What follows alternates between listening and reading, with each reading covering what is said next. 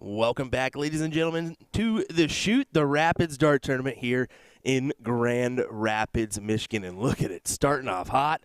Did we just get a first 180? I don't know if that was one or not. No, 140. Hey, folks, this is USA Darts coverage of Shoot the Rapids here. Will Stuart, looking forward to our action here today as we got Danny Morales and Lear taking on Buehler and Haas. So just starting off our day here, we did have a first round matchup already underway. This is the second round, last 32. We usually do that just to avoid any mishaps or whatnot. You never know what may happen in that first round, whether there's somebody left out or not. But nope. These guys have been killing it. The tournament directors have been doing a great job. And we're excited for a great day of coverage here. We've got open doubles 501, as you can see there on our scoreboard. We also got ladies doubles 501 that is just getting underway. A little bit later on, 2 p.m. and 2:30 is going to be when singles cricket starts.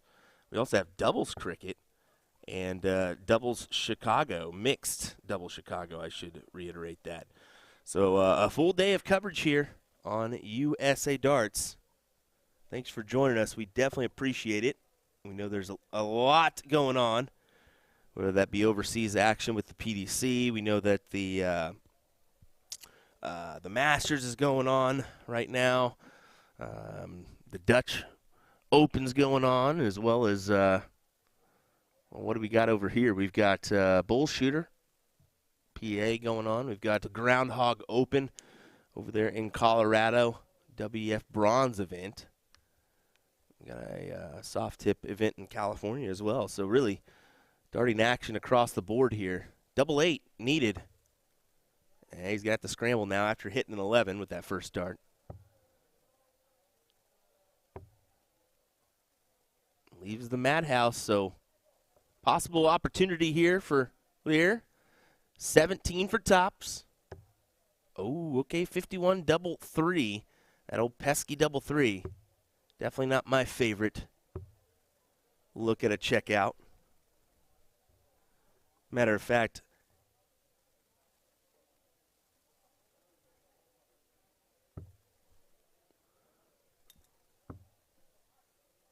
I did want to mention Peter Cetera. Oh, nice. Double 1 to go ahead and close out the first leg. And look at those averages, pretty nice. Peter Cetera, CEO of the CDC, just walked by his match. Fun fact, he double-ended twice in a 501 match. He went double 19, double 19. So give him a little stuff.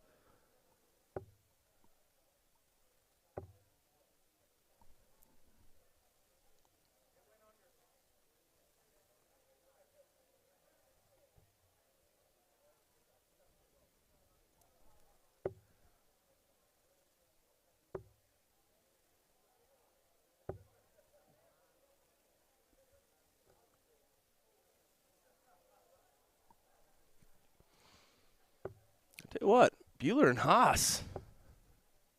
Definitely a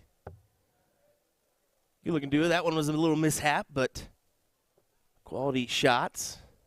Both rocking the Shoot the Rapids jerseys here. The X1 Elite jerseys. I know Brandon Kessler is in the building. They're rocking out the booth. So we want to thank them for doing that. Big shout out to, of course, some of those sponsors as well. I want to mention some of the silver level and bronze level. How about the Polish National Aid Society in Jackson Hall? That is Jackson Hall. I'm hearing that's the oldest Polish club in North America. Oh, look at this. This guy's a Trip 20 machine. All over it. Yeah, 1885, I think, is when it opened here in Grand Rapids. Brace of Media Co., we want to give them a shout-out as well. A couple bronze-level sponsors here. 170 needed. Not going to get a look here, but that's quite all right. With Morales and Lear back on 293, they're going to have to There are a couple triples in their next round in order to give this a go, or at least make it interesting.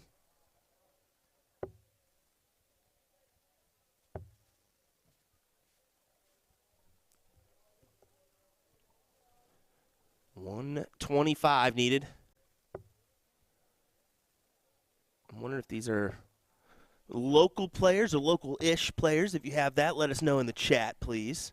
I know Danny is from the Chicago area. I would assume that Mr. Lear is as well. Could be mistaken.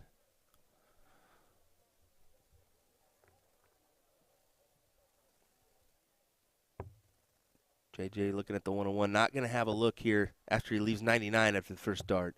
Just looking to set this up for his partner. You can see Danny's on the outside looking in. 166 is not an opportunity.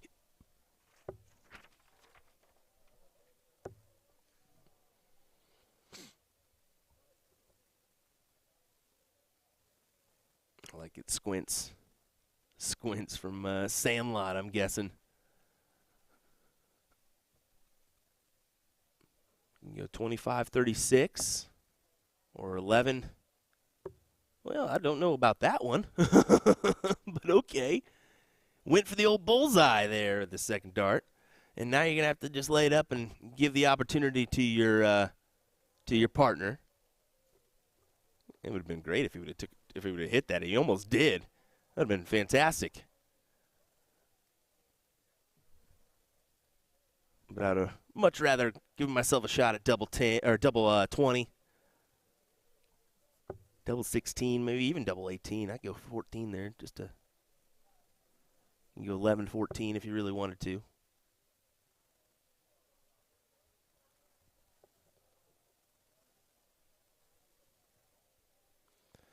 Double 8. Inside, double 4. Trying to get this win here. And they do. Big hit there. Buehler and Haas, pretty solid little team there. Yeah, the average is 57.81. Not fantastic, but I tell you what, there's potential in those two throws.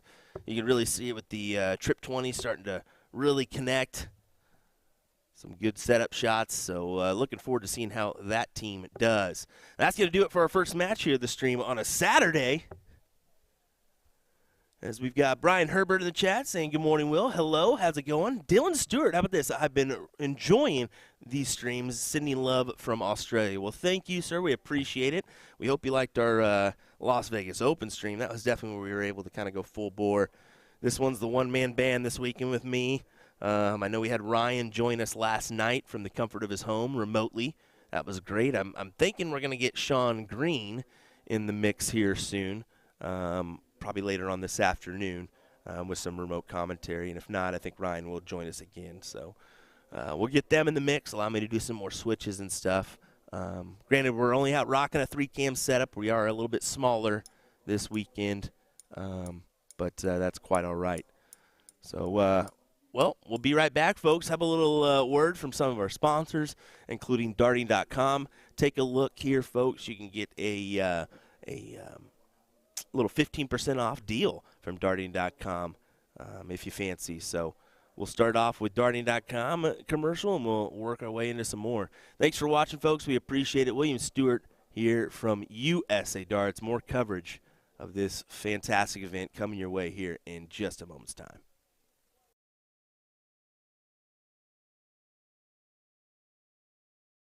For over 20 years, darting.com has been a top supplier of quality darts and accessories, offering a large selection of darts, flights, shafts, cases, dartboards, and more from top brands like Target, Arrows, Black Widow Darts by Laser Dart, Windmow, and many others. Check out our variety of fun darting apparel in many colors and sizes, also offering game room favorites like billiards, foosball, and air hockey. For outdoors enthusiasts, check out our pickleball and disc golf equipment. Visit darting.com today.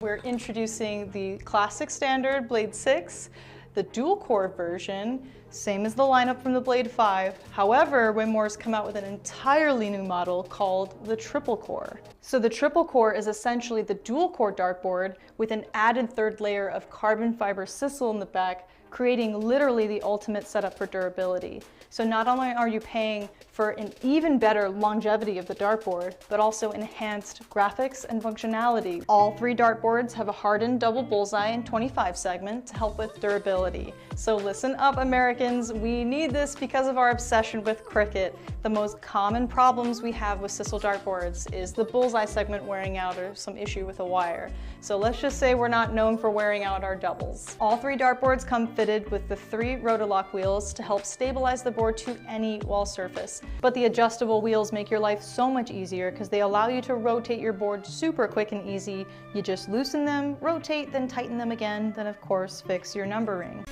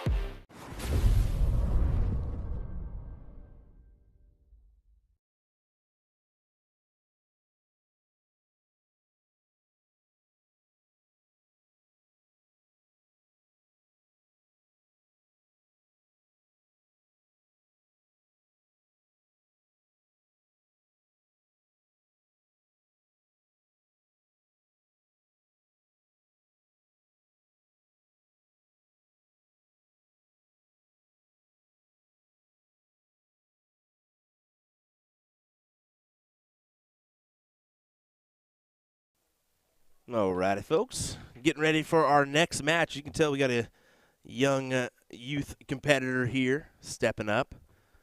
Bill Rennie and Liam Rennie taking on Blvd and Cargu. So it should be an entertaining matchup coming your way here next. We'll let these guys continue to warm up, and we'll start up here in just a second with this one.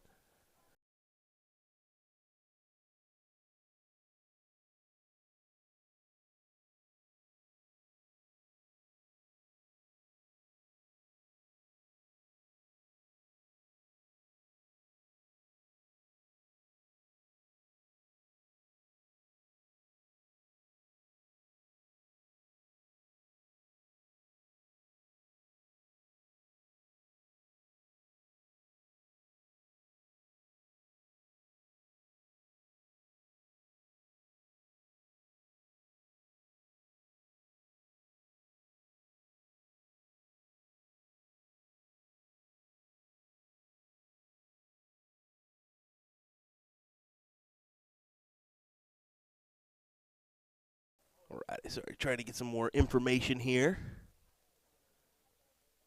on Blvd and Cargu. There we go. We'll get her up and going. Liam's going to start us off. Liam is actually a quality shot, just 10 years of age, average anywhere from 50 to 60. So that's directly from Pops. He definitely knows his math fairly well. If you tuned into last year's stream, we had him on the mic for a little bit. Let me tell you what, definitely knows his math. A little funny as well.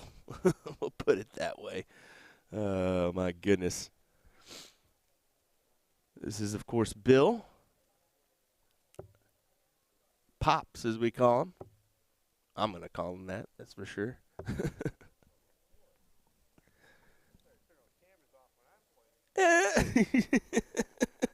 don't know if you heard that, but he said, you better turn these cameras off when I'm playing. As we hear him just into the board mic there.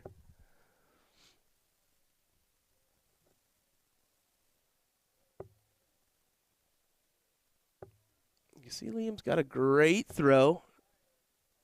Elongated follow through, and he knows to switch there. Switches down to the 19s after a blocked 20 bed.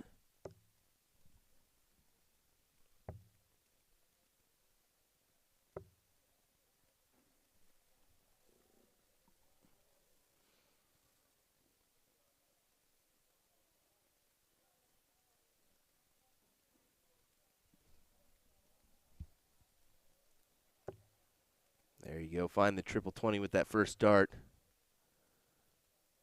Potentially maneuver around that one. Yeah, he does. Great 135 there. Fantastic shot. Go tell them to kind of keep an eye on walking to the right. I got a little bit of a trek here. I'm actually in a separate room. I'm trying to get this board straightened out for you. There you go. In a separate room to do our coverage, which is great. Allows me to kind of focus in on what I'm trying to do. The setup's definitely fantastic. 30 boards they've brought into this event. So really allowed things to quickly move along. Last night was honestly like, wow, these guys booked it on how quick they were able to get done with their singles tournament. Even the blind draw ending fairly quickly. We all know how those blind draws can get. Usually take a little bit more time to get to the boards. I'm going to go notify them. Be right back, folks.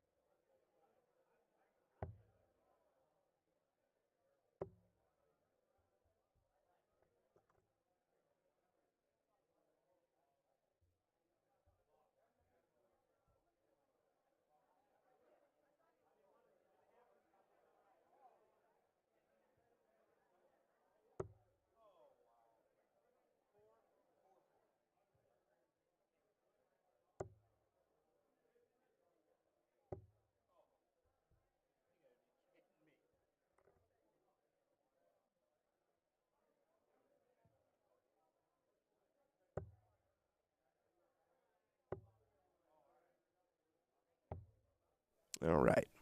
A little bit tougher. I need to get out there a little bit sooner before this match and try to get him to go to that right a little bit. Help out with the production here just a touch. You can take a look there at some of the sponsors and the setup here. I did tell them if they forget here and there, it's okay. You're not going to remember every time to walk to the right. We're not professionals. There's no doubt about that. At least I'm not. 34-7-41 to leave double four inside there. Going to have his partner leave double two.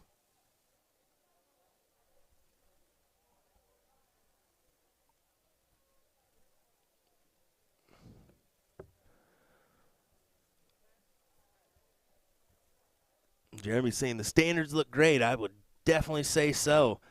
Done a great job on putting those into production, making those extra standards, getting rid of some of the older ones to allow the Grand Rapids Dart League to have 30 of these fantastic and really compared to a lot of those standards at light standards.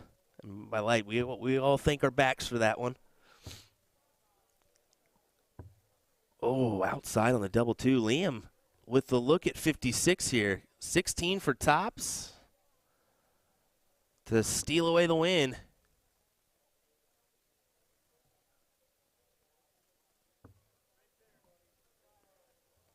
Not quite.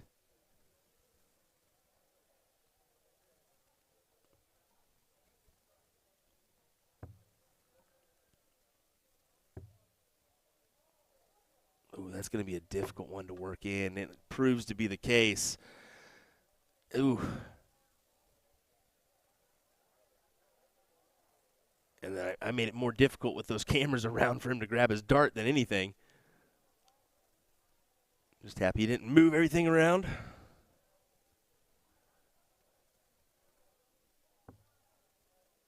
Ooh, is that a blocker? It looks like subtle blocker as he moves over in order to try to connect. Instead, it'll be double 10 after his second dart. Oh, I would take that over the single 6 to leave 14 myself.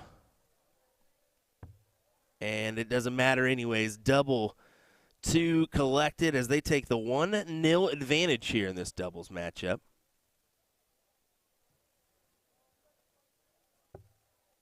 And it is alternate start, so Liam will get the throw here. And it's going to feel like a little bit let down after that turn, if I know Liam. Yeah, you saw him back there just kind of slouch into his chair.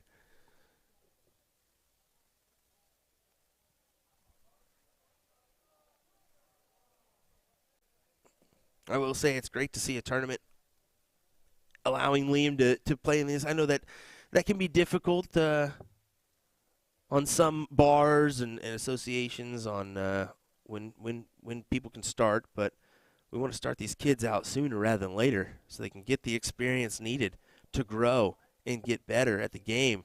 We want to compete with those individuals overseas, and what better way is to get them started early and get them trained and ready for that. Help with their math skills as well. Let me tell you what. Look at Liam go down to the trip 19. Hard not to like that throw. This gentleman's got a pretty good one as well. You can tell not a ton of movement in the body. Just that shoulder rotation, maybe a slight little head wobble.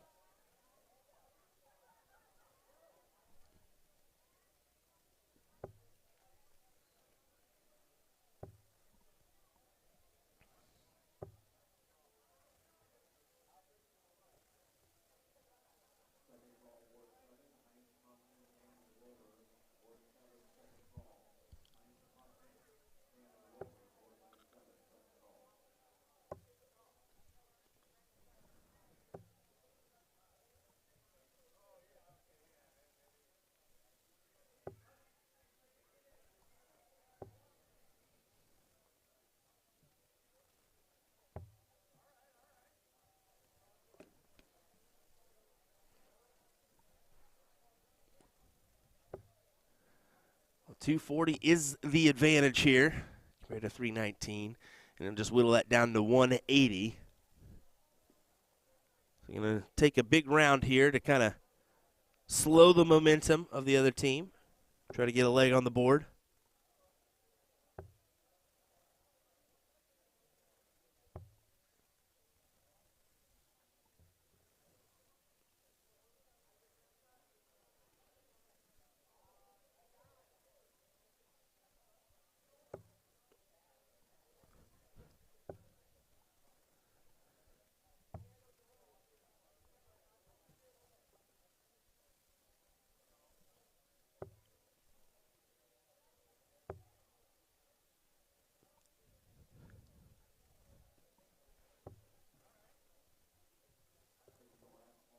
Yeah. Let's see. Little knuckle there. He wants it back. Yeah, he wanted that triple to lead pull. Don't know if he would have taken the shot. With the opponent back on 195, probably just set that up for your teammate. Hope they can take that out.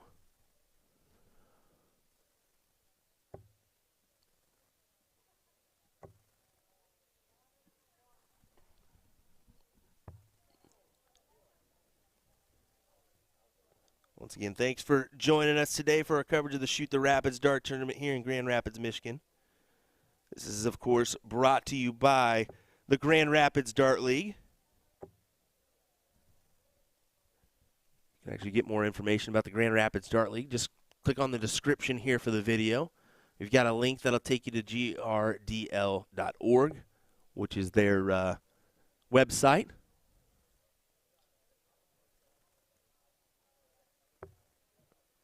Actually, I may not have done that right.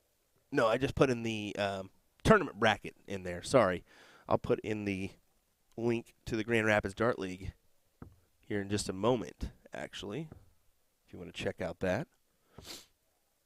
Inside on double 10. So here we go. Bill's getting a look at 65. I feel he's got to take this one out.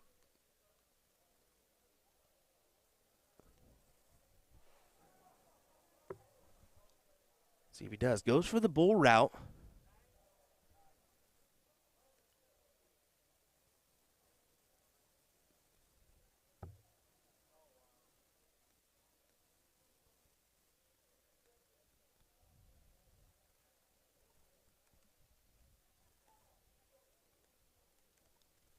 And there's your link for you folks that want to find out more information about the Grand Rapids Dart League.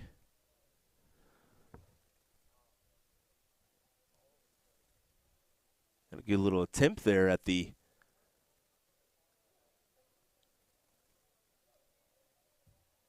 tried to take a good little stab.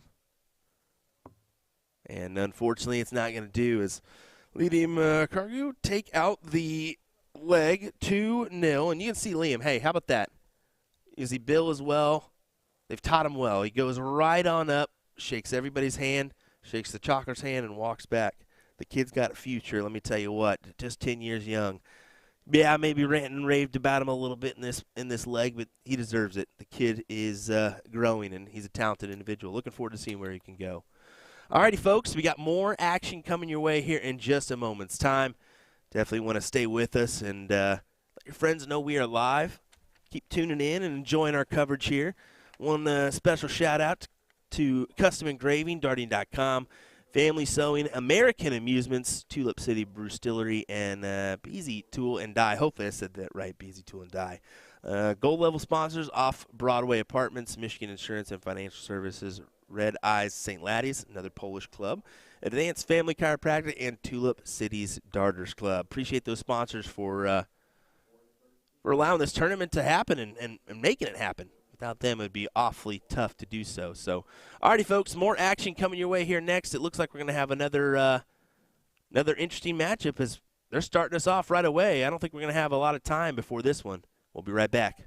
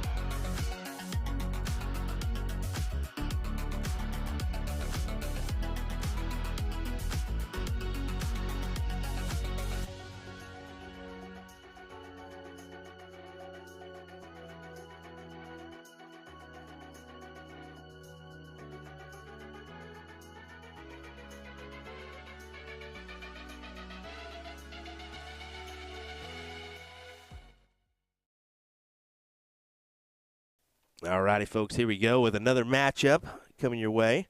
Just a reminder, if anybody's dropping links in there that's not USA Darts, probably better not click on that.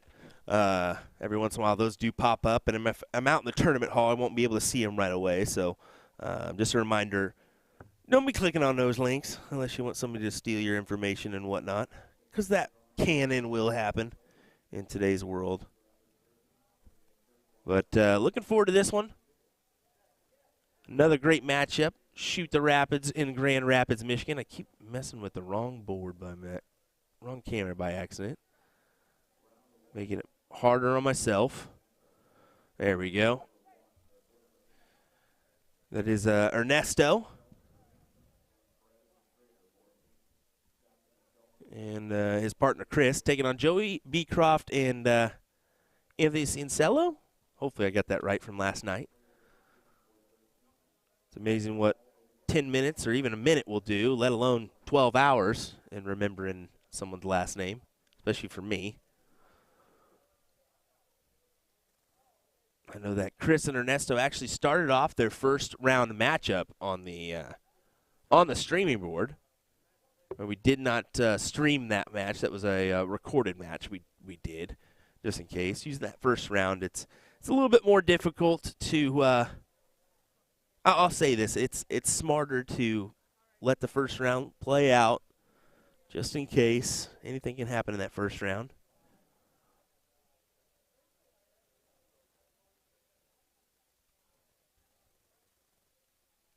Looks like Chris will start us off here.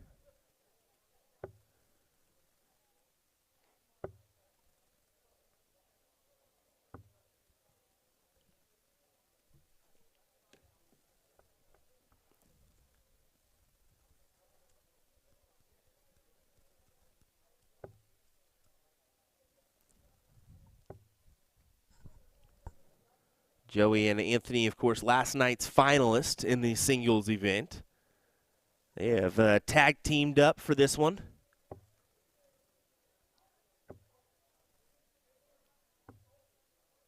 So should be a pretty solid team, I'd say. And this is the last 16 matchup already. Definitely one of those teams to probably keep your eye on.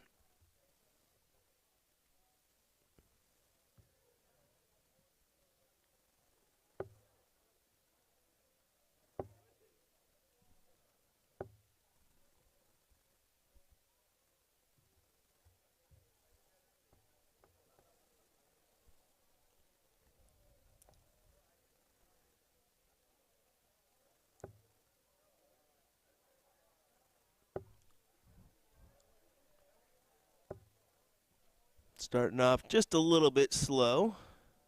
It's okay. Kind of work your way into this one. Let me do a little check-in here.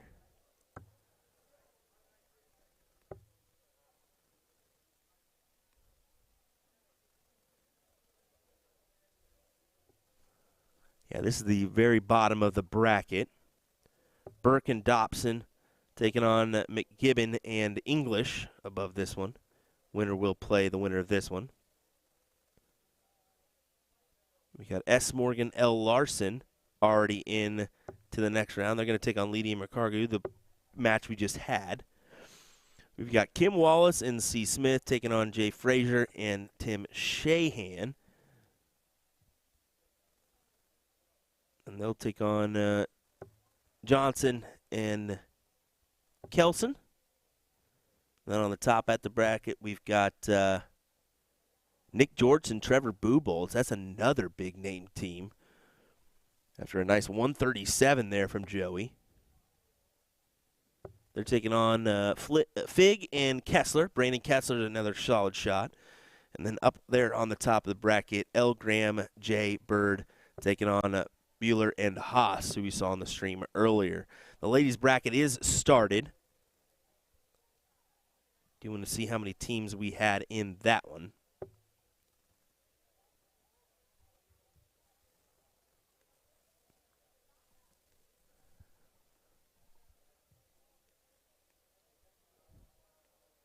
They started in the top 32. in the top 16 already, with Gherardini and Middleton already into the quarterfinal, as well as Jackson and Marcus already into the quarterfinal on that women's side. We'll dig a little bit deeper here in just a moment's time. Joey looking for the double 10 to grab the first leg.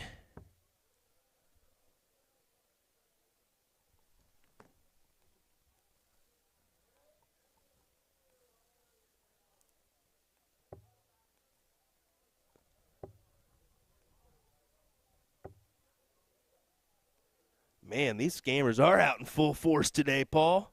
Look at these guys in the chat today. I'm taking care of all of them. One-man band, full production here.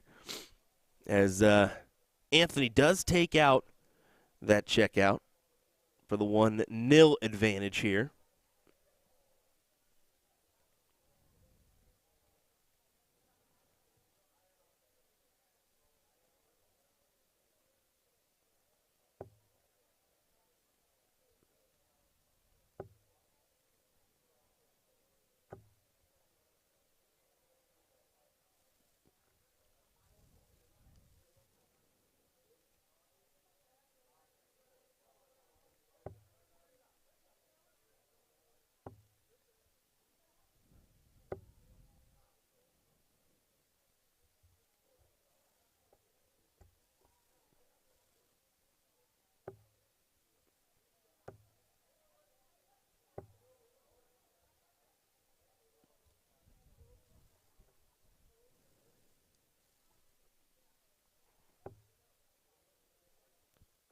Now Ernesto here, I feel would love to have a triple there. That would really help their cause.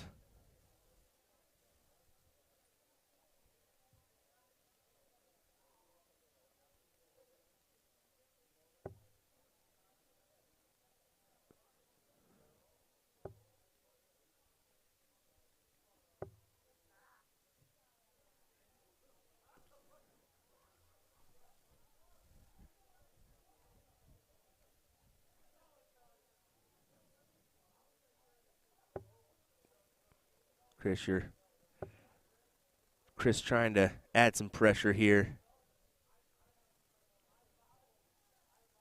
The more we go along, the tougher it's going to get, especially Anthony stepping up here. Okay, so gets away with one.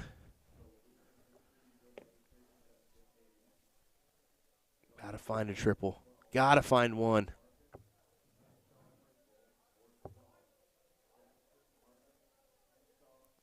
Once again, not the case.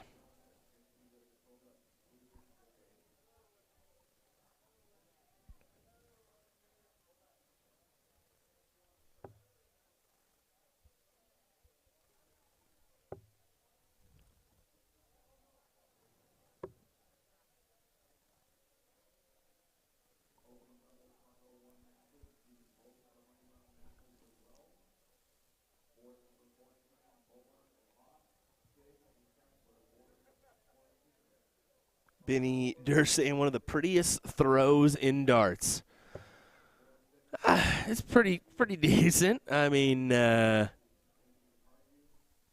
yours is decent, I'd say. Yours is decent. It's nice to see you getting back around there, Benny.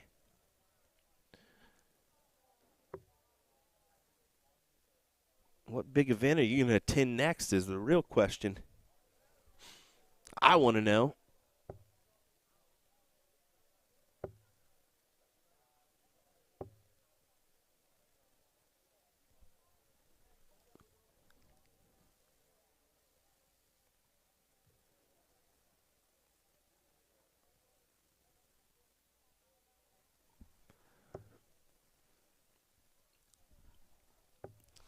Yeah, the only reason I say that about Joey is just because every once in a while he's gotten a little jerky with that and with that last dart here every once in a while.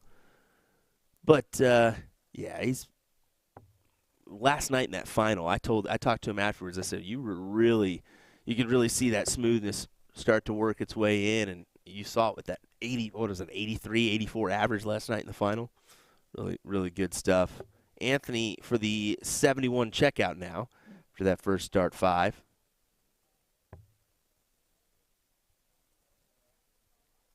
And no harm, no foul. Just set it up. And he misses the big number on the back end. That's okay, though.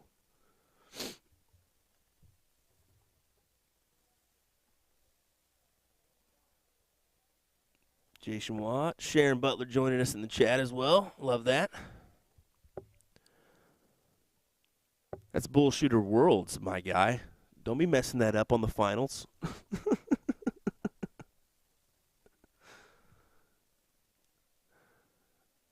44 needed. 12 for double 16. It was inside there, but you got plenty of time here. No harm, no foul. Leave it for Anthony.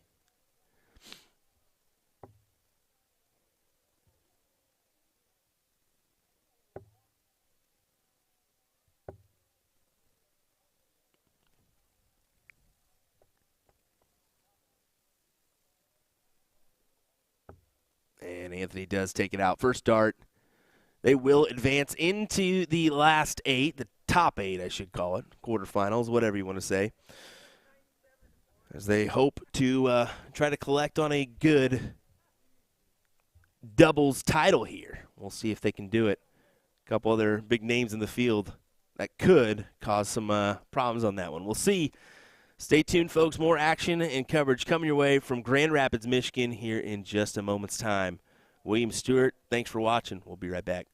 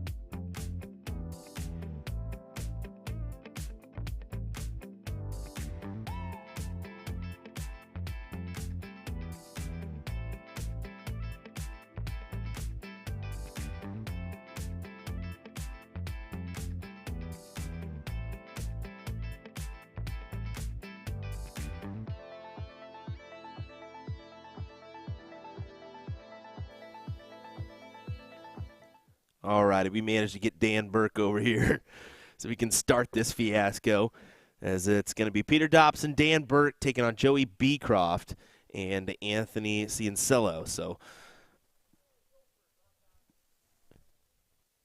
looking forward to a top 8 matchup here.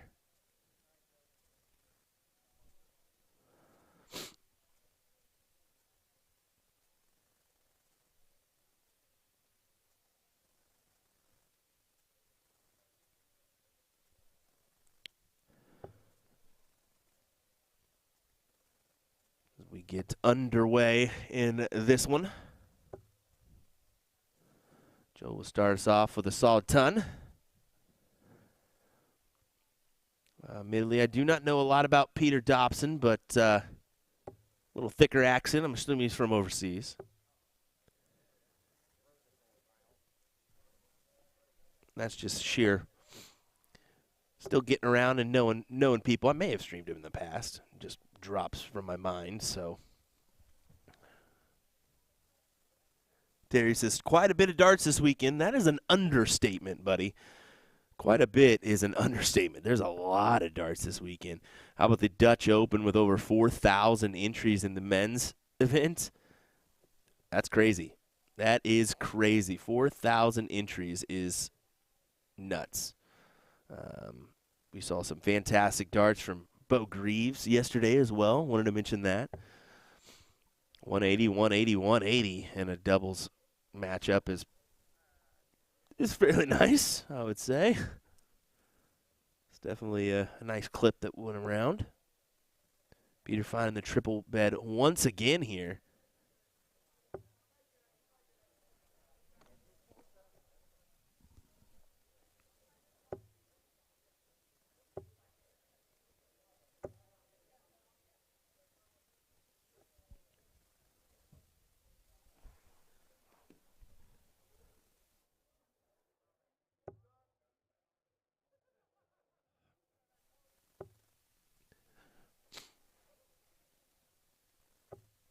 See that from Dan. I believe he actually, if I'm not mistaken, touches his forehead with his flight.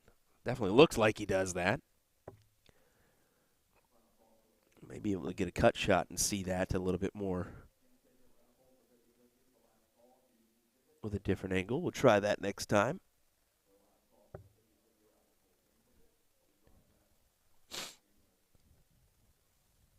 Got all those sponsors for our tournament here.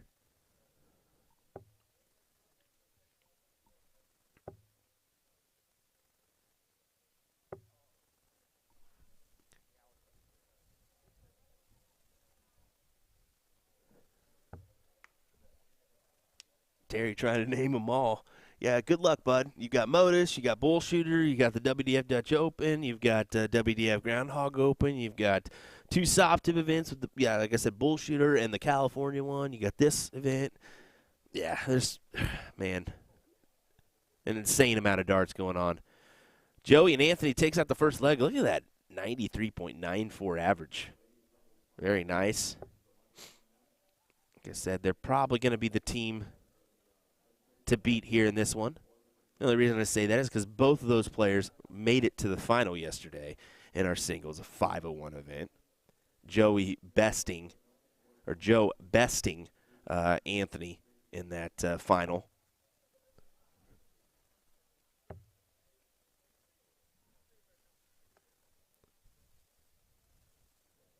Actually, I want to take a look. You see that?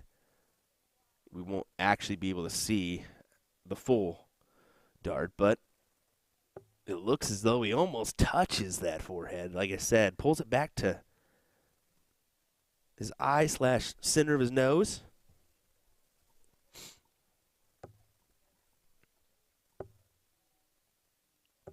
Anthony with a big 180 answer.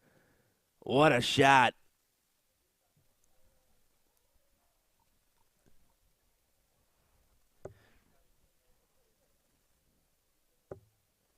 Dylan asking, is this a WDF ranked event? This one is not a WDF ranked event. This one actually isn't even an ADO ranked event. This is just a tournament to come enjoy and participate in. Maybe grab a title and some prize money as well. So, Yeah, one of those events that's not associated with anything.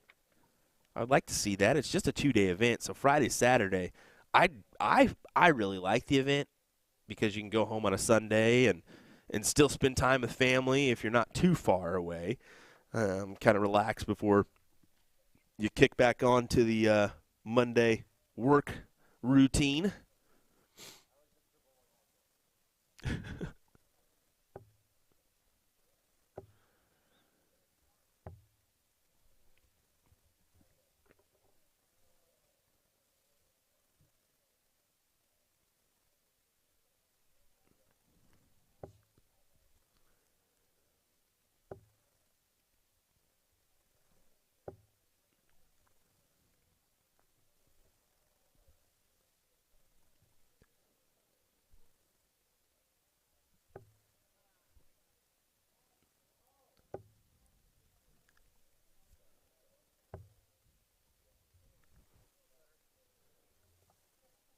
Well, opportunity for Dan here, 147.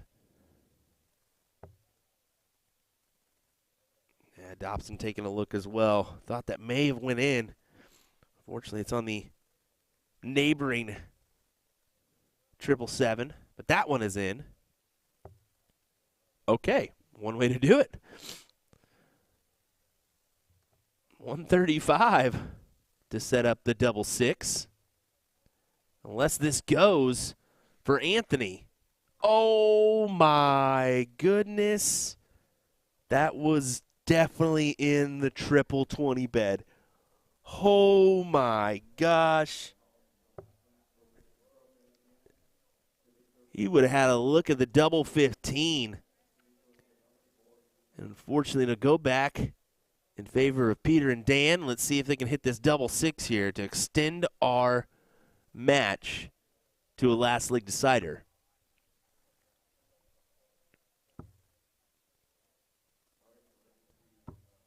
Oh, man, he cannot hit it. So the door is still open. If Joey can take this 72 checkout out, let's see how he goes about this. Does he go trip 16 route? It looks like he will attempt that. He does hit it, double 12, and just like that, takes it out, steals the leg away. What a shot. What an average. 80.52 for Anthony and Joey as they will head to the semifinal match. And just to confirm, I believe the semis is going to be a best of 5 as well as the finals. So more darts action coming your way here, folks. Don't go anywhere. We continue our coverage of Shoot the Rapids in just a moment's time.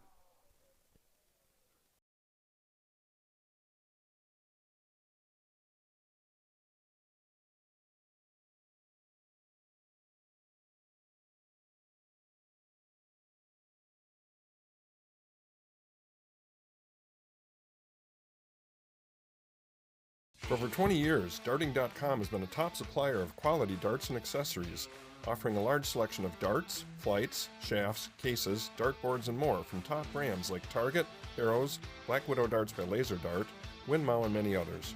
Check out our variety of fun darting apparel in many colors and sizes, also offering game room favorites like billiards, foosball, and air hockey. For outdoors enthusiasts, check out our pickleball and disc golf equipment. Visit Darting.com today.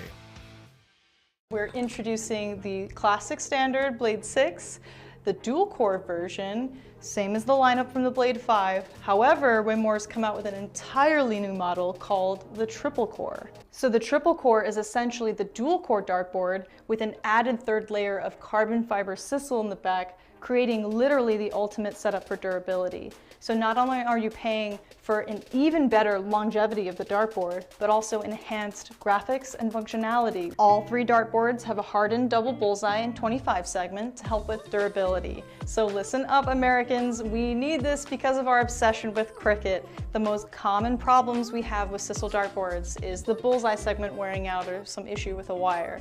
So let's just say we're not known for wearing out our doubles. All 3 dartboards come fitted with the 3 Rotolock wheels to help stabilize the board to any wall surface. But the adjustable wheels make your life so much easier because they allow you to rotate your board super quick and easy.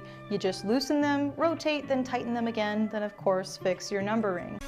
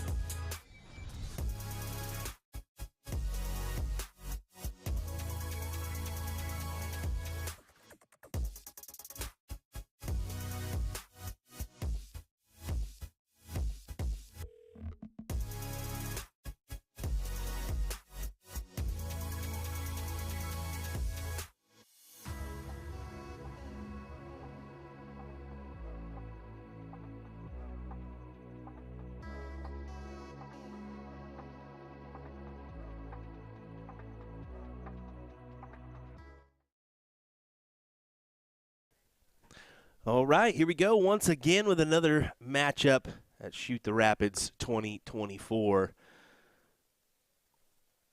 Let's see how this one goes as we've got Kellinson and Johnson taking on Frazier and Shahan.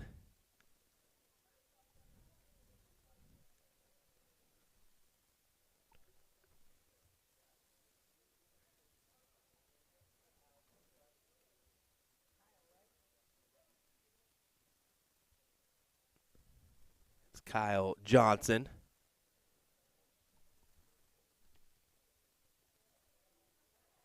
And Ray. Kellinson Ray's rocking the USA Darts gear. Appreciate the support, Ray.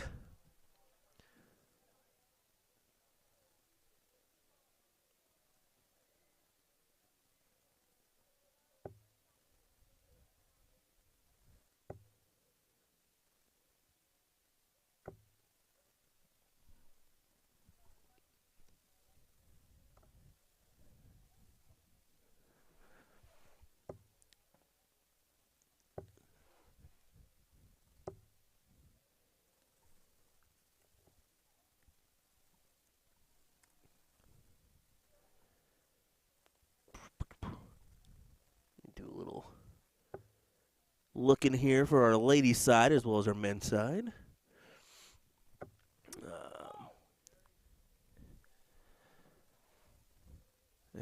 Jerry giving a little yell there. But it looks like we got Jody Heiss, Becky Higley taking on Marge Hines and Sharon Huffman. That's a top 8 match. Wendy Perez, Heidi Schrader, Kelly Garridini, and Catherine Middleton, top 8 matchup. Then Dee Shiroka, Marlene Gannon, Angela Tomko, and Catherine Cervelli as another top 8 matchup. We did talk with the tournament crew. We're going to try to get some of those ladies matchups over here as well. So looking forward to having, guaranteed we're going to have the finals of both events no matter what, but we'll try to get at least one other one on here if we can.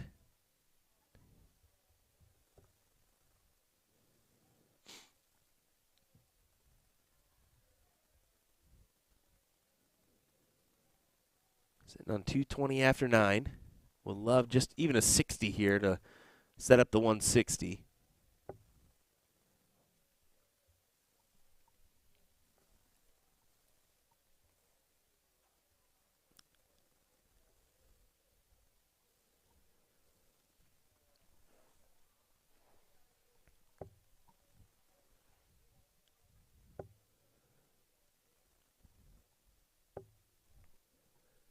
Great last start there. Solid ton to leave 194.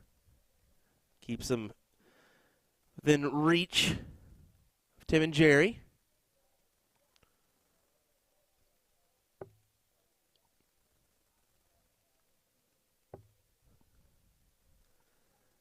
I will say, if you haven't noticed, they've got some custom-made light rings or light bars here. Pretty cool thing. They are selling them here.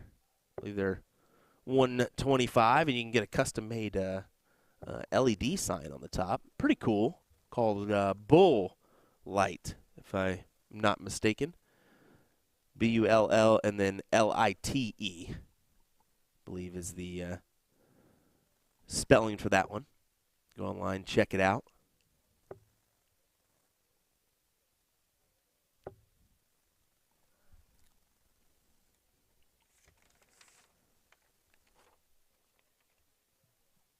Again, another shout out to as well to our sponsors here. We got JL Schwartz Insurance, Holloway Dumpster Rental, Adamiano's Pizza. I know I just butchered that. Sorry.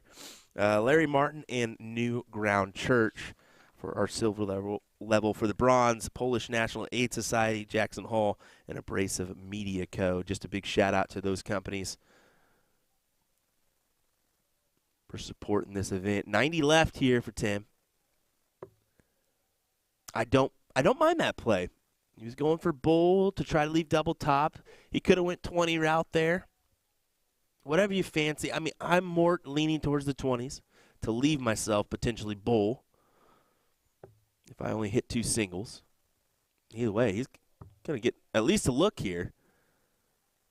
It's 18 left, 72, 36 to leave 36. Great attempt at it. Kyle will step in here looking at 95. Loving his jersey, suicide awareness. Great cause. He could go double-double here if he wants. But he's going to instead try to work his way around the board. Did that make its way in? No, just 43. So here we go. Jerry for double 18 to grab the leg.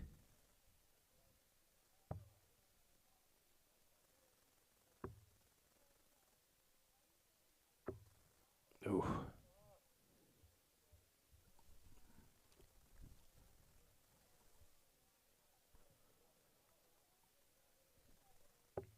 He will go 20 for 32.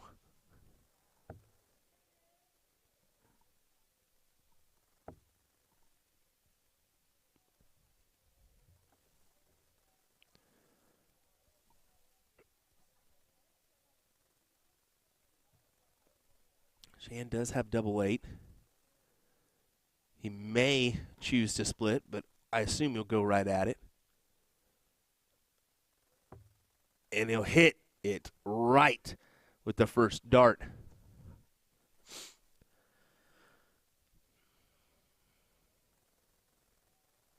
See the nice little final setup here. Shoot the Rapids. They've just added that banner this year. Just great. Kind of spices up that stage a little bit.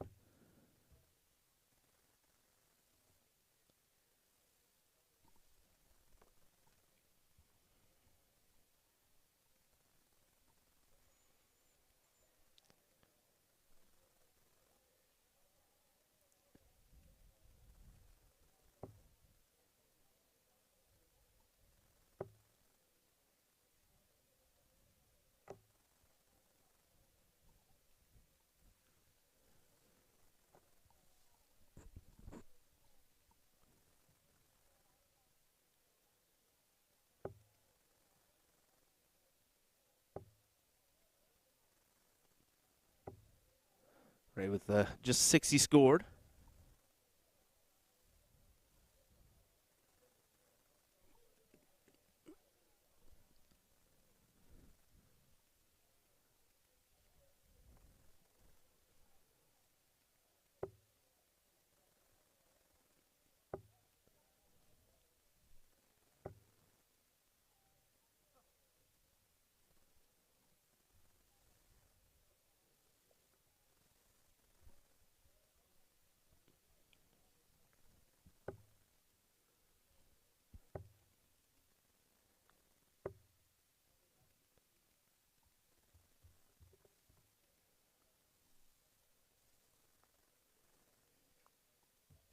Kind of a strugglesome little start here for both these teams. He's going to jump up and take the first couple triples to really distance themselves.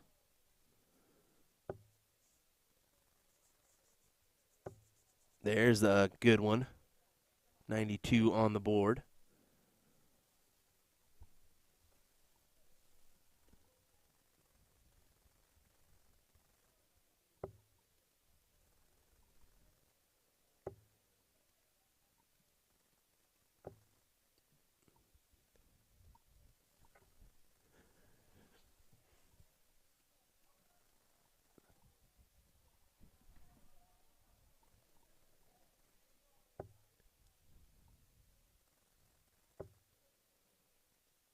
Jerry finding that one as well.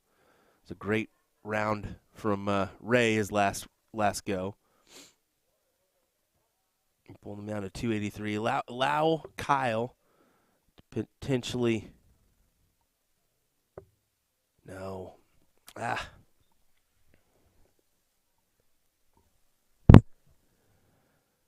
Just 22. Still puts him at a ton away. Like a little bit less than a ton will still give him a check out, but you're immediately thinking you should be thinking ton here on 261.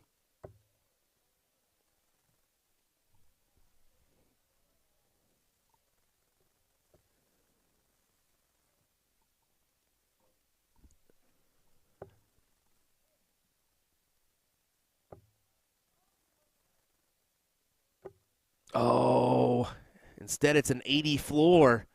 Unfortunate darts, as even just that single 20 would have given him the first look at a checkout. When you're 1-0 down, that's what you need to do.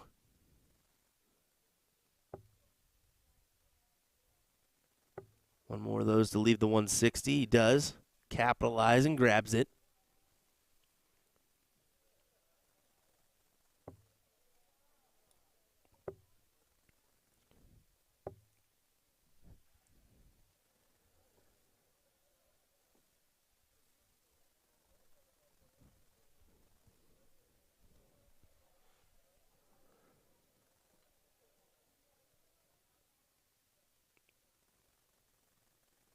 Takes that ghost throw to start off.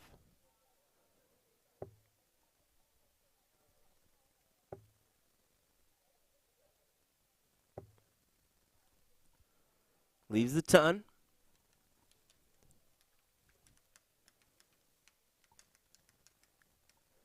This would be a massive hit if he can collect on the 140. After that first, he will not be able to, but now you got to avoid that triple. Go high side, aim for the double, and he hits the double. That's okay. He leaves the 20. Look. Adds a lot of pressure to this 100.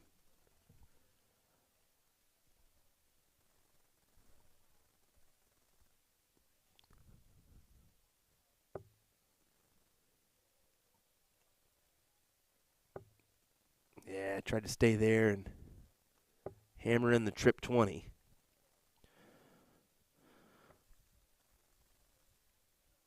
So Kyle for double 10 to put a leg on the board. That's a great marker.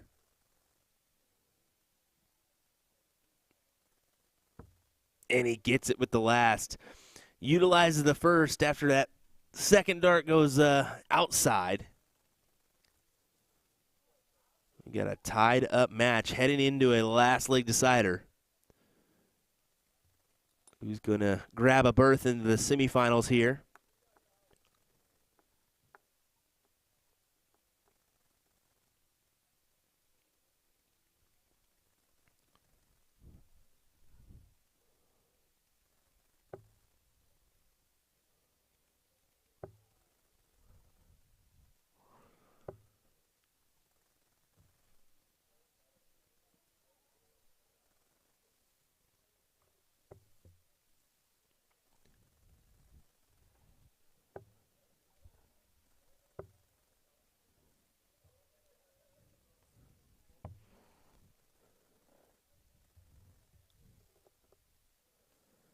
Just going to do a little investigative work here, see where we're at in our other matchups.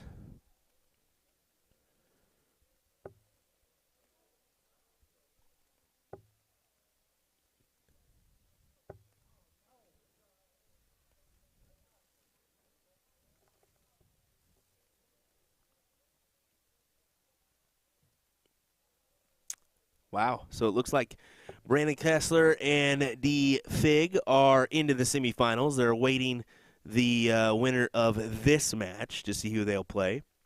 L. Larson, S. Morgan taking on Joey Beecroft and Anthony Ciancello. That's already being played out on board number 7, and that's your first semifinal matchup. So one of those teams will be in the final. Over on the ladies' side, it looks like they're just about to start their semifinals after a couple matches. So Nikki Hinshaw, Kasha Prisbel are in the semifinals, awaiting either Angela Tomko, Cervelli, Shroka, and Gannon, either one of those teams. And then Ghiardini and Middleton are into the semifinals, awaiting Hess and Higley, or Heinz and Huffman. We got those all right. Once again, you can head on over to Dart Connect and check out these brackets for yourself. You can check out, including leaderboard information and so much more. The powers of Dart Connect are immense, let me tell you. We'll add that into our chat here so you can check it out for yourself.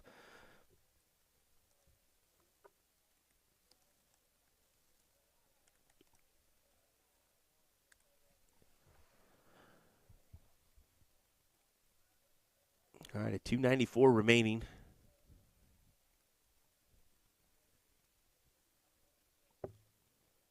First start triple is always nice. Feels good. Just keep it right there. Hope for another one. Still solid ton. Bring you down to 194 with your opponents. Even with a 180. 180 would leave him at a 170, so. Or no. Yeah, that would be right. A little lackadaisical there, Will.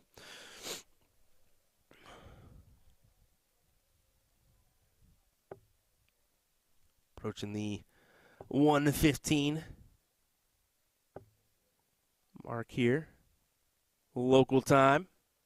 Once again, appreciate you folks joining us for our coverage here of the Shoot the Rapids tournament. Brought to you by the Grand Rapids Dart League.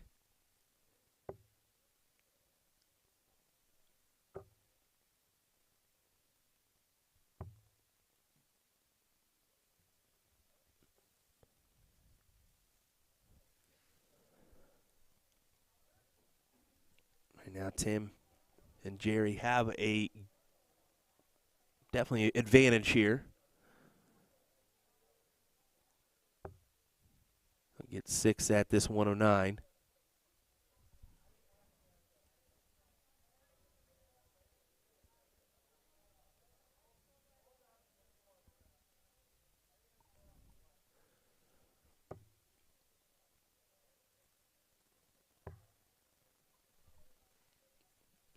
He's not happy, but you've got time on your hands. At least time for another 3.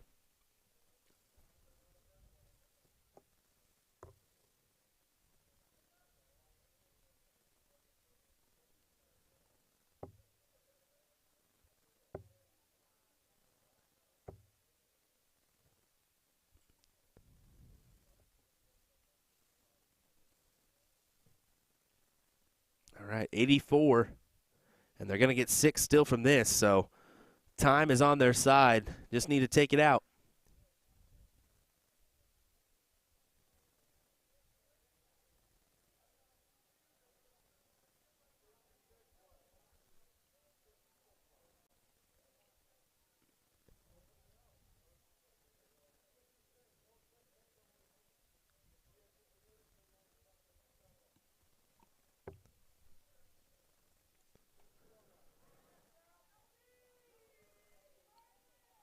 Got to take another look.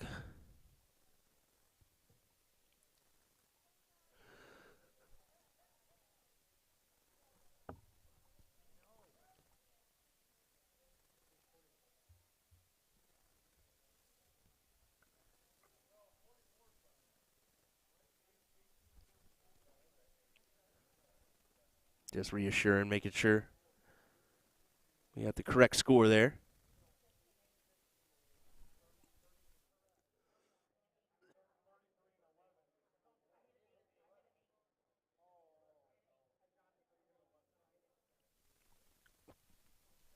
Just making sure correct scores are implemented here.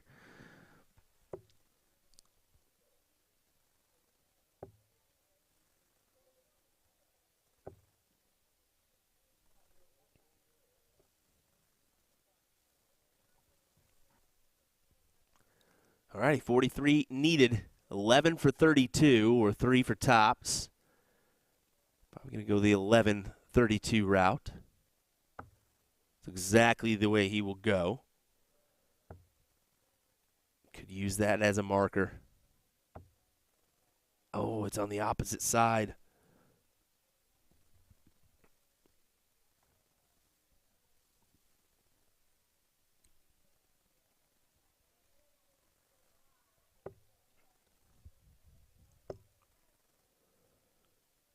Just collecting that second 80 on the board. Went for the 25 to leave tops. But 32 needed for Jerry. Can he put this one away? The opponent's on 48, 2-dart checkout range. You don't really want to mess around with this too much. Just on the outside, a double 8. He is given a shot to Ray. 8 or 16, sir. 16 for 32.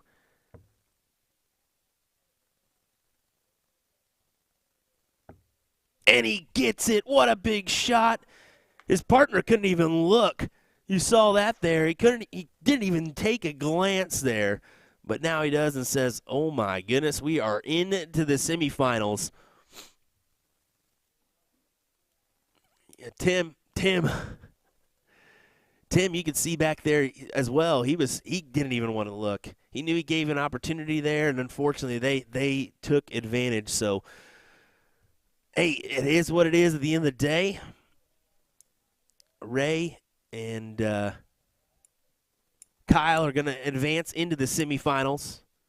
Unfortunately, Tim and Jerry will bid adieu, but still lots of events to be had.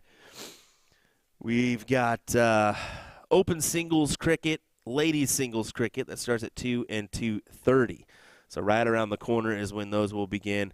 We've also got open doubles as well. So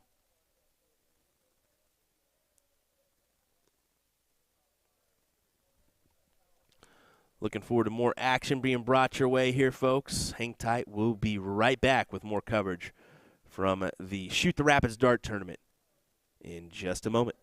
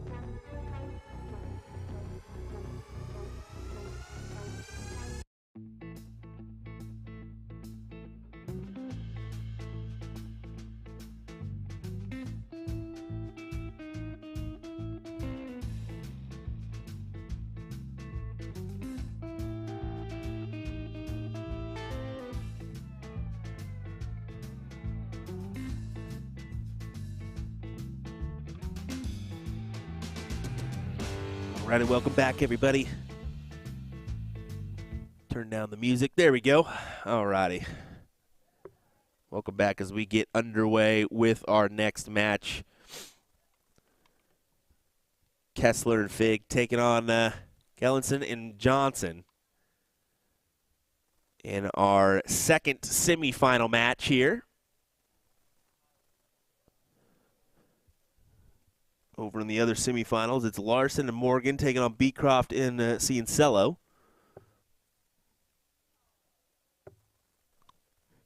That one is still going on board 7. Should be wrapping up here at any moment, to be honest.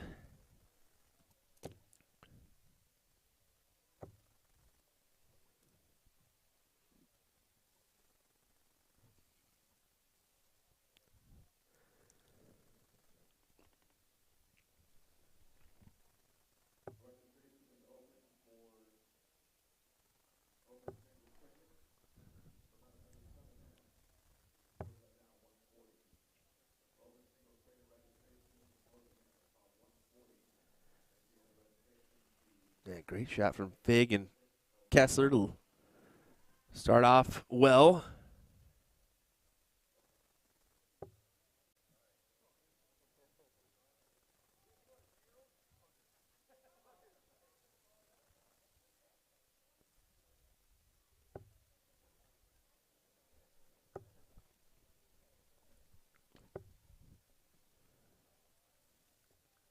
Continue on with the big scores here. Kessler and Fig going to be a little bit tough to beat here for Kellison and Johnson. Not saying it's not a task that can't be done. Kellison and Johnson are just going to have to bring their best effort. We'll see if they can do that. Admittedly, I do not know much about Mr. Fig here. Hopefully I'm saying that, pronouncing that right. Beecroft and Ciancello are into your finals. As I wanted to go ahead and mention that one.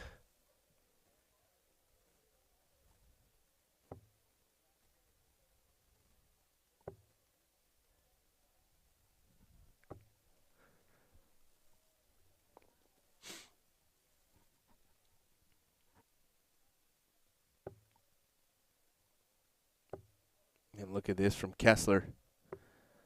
If you're familiar with the CSC Challenger Series or women's, or the WCS, I should call it, it's more of a mixed event. But we did see Brandon team up with Olivia Terry for that bad boy, making a great run. I was able to talk to Brandon about that a little bit last night, and he said, man, that was just a fun format. But he also feels that there's a ton of pressure on the guy in that, and I think he was right in a couple of assumptions where you guys in the commentary booth will be the first ones to look over our big shots, but if we don't perform, we'll be the first ones to call you out. True. When it's more lenient towards the women rather than the men, that may be the case. But still, he said it was just a ton of fun being involved in that program. We're going to have our finals Monday night, as Chrissy Grimmel takes on Cheyenne Richards. Danny Baggish will be teaming up with Chrissy for that team, and I'm sure that Cheyenne will have Ram Gravera, a part of her team. So 8 p.m. Monday night Central Time for that battle. Race to 9 cricket. Good ton there, but still outside looking in as Kessler's going to look at the double top attempt to take the leg. Well, kind of scramble around a little bit. Do you even really go for it? He may split. He just elected to go ahead and bust. That would have been my thoughts exactly.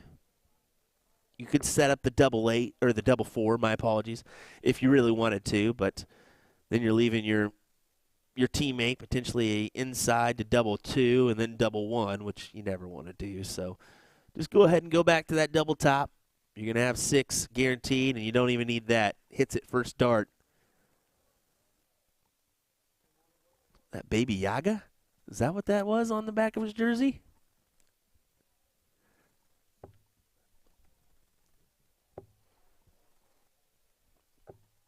Great 140 opening for Kyle.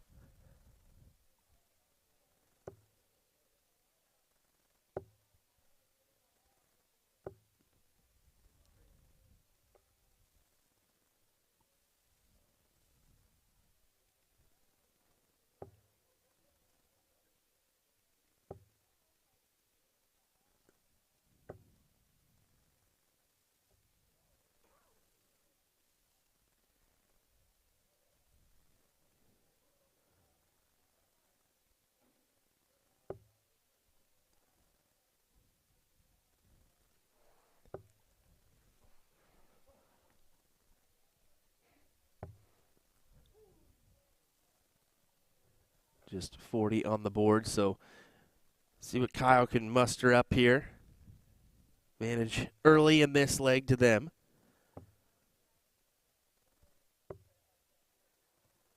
But a couple bum scores or your opponent potentially hitting some big scores could lead that the other way.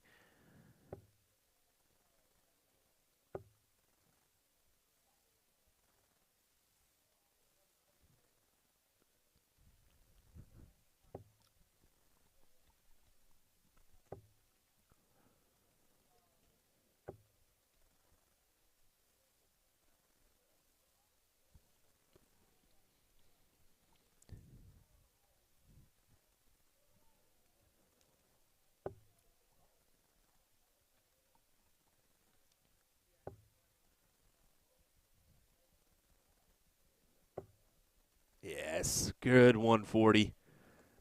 Packing the pressure on once again. Says, don't be going too far away from me, son. Let's keep this one interesting. And once again, this is a semifinal match, so we did bump up to the first of 3 legs rather than the first to 2 legs like we've seen in the previous matches. We'll do the same for the final, which will be a first to 3 leg final. As we get Baby Yaga is the boogeyman. So there we go, a little input on that one.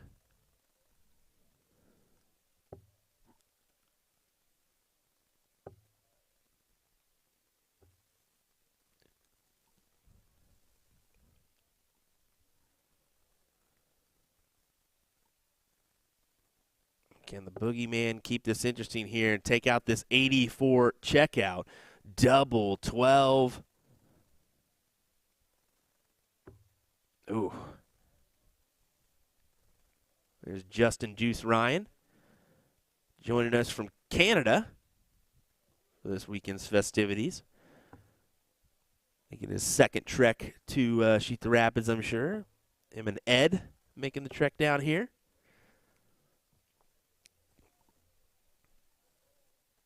I think there was a couple other ones that decided to join in the mix. Ooh.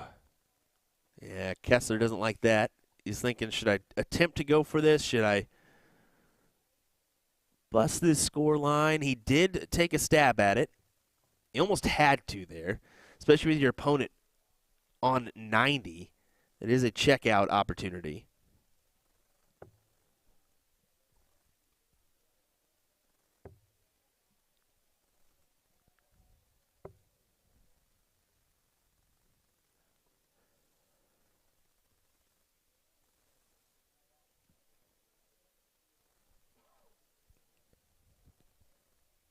Boogeyman needs double 3.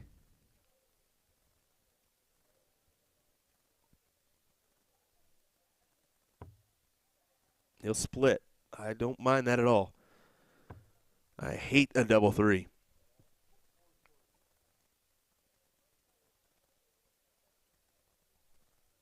I'd fancy a double 1 over double 3 any day of the week.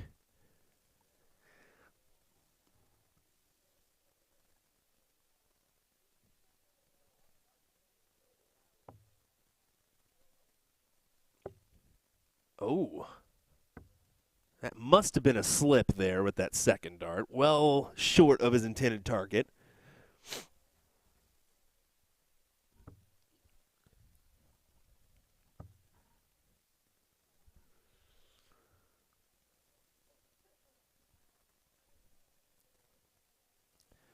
As Kessler thought that one may have been over. Nope, you got one more leg here, sir.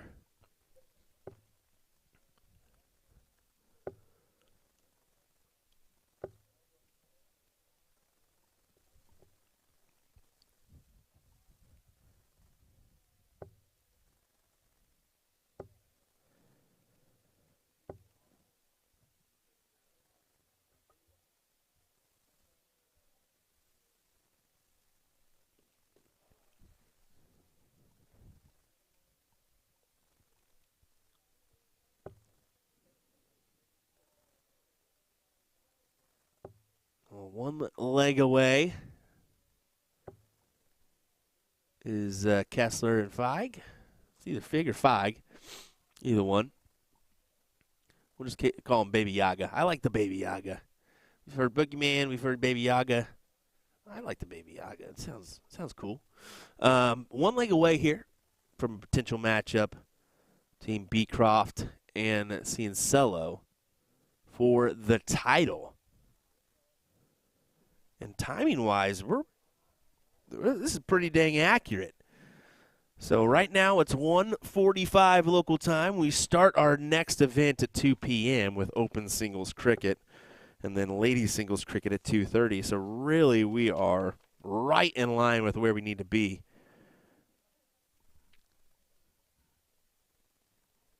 That is amazing, in all honesty. I'm sure as we go on through the day, it may extend out, have some more longer breaks in between matches. We will see how that goes. 7 events on today's calendar. As we got open or doubles 501, singles cricket, doubles cricket, and then mixed doubles Chicago.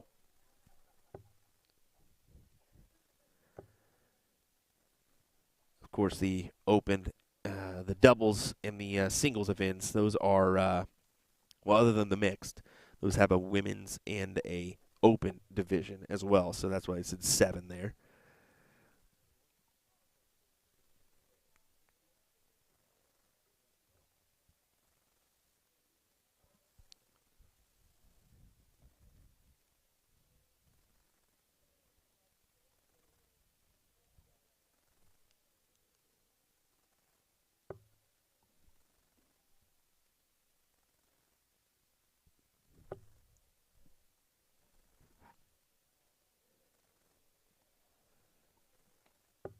Yeah, that'll work. That'll work to leave 20.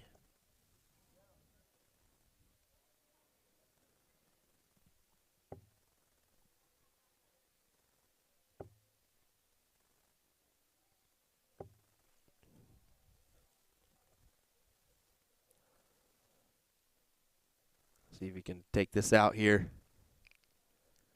to book a finals appearance, and they will. Great shots from Baby Yaga and Kessler, as they will book a final spot against Joey Beecroft and Anthony Ciancello, which should happen, I would imagine, next year on the stream before we go to the ladies bracket. Just to let you know where they are at, that Hinshaw, Prisbel, Soroka, Gannon, and then Heinz, Huffman, Gherardini, and Middleton is already being played out, board 11 and board 12. They actually stuck them right next to each other, which is kind of interesting. But, yeah, I'm going to make sure that we get those matches coming our way here shortly, as we will get that finals of our women's event here. I'm going to make sure of it. But let me go ahead and talk with the tournament crew. We'll be right back with some more action here with our finals of Open Doubles 501 next. Will Stuart here of USA Darts. We'll be right back. Don't go anywhere.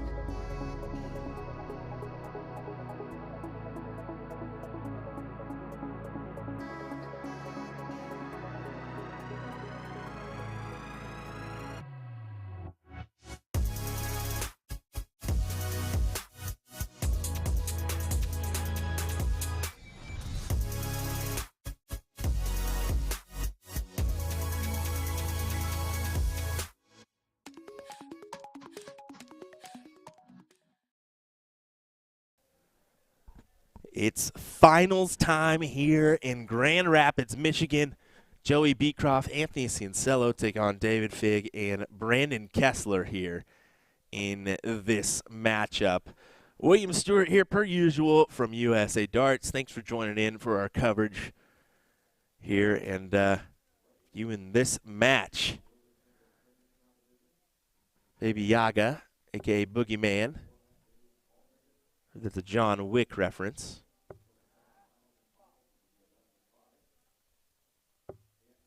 Him and Kessler played pretty well in the last matchup. We'll say that Joe and Anthony have been playing well most of the day, although Anthony has had an unfortunate amount of those bounce outs happen.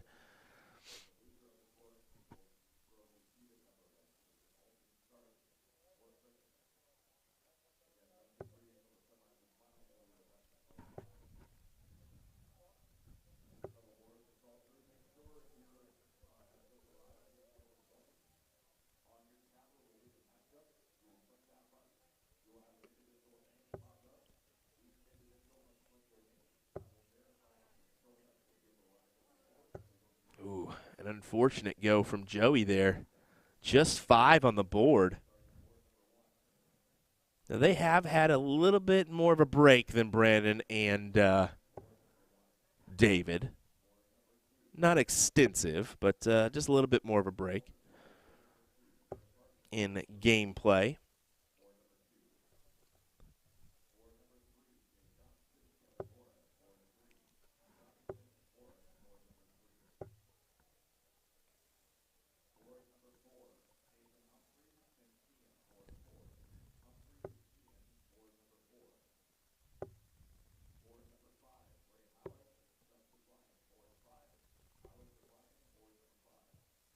Oh, it's Baba Yaga.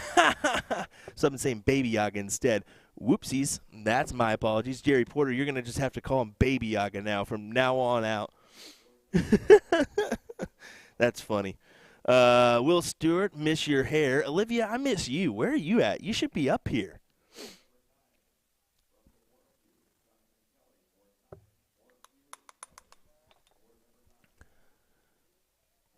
You should be here playing some steel tip, girl. Why not? Get you better at it. Tends to die on YouTube. Give me a laugh here. Well, bud, I actually didn't even see your comment. I just actually read the back of his jersey where I just assumed it said baby instead of Baba. But he said Boogeyman, David, whatever you want to call me, it works. I like it. I like it. 40 for the leg here for Kessler, and he gets it.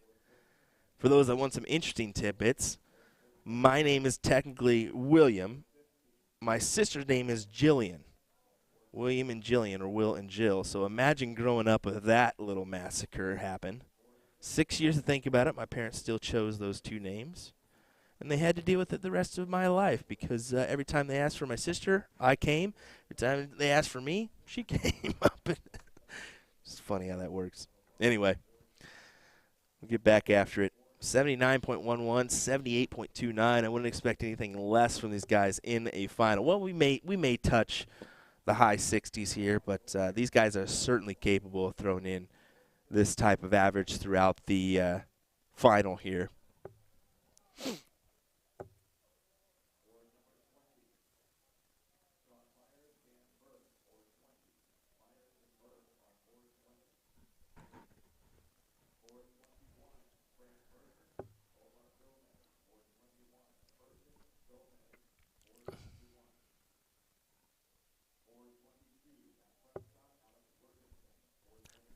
like we're starting to get some singles cricket calls in the background,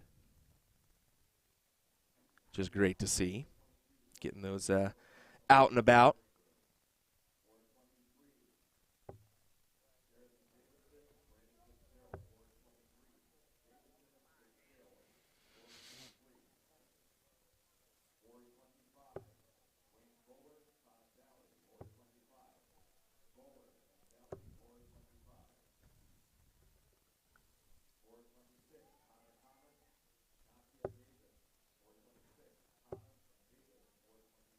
We'll look to the 51 here.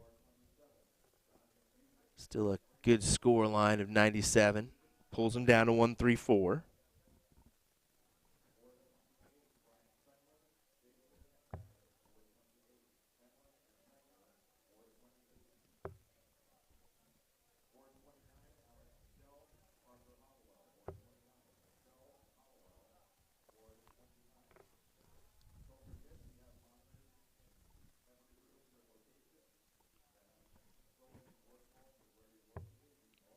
Joey will start off on the 17s. 2 triples would have left him 32. But no harm, no foul as he leaves the 80 attempt for Anthony when he returns, which he will.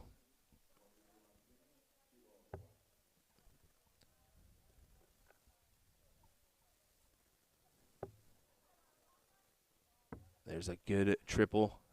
Double 10, gets it. 3-dart checkout, 18-dart leg from Beecroft and Ciancello. 79.25 for them.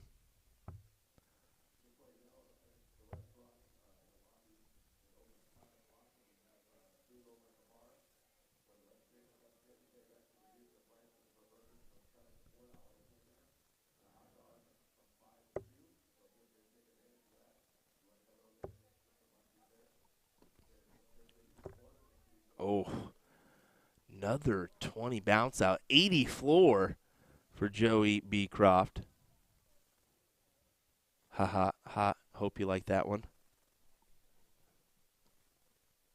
Always a classic. Ooh, going downstairs first dart for David.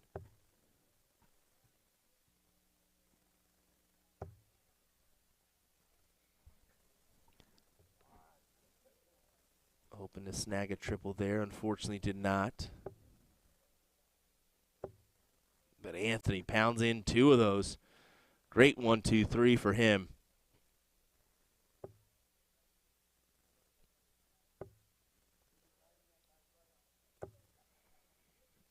Tell that smooth release. Is that a ton? No, yes, it is a ton. I was wondering if it may have been a ton 40. Really starting to see these guys get in rhythm here. Playing well. Joe would love to have that last dart back. Still, David would love to get 2 triples here, get him to a checkout opportunity. My dad was listening in when I said the Will and Jill comment. That's good. Oops, sorry, Dad.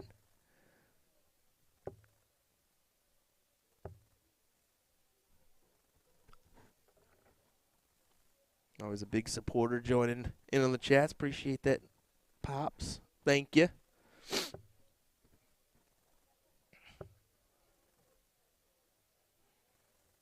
Yeah, Kessler, 78 on the board. But it's a 1-5-3 for Beecroft. And I'll be honest, Joey and Anthony have had quite a few shots at some bigger checkout opportunities, hitting the first 2 darts and having an opportunity at the last. Unfortunately, they've missed. This time, he's not going to even get a look at the check after missing that second dart, but still, add some pressure to the 88.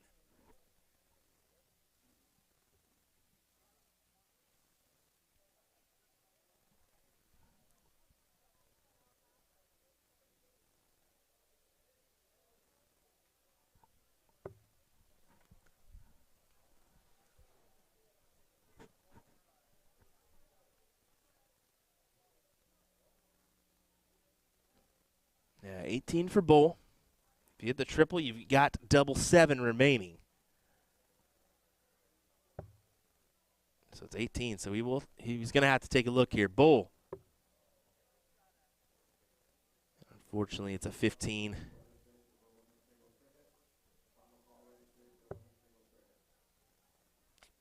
Gonna have to scramble around here. Trip 17 potentially.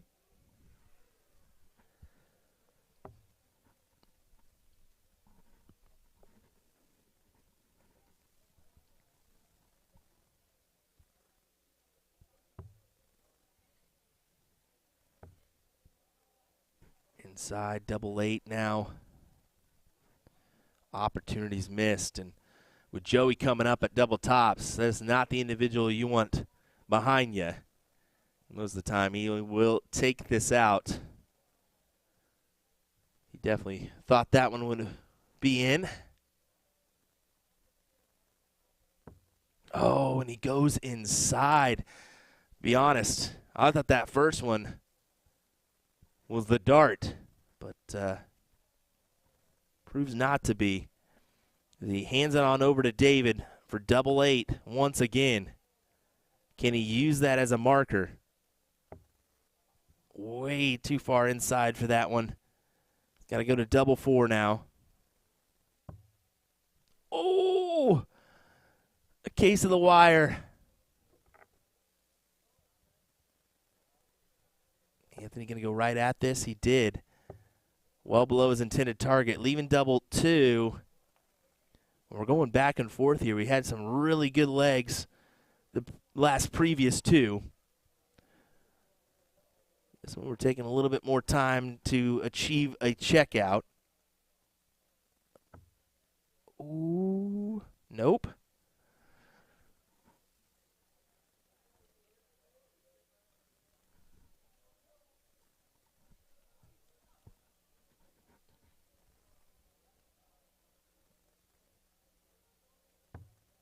But Joey does collect the end of the leg. 71.41 average for those 2 individuals.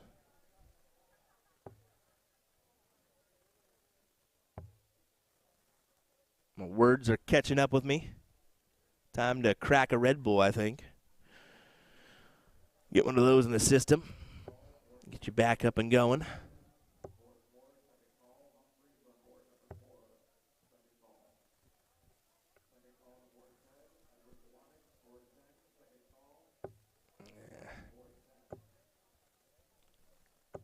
Yes, he does. Is that a 180? It looks like it. It is. Big 180 for Anthony Ciancello.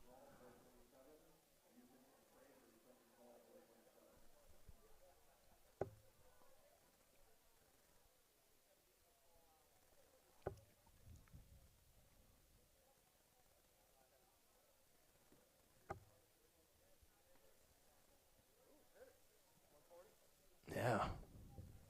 Great answer off the 180 as he gets a 140.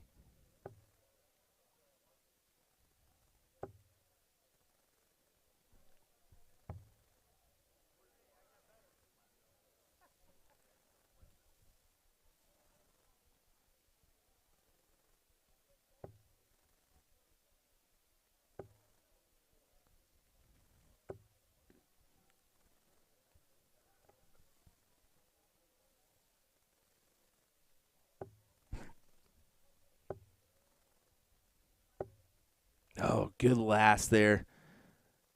Oh, going to have to redo that score. 83 instead of 8. Yep, just a little bit too quick on the enter button. Does recover, given the first look at a checkout.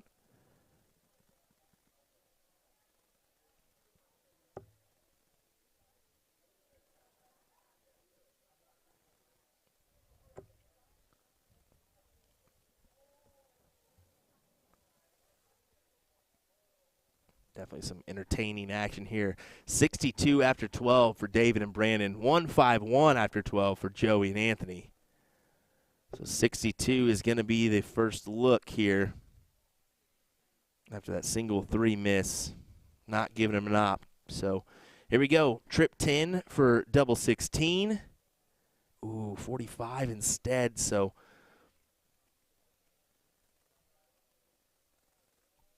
$17. I'll go single 1 potentially for double 8.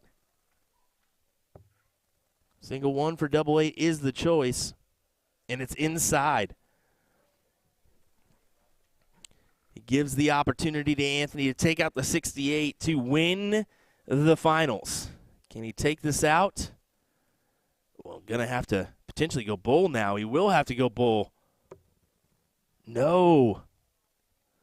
An unfortunate miss with that first dart really kind of led to that one. David now has double 4 needed to force a decider. Kind of working in off of that one.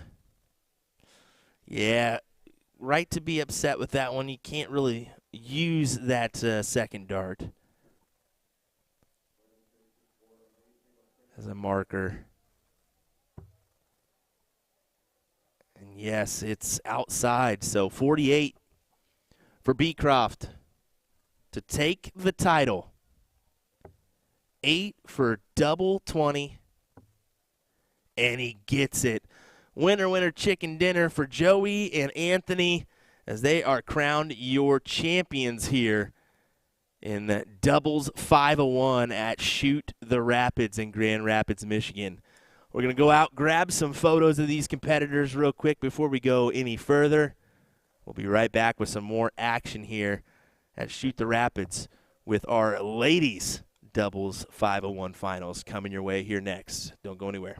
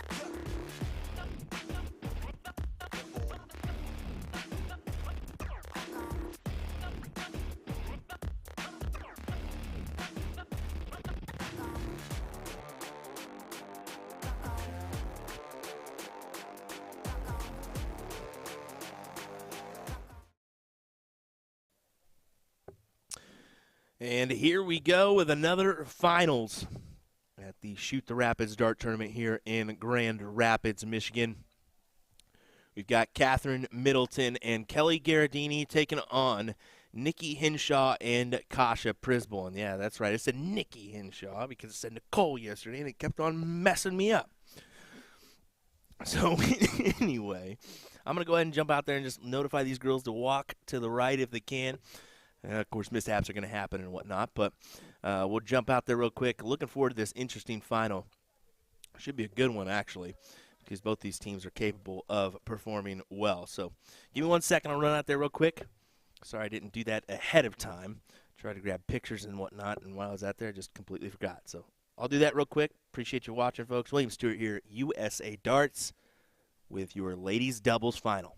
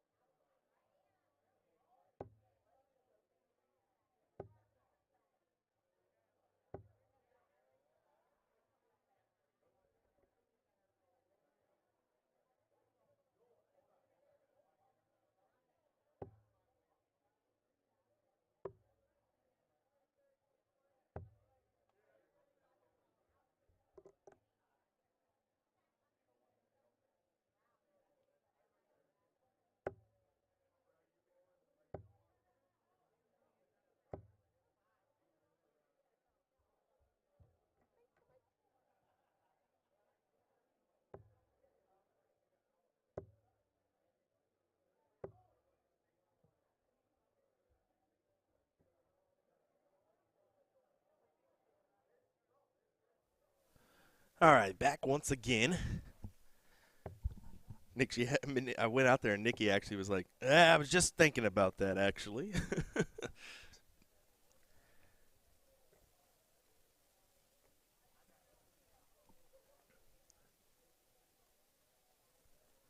Mistakes aren't going to happen, but we try to minimize them as much as possible. So we have to deal with the board kind of getting out of focus or changing color and coming back in. 120 the lead for Kasha, as I call her, Prisbol.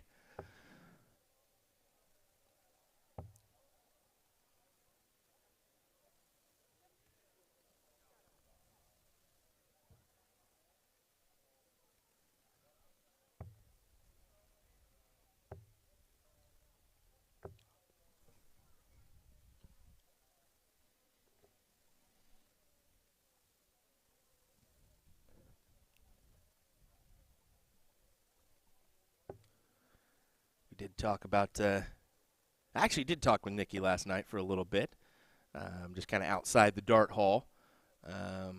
We did kind of talk about her finals last night and a couple things that maybe she should keep an eye on. And I tell you what, I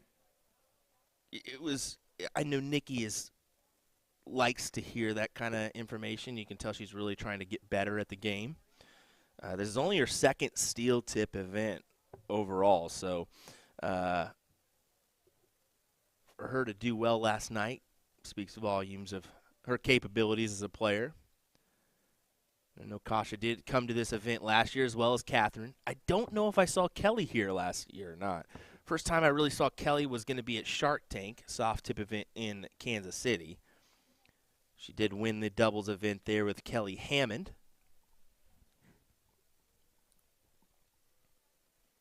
But good to see her in attendance. If you know where Kelly's from, actually, let us know. Interested to hear that one. Found out Nikki's from Michigan City, Indiana. Kasha and Catherine are from Michigan area, so.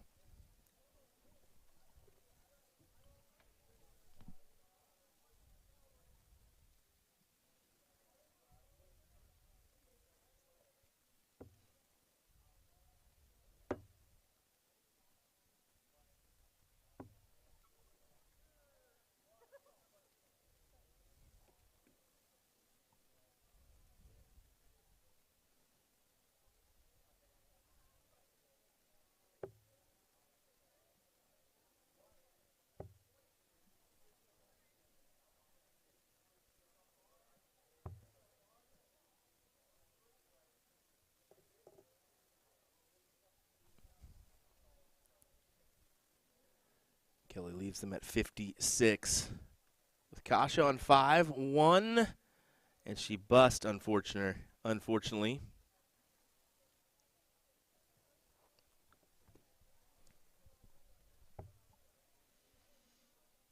Yeah, Catherine, unfortunately, doing the same. Not busting, but hitting a bogey number. Yeah, she does it again. She did this last night in the final as well a couple times. Unfortunately, missing that big number to set up the checkout opportunity. So Henshaw will come back no matter what, 5 in hand.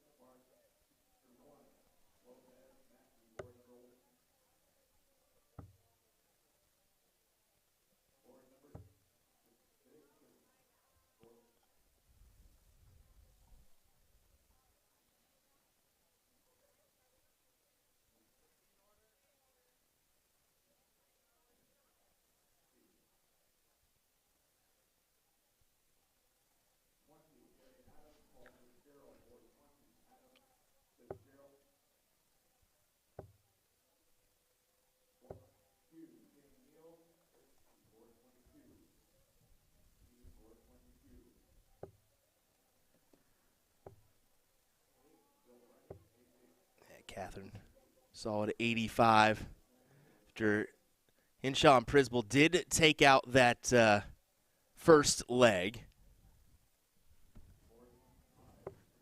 As Callie's from Michigan as well. So she moved from Michigan from South Carolina. Appreciate that information in the chat from Allison and Mac. She's from Taylor, Michigan.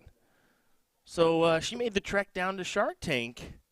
That's a pretty good trek from Michigan to Kansas City for the Shark Tank event on what's Labor Day weekend.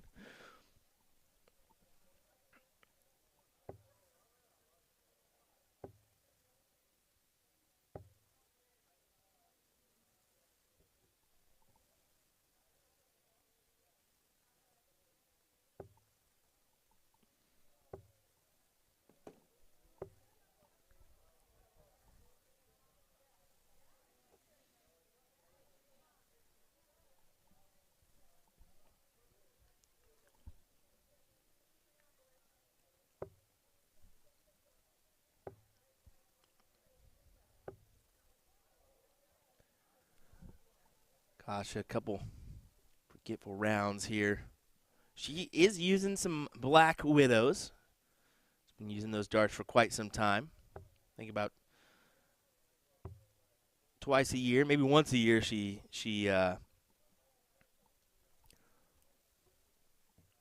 gets a new set of those.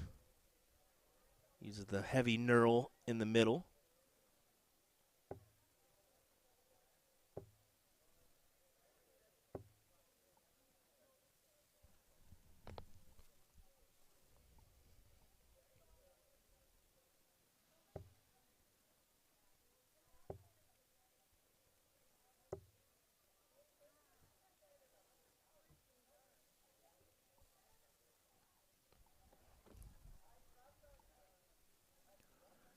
You see Kasha got a little pooch there, a little poodle behind her. I can't say poodle, I guess. It's a little chihuahua. Beautiful little thing. Look at it back there in its little chair. Little carrying case as well. Such a cute little pup. Went out there, took a couple photos too.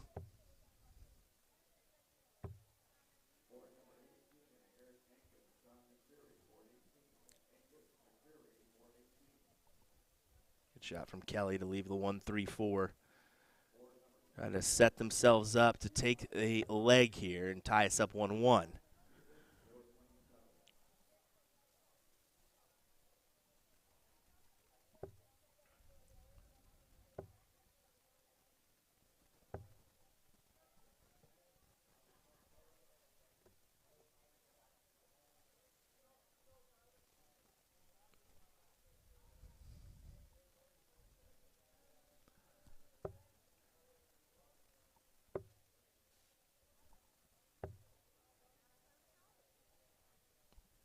last there from Kasha.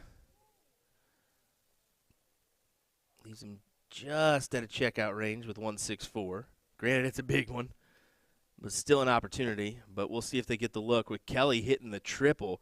32 remaining. Ooh. She's going to have to go double-double. Double 8. Oh, that is difficult. She unfortunately busts the score. Oh, no.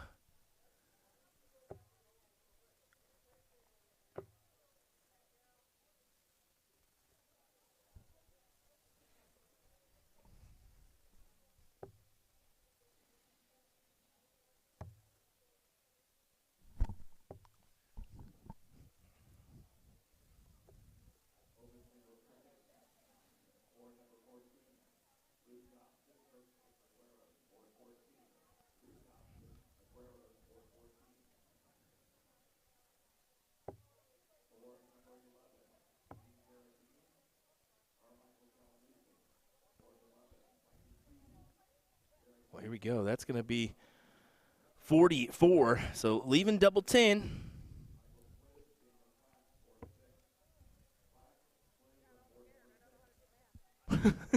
I'm scared. I don't know how to do math, says Kasha.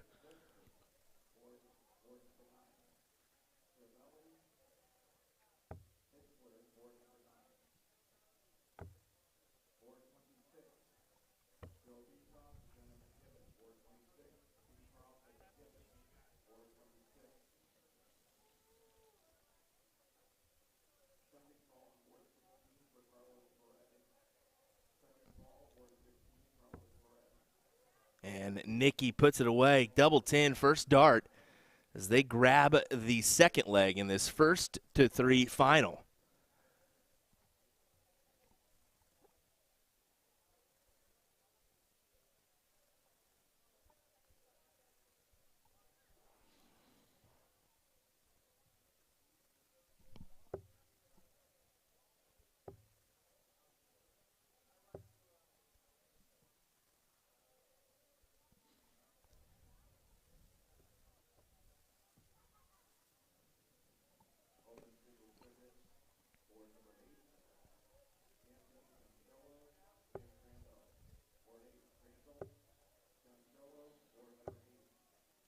Nikki tries to go above those two darts and landed in the triple. She did. She fit it in there. I don't know how she did. 85 on the board.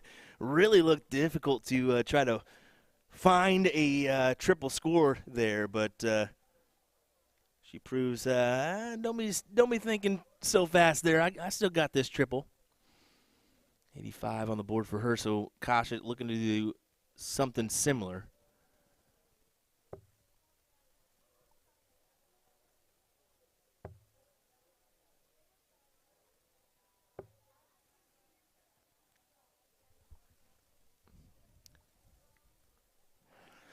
Catherine, once again, she did win our finals last night, besting Nikki Hinshaw.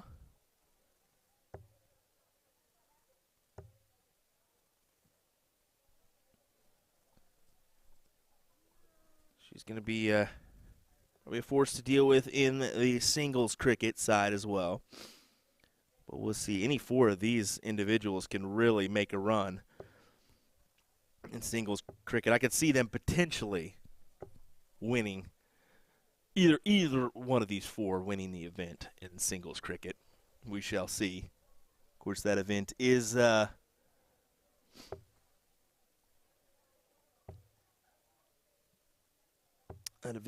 just getting underway in the background. 2:30 was when our ladies' event started. The men's already underway, starting at 2 p.m.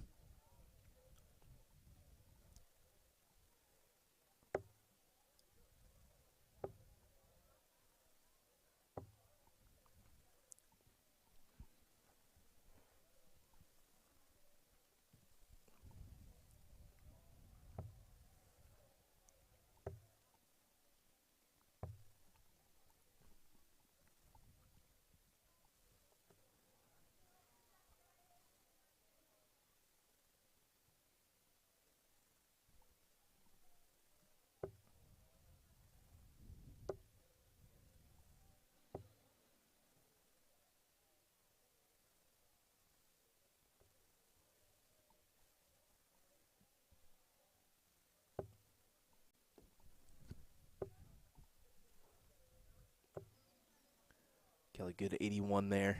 Would have liked to fit that last dart in at least the 20 segment, get a solid ton there. But it's all right. Keeps her within distance here, within striking distance to grab a leg. Try to keep this one interesting.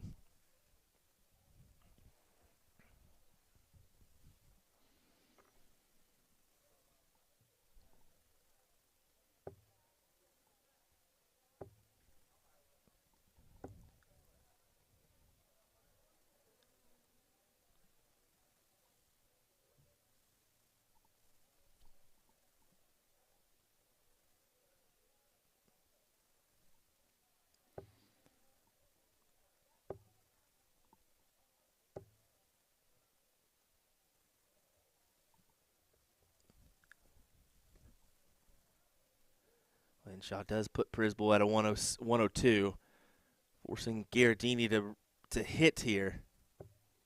Oh, no. That is not ideal. Just 24 leaves him at 162. So, unfortunately, that is a bogey number, giving 6 to Kasha and Henshaw to potentially take out the match.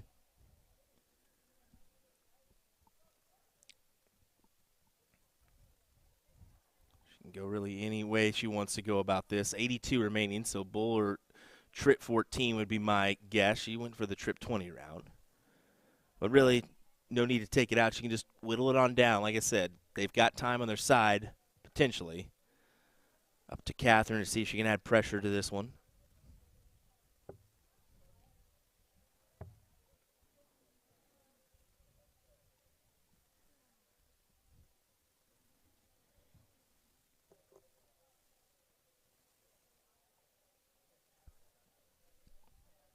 Okay, 62 remaining. Let's see how she attacks this one. She was thinking trip 10, the smart route to go. 56 remaining, 16 for tops.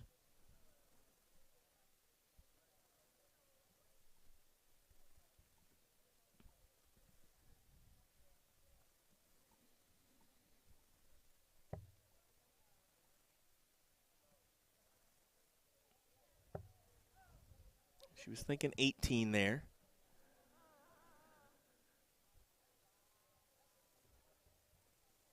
She does like some unique outs. Yesterday she went for double 7. So maybe that was the reasoning for that one. Possibly going 18 there to leave double 19. Really kind of interesting, but whatever you really fancy.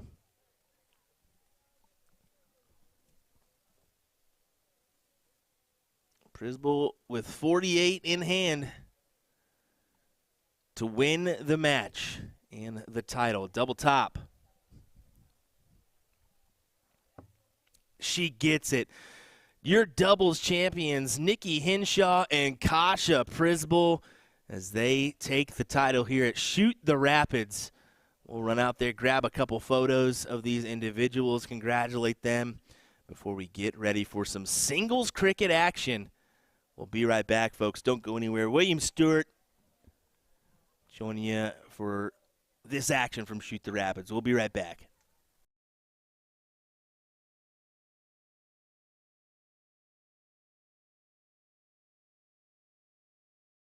For over 20 years, Darting.com has been a top supplier of quality darts and accessories, offering a large selection of darts, flights, shafts, cases, dartboards, and more from top brands like Target, Arrows, Black Widow Darts by Laser Dart, Windmow, and many others. Check out a variety of fun darting apparel in many colors and sizes, also offering game room favorites like billiards, foosball, and air hockey. For outdoors enthusiasts, check out our pickleball and disc golf equipment. Visit Darting.com today.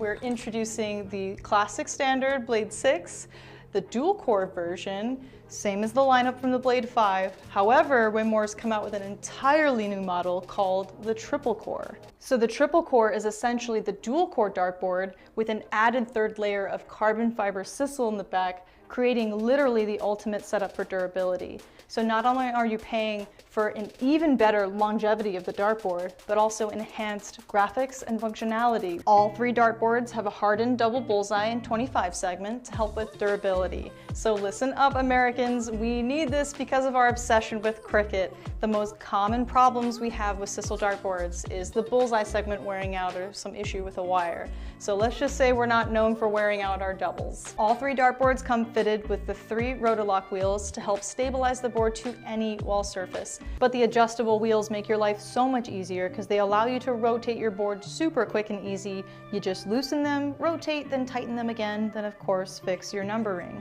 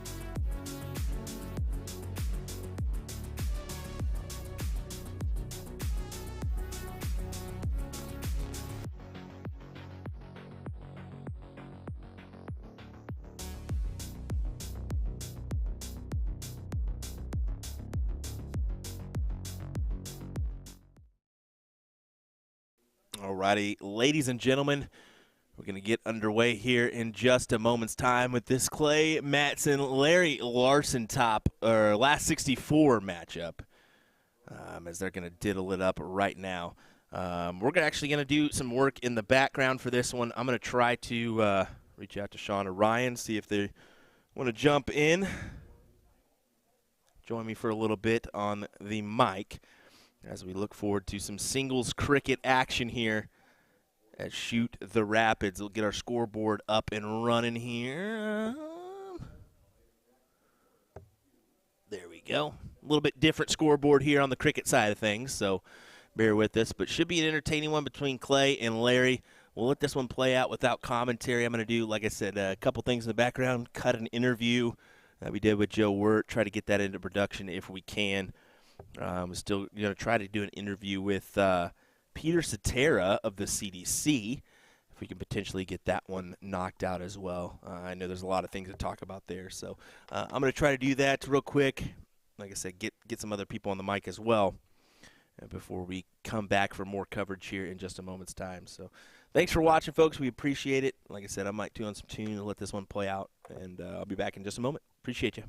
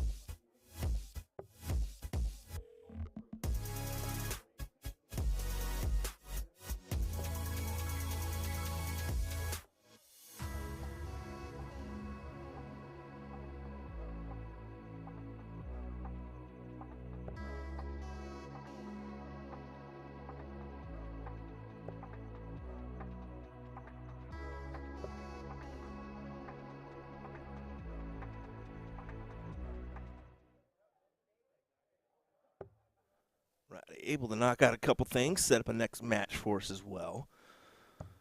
Waiting for our commentary crew to reach back out to me. We'll see when they do.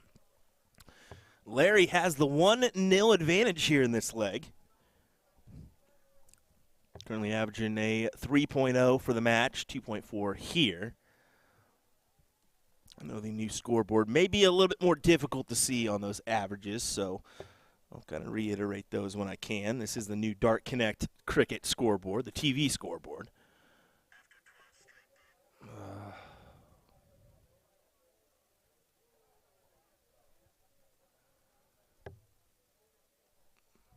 Very potentially taking a look at the 20s. He does. Goes ahead and closes them out.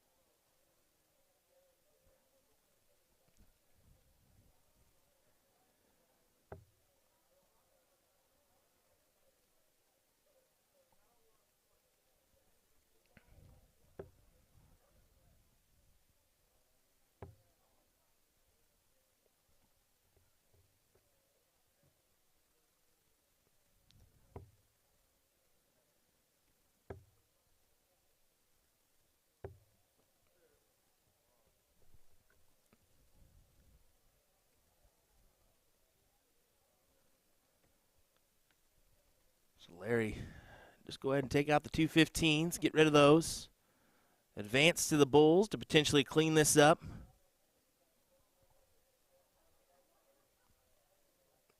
Grab the match 2-0. We'll see.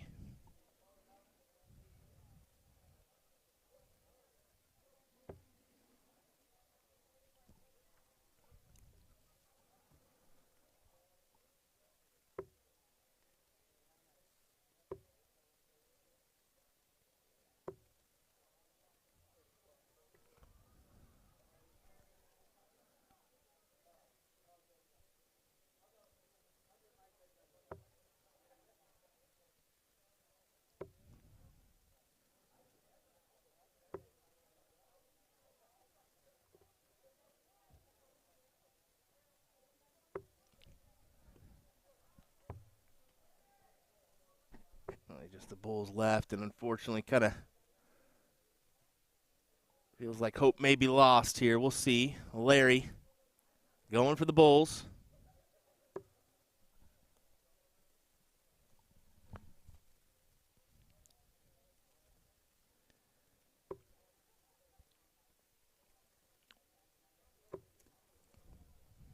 And there's two of them. One step closer. As unfortunately outside looking in here for Clay. Knows he can't do it here. He's going to have to hope for some misses. And we'll see if that happens or not. Larry for the win. Can use that dart. Does so. And he takes the win here, 2-0 in our singles cricket battle, to advance to the last 32, or the top 32, however you want to consider it. Potentially next up, we could have some Canadians join the stream, as we got an all-Canadian battle, I know that. Potentially pick that one out for a matchup, we'll see. Oh, I'm in singles 501, not singles cricket. Be smart to choose the right one. Yeah, Nathan and Justin Ryan, they're potentially awaiting this one. So we'll see if we got that match coming our way or not. Hang tight, folks. Another one coming your way here on USA Darts coverage of Shoot the Rapids next.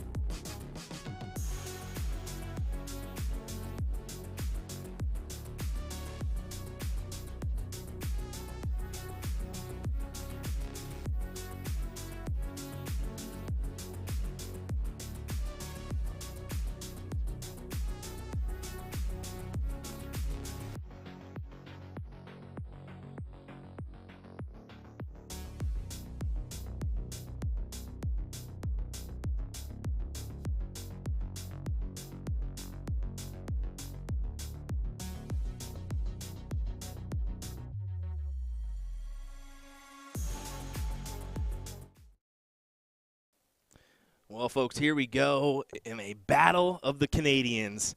Nathan Humphreys takes on Justin Juice Ryan here in this battle in the top 64. William Stuart here of USA Darts. Happy to have these two gentlemen on the stream here. As they did make the trek over. I believe it's about a 3.5, 4 hour drive for these guys. They did have to come over, of course, through the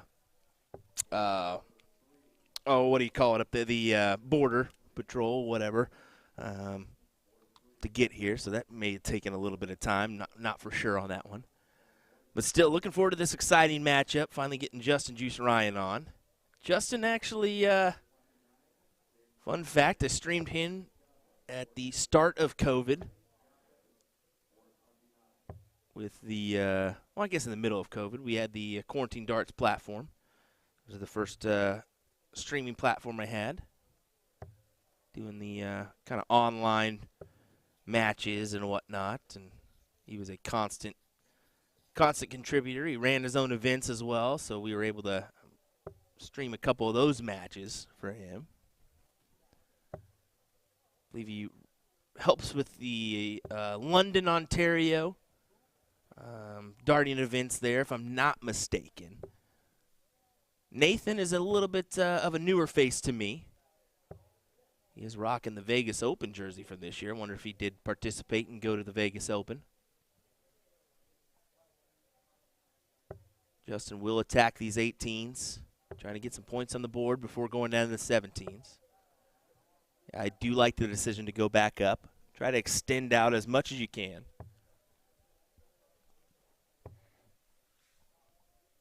Of course, I do want to mention one more shot. Mr. Ed Wanack joining us on the chalking duties, too. Ed, just a humble guy through and through, quality individual.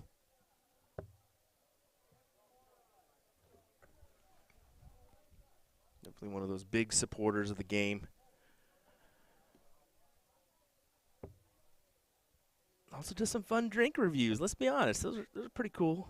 Yeah, when he does those.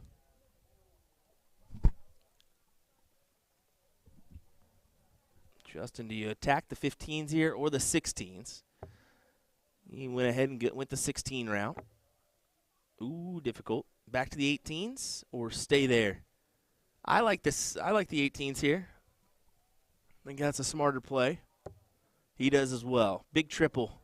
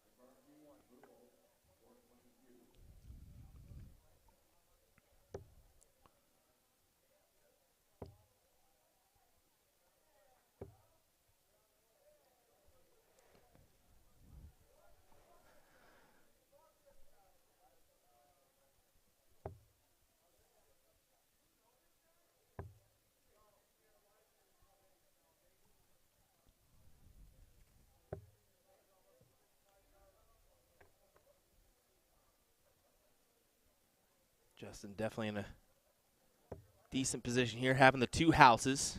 But Nathan trying to make his fight back here.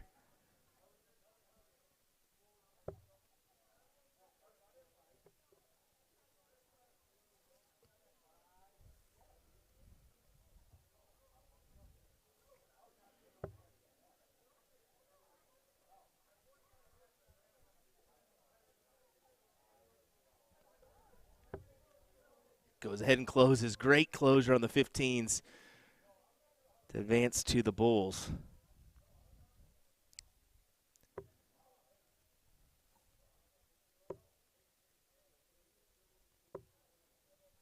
See, Nathan has that elbow really extended out rather than kind of tucked in. A little bit tougher to manage that throw.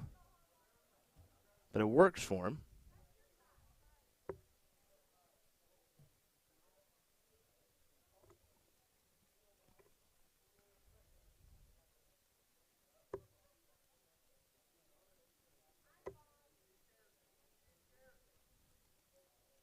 Look at this from Nathan. He went for the kill on the 16s. I'd almost been keen to stay there myself on the Bulls, but to each their own.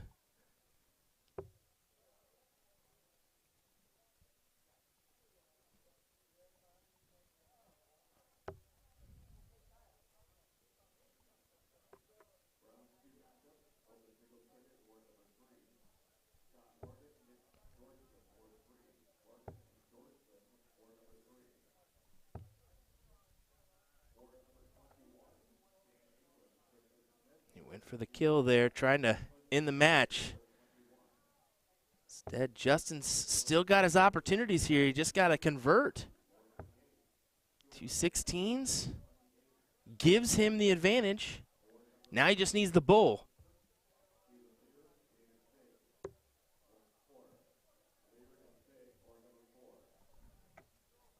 You may see that there.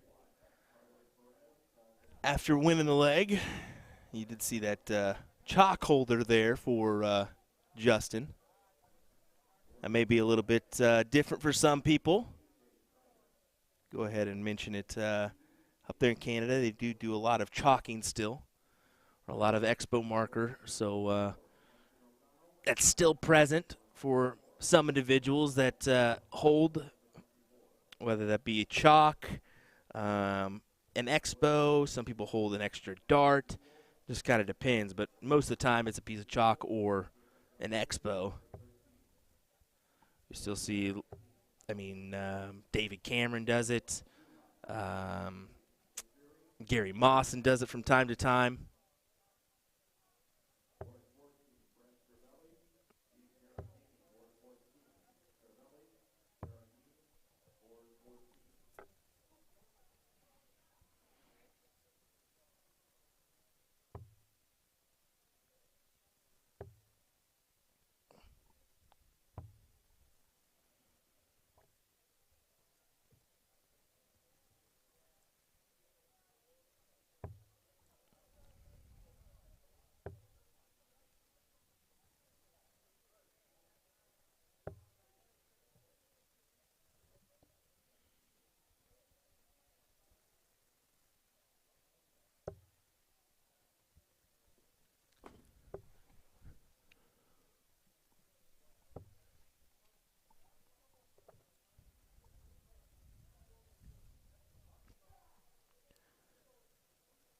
Nathan out in front here. Look at this, 4.3 currently for him.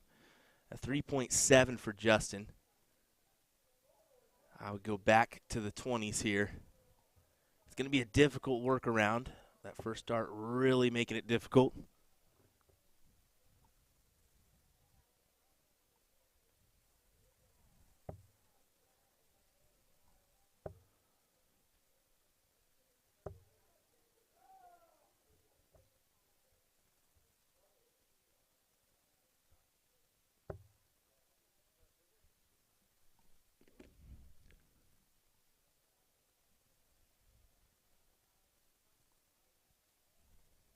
See Joe Wirt back there helping out, grabbing some bottles and whatnot. It's full crew here, tournament staff in full force, helping out where they can.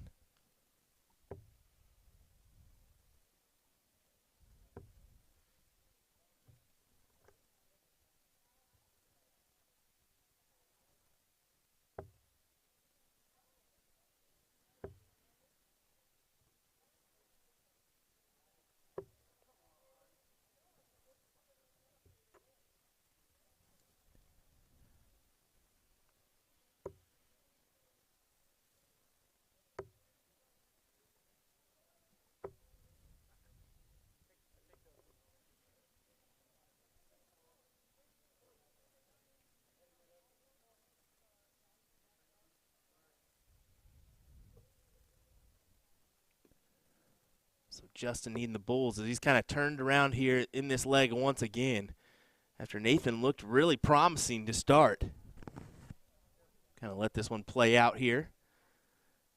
Once in a while, it's just nice to do that. Kind of just keep an eye on things, let the match play out rather than having to continue the commentary.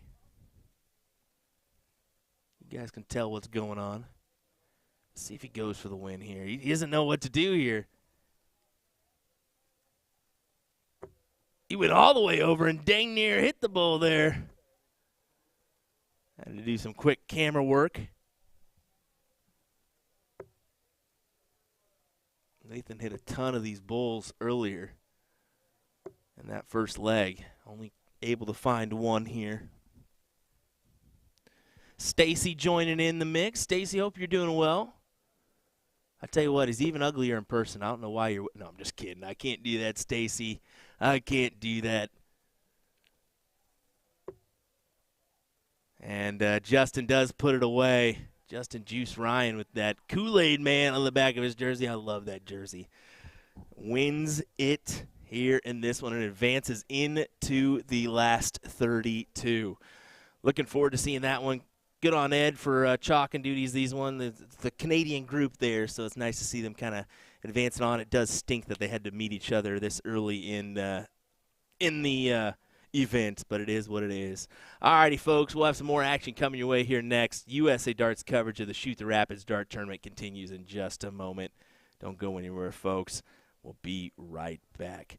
Before we go anywhere, though, how about a quick word from our sponsors here? You can see them there. There's a ton of them, but we're going to go through the list real quick because we should.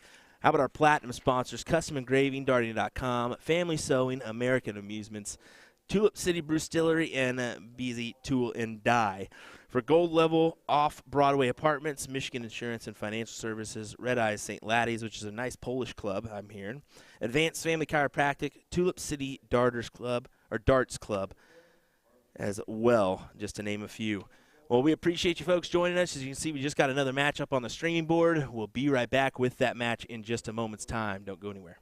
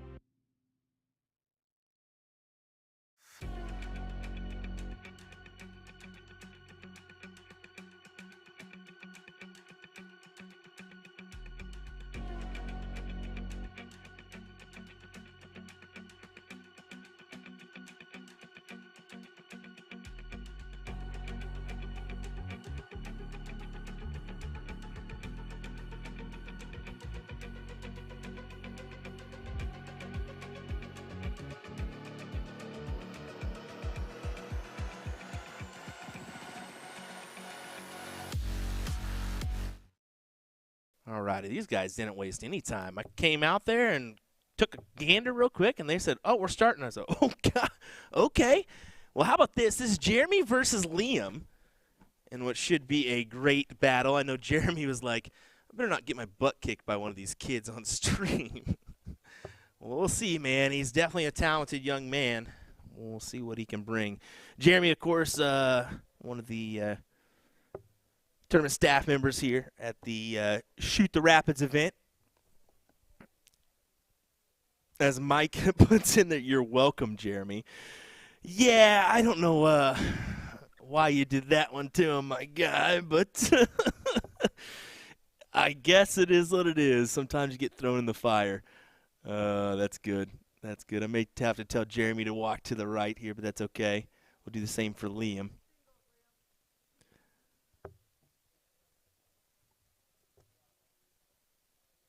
Just to make sure we don't have any interference. Liam, not necessarily the worry. His head only reaches about to the bullseye when he walks back rather than the full board, but we'll see. It should be an entertaining battle. This is a last 64 matchup, so winner will advance into the top 32.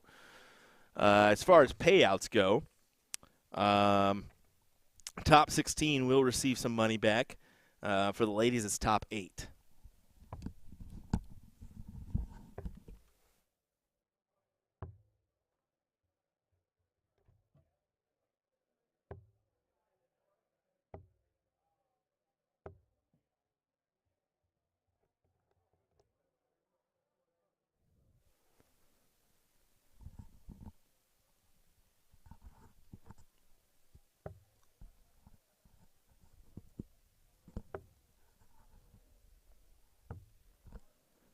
Jeremy trying to attack the numbers here. He gets the points on the board with the 18s. Got at least something to mark on.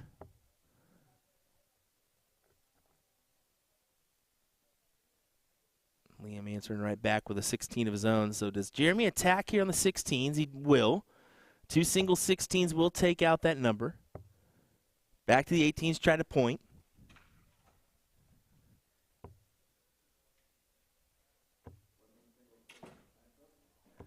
Mike Lansom says, "Americans obsessed, curious on the pushback. Cricket is a great strategic game. It's like playing chess with darts, in my opinion." So that's actually a good question. And I'll put this in perspective. Last week, a couple weekends ago at Vegas Open, we had a lot of that international audience tuning in. And that was one thing that they started off with was, "Oh, I don't even understand this game."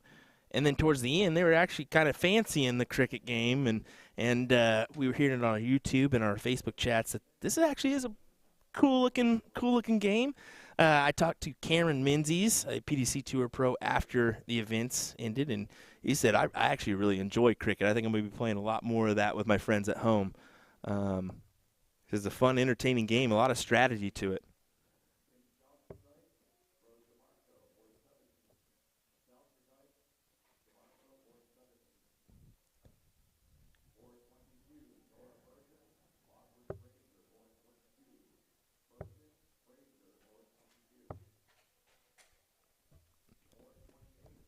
Liam has the advantage here.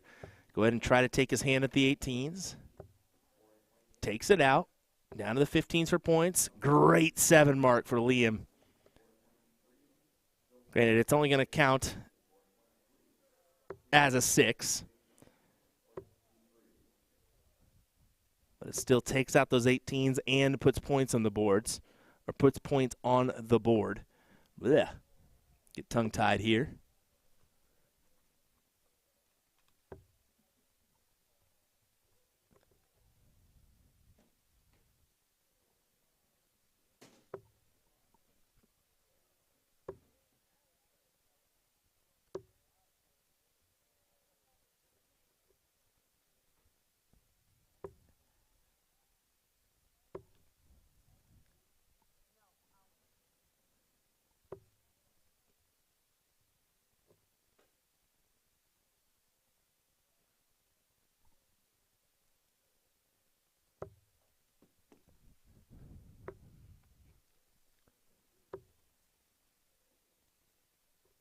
Bullseye there.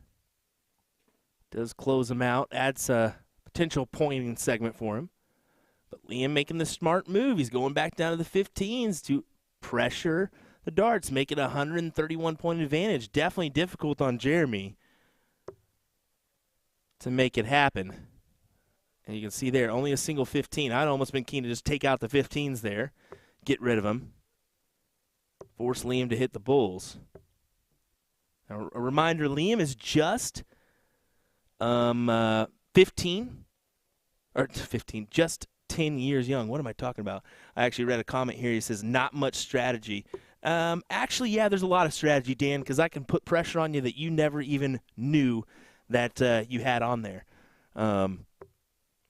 Especially if I try to open up a wedge, or maybe you open up two wedges compared to your point segment. There's a lot more strategy than you think. I can guarantee you that.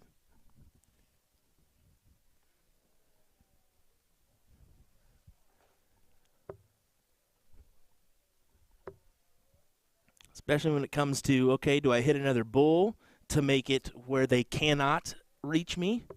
Do I hit another triple to make it to where they're just out of reach, or a 7 mark isn't really as handy as the other marks?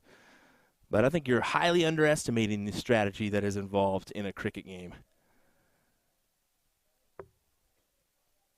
It's been a question that's been asked. What's harder to do, a 15-darter in 501 or a 5.0 in cricket?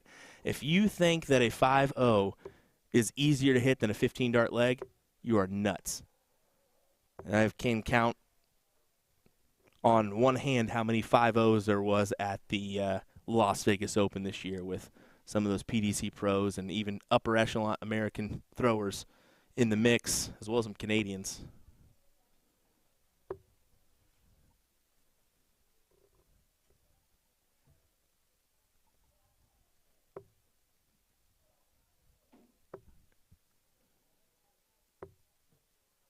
You can see a little strugglesome darts from Liam on the bulls here. Jeremy can get 3 on the board. He will take the leg. Gets the 1.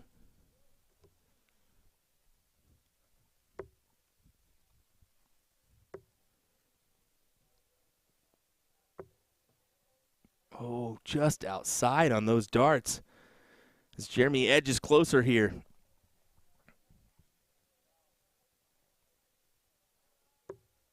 There's the first. Needs one more to steal the leg away.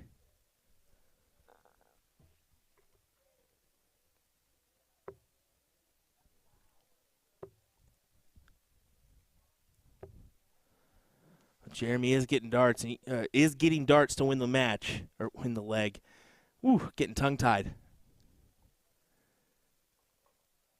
And you can tell that Liam feels like he's been handing this one to Jeremy on a silver platter. But there's still time, young man. You can take this out here. There's one. One more. Oh. I thought that was bound to go. Definitely thought that one was bound to happen.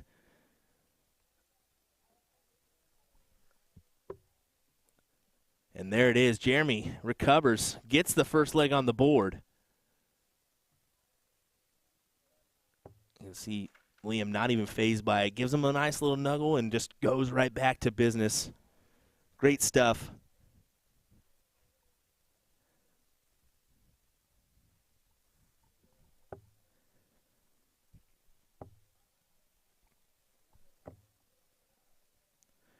Jeremy goes ahead and attacks with Liam's single miss there on the 20s, and I like that play from Liam. Go ahead and get rid of the 20.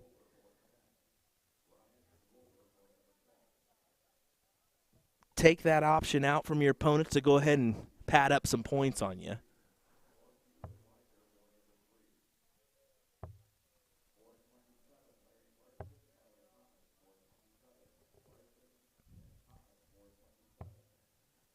I think just even three singles is going to be handy here. And, yeah, that's exactly what he does. At least get some points on the board. And he gets 19 of them. Points is never wrong here if you're in Liam's situation. especially when you saw the comeback from Jeremy in that last one when it came down to the Bulls.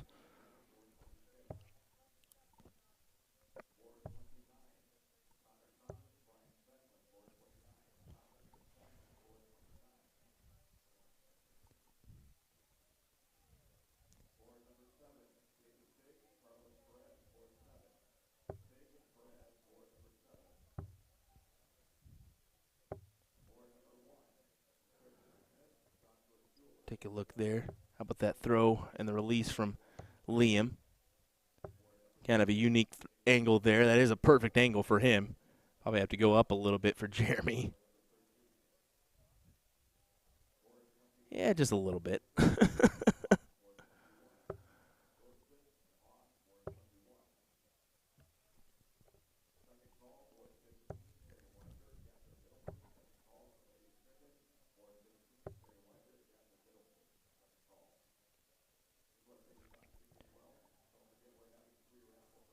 Again, I don't mind that last dart at all. Once again, pad some more points when possible. Fortunately, it was just on the outside, so nothing to value there. But Jeremy keeps it tight-knit with closing that. But Liam keeps collecting.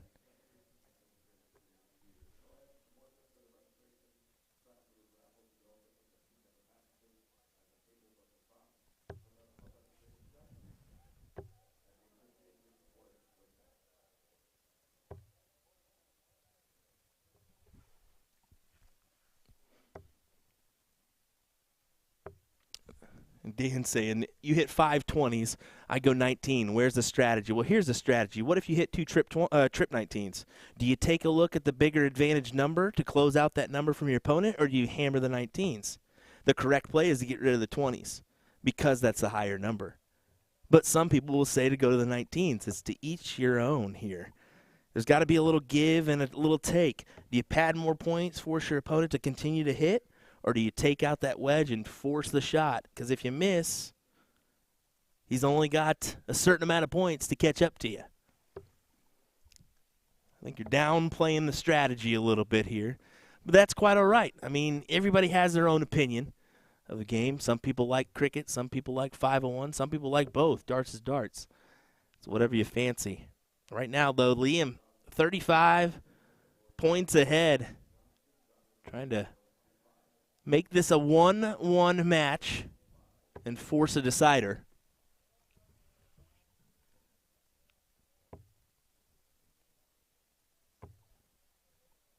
Vincent said this kid's going to be a rock star. I would agree, man. He's really got a good head on his shoulders, too. Mom and Dad support him in every effort that they can to get better at this game, and his math is very good. He actually chalked a match last year between me and Devin Peterson and was really on top of it. Granted, he made fun of me a little bit for my horrendous scoring, but deservedly so.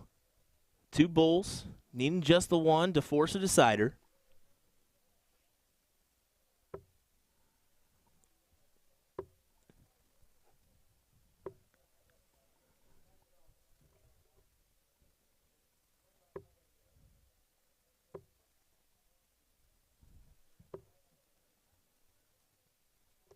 And there we go. Liam gets the leg. 1-1 here in this one. Jeremy will get the throw. A little bit different. We are used to on the cricket, it's most of the time you're just going to see cork every leg or diddle, throw for the bull every leg to establish who has the advantage. But this year they've done a slightly different alternate start for everything. I do think that speeds things up a little bit. And look at Liam, unfortunate with the last, but still that's 40 points on the board for him after a great 5 mark on the 20s. I go ahead and get rid of the 20s here. Yep, go ahead and get rid of those.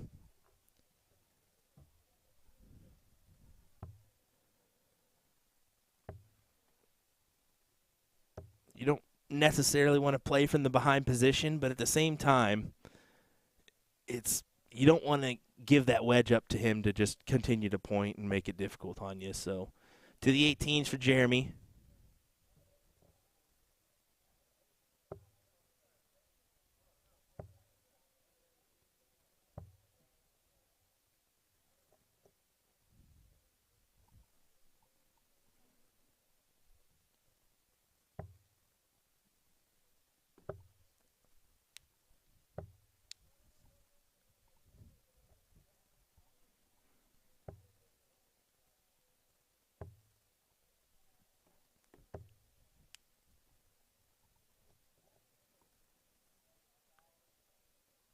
right, so Jeremy's going to have to go 17s here. Try to open up a wedge and unsuccessful, so Liam will attack.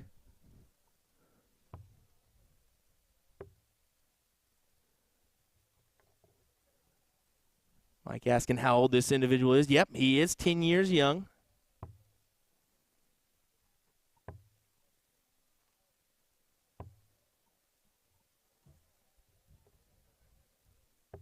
Definitely studies the game, knows every bit about it.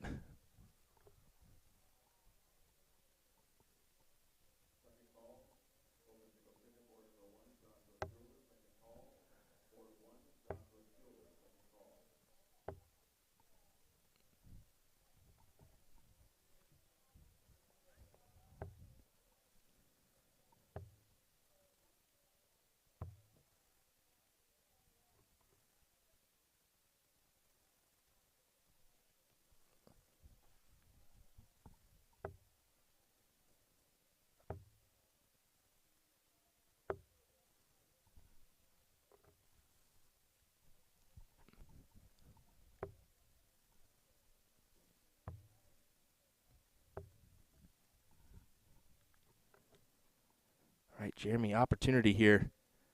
The 19s, go ahead and try to close them out here. Maybe try with your last. Kind of thinking about, does he give you the opportunity or not? I think you got to at least take one look there. I agree with the points to try to load him up at first.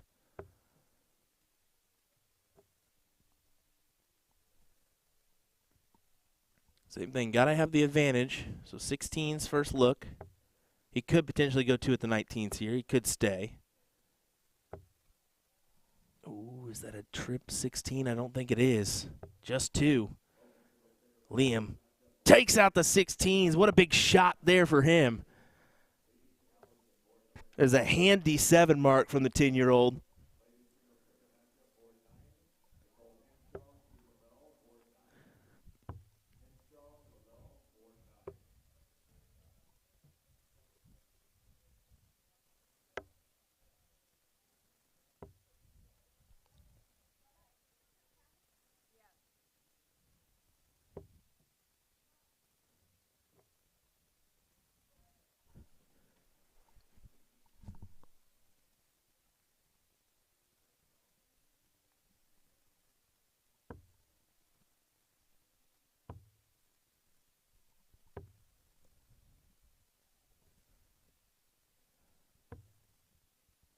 Double 15 to close for Liam.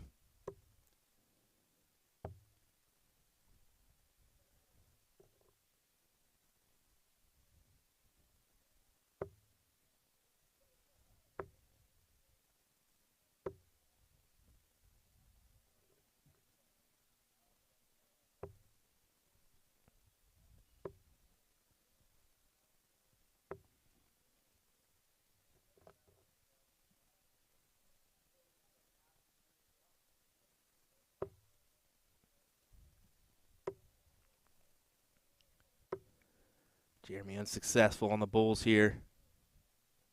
So Liam just needs the 2. There's the first, and there's the second. Liam does take the win here over Jeremy in the last 64 match. He will advance into the top 32. Looking forward to that one. As we see what we've got coming our way next here on the stream. We will find that information out and keep giving you the action here, brought to you by USA Darts. As good for Liam as he will extend into the top 32. We'll be right back, folks. Don't go anywhere. More action coming your way here in just a moment.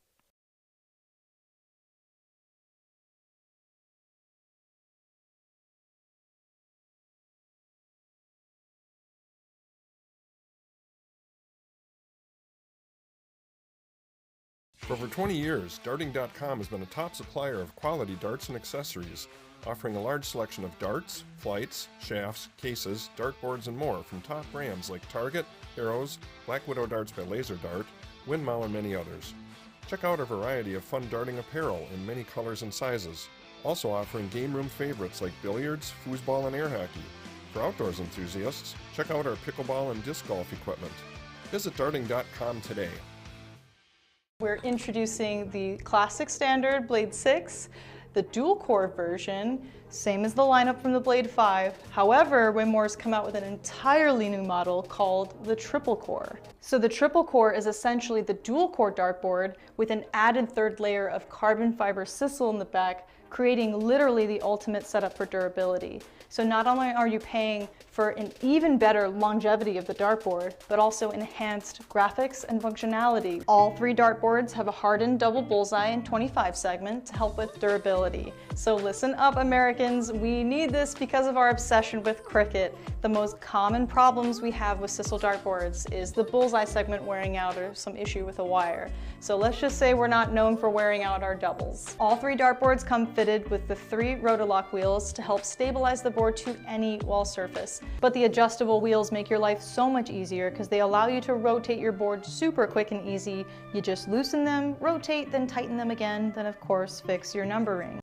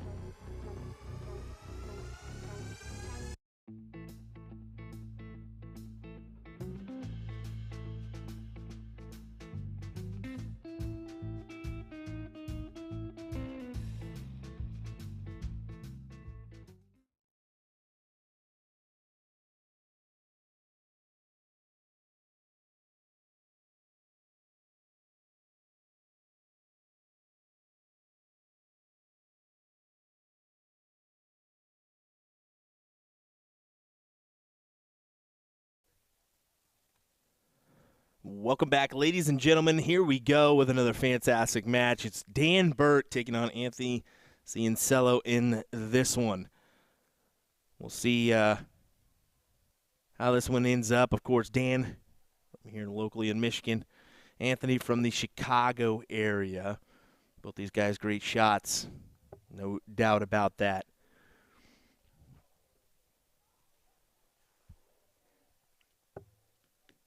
As Dan gives us a good old kick there.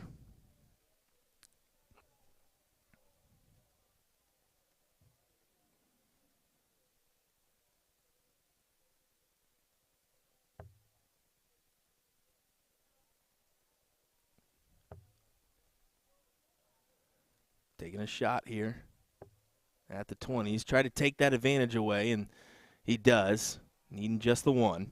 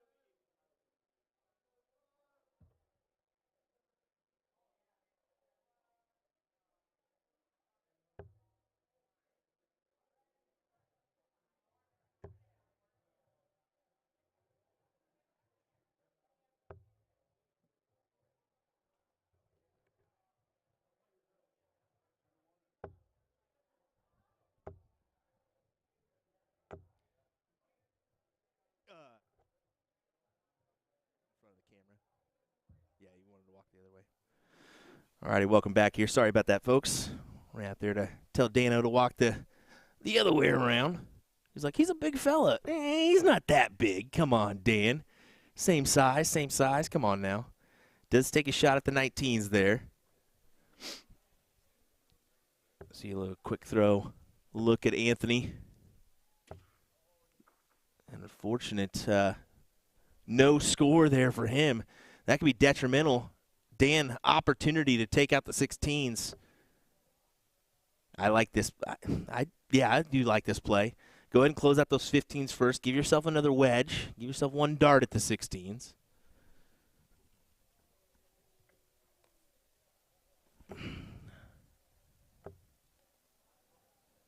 Get rid of that person in the chat that's causing some fuss. Reminder, if anybody throws a link in there that's not USA Darts, you probably don't want to click on it, folks. Probably just jack your information and whatnot. It's never good.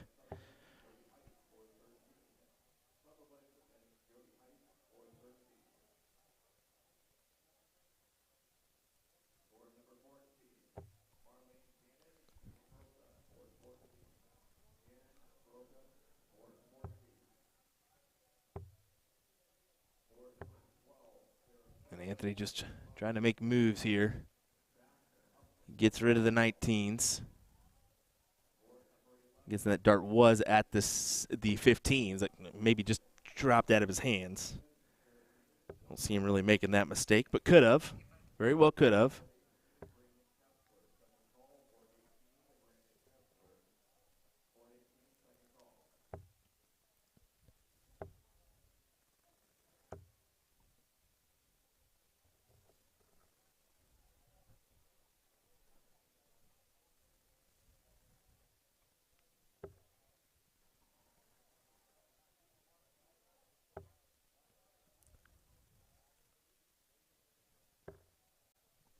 Burke tried to go back to those 15s and unfortunately only grabs the one. So Anthony should attack here. He does. Close them out. On to the Bulls.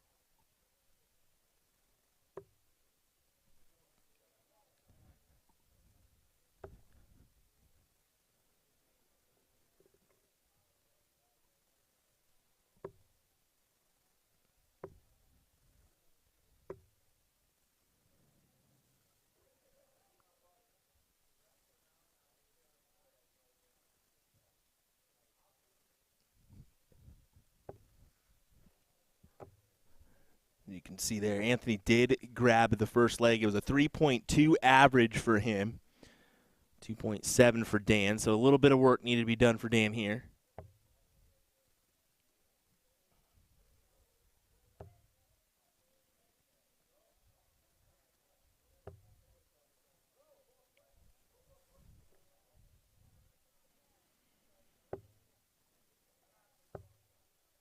Oh, and look at Anthony go, trying to attack the 19s there. Great 6 mark.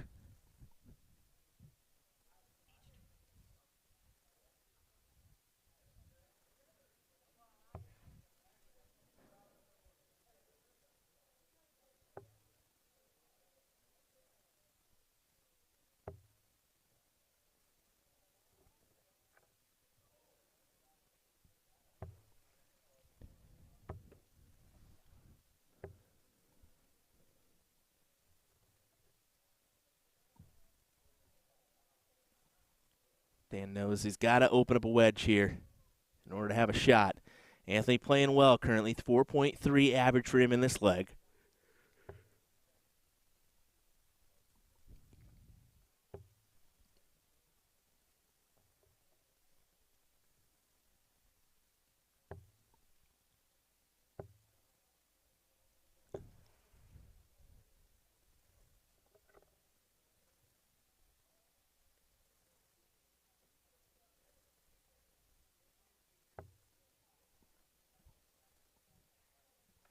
Got Gordon Dixon in the chat, who was on the Bull Shooter stream last night. I'm not sure if he was on the one this morning or not, but we do have numerous events going on. We got Bull Shooter.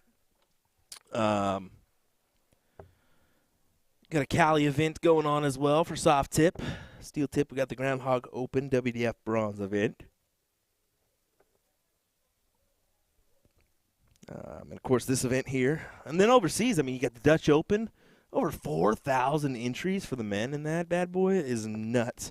Women had some great entries as well.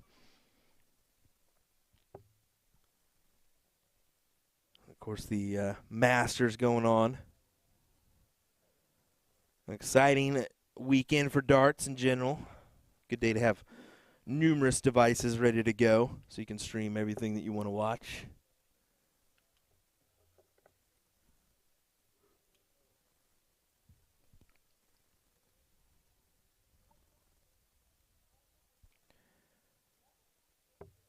I like this play from Dan to go ahead and you got to open up at least a wedge before you take a chance at the 20s or 18s. Just give yourself something to point on potentially, because the last thing you want is Anthony to come up here and hit a single 20 and then take out the 15s, and then you're just pressed on the bowl. But he could very well take him out, and yes, he does.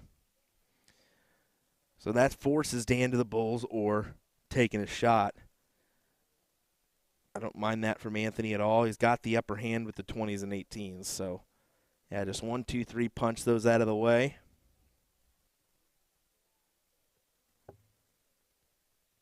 Trip 18.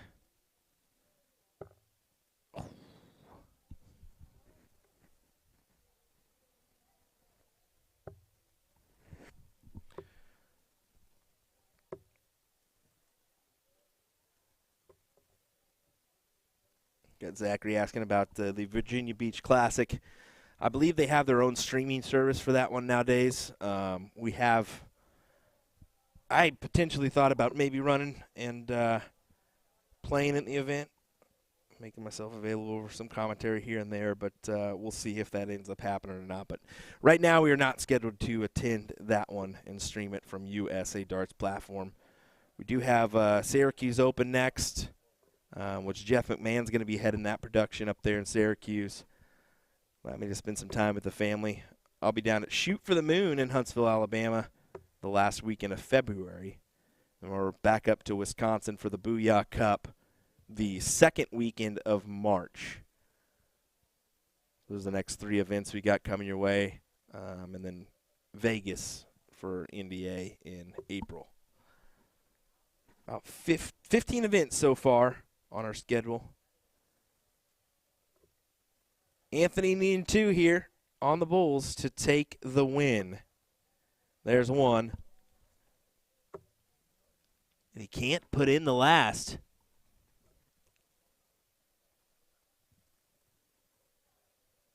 possible opportunity. Need bull, or 2 bulls in the double 18. Yeah, not meant to be.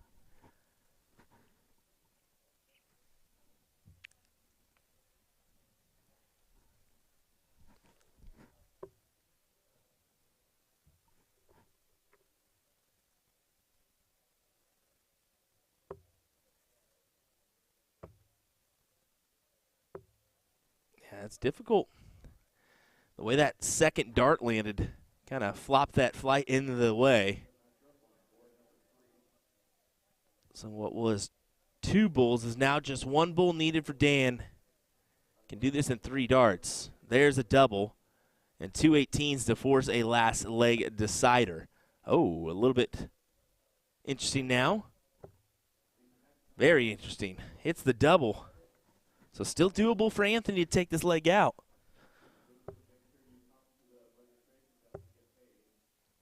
Bull for the win. You got to take that shot, and he did.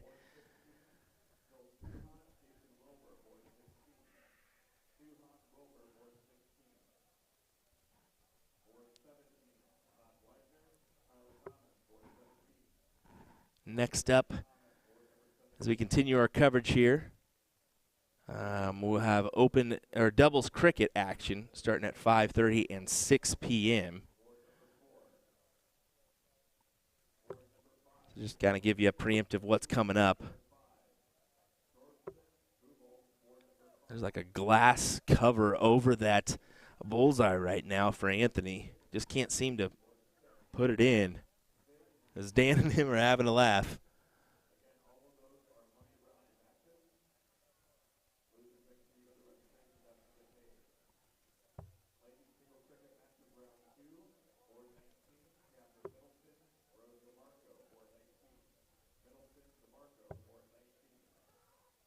Single bull, single 18, not enough.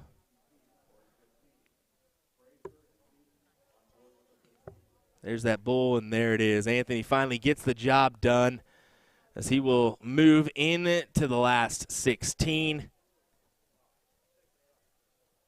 And Dan Burke will unfortunately bid adieu here in this one.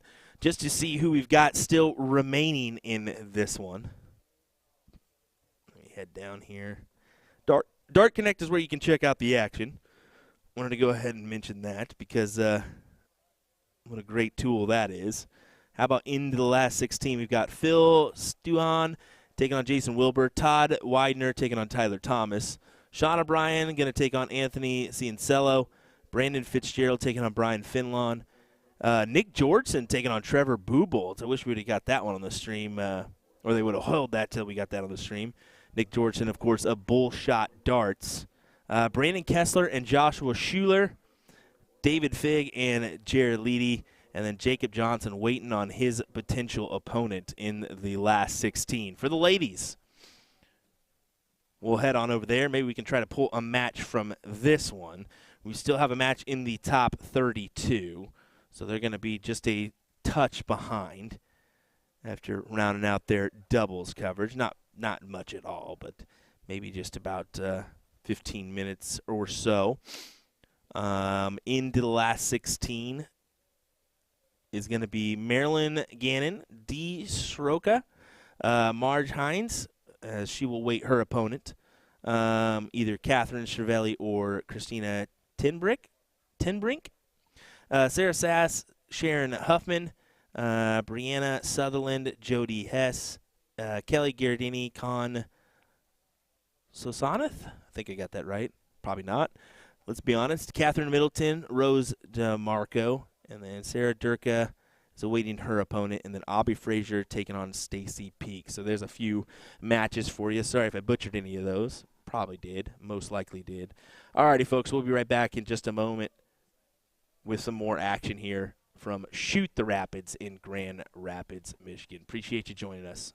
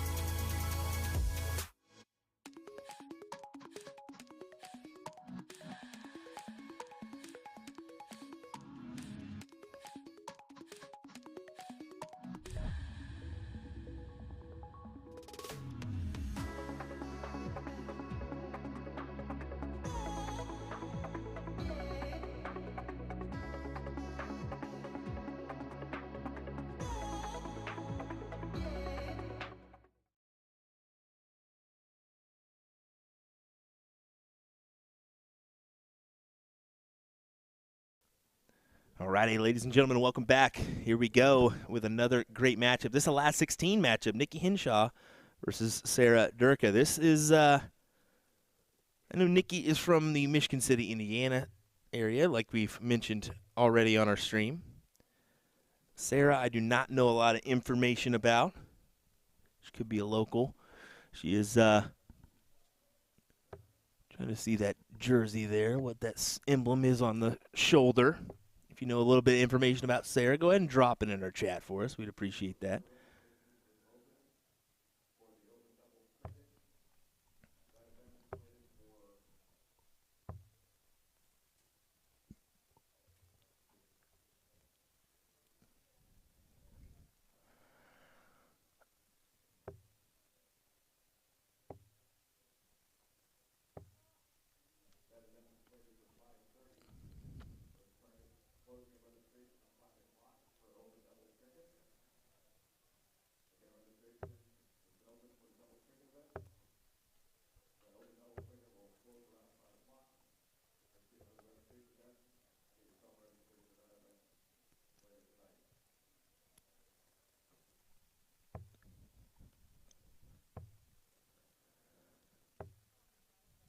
Nikki only able to score a single 19 there. So Sarah, she can collect on 2 of these. Could take a look if she so chooses, but she's going to have to stay there now.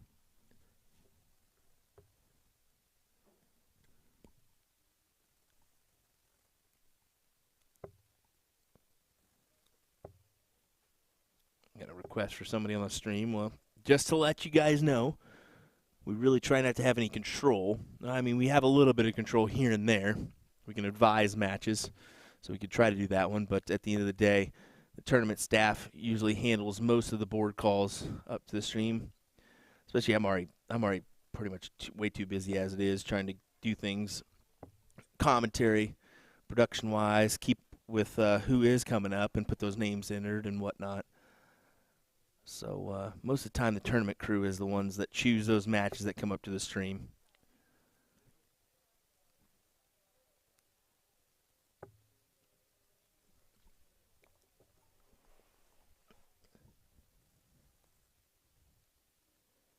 Do have Marlene Gannon, who's beat D. Schroka 2-0 to put herself into the top 8.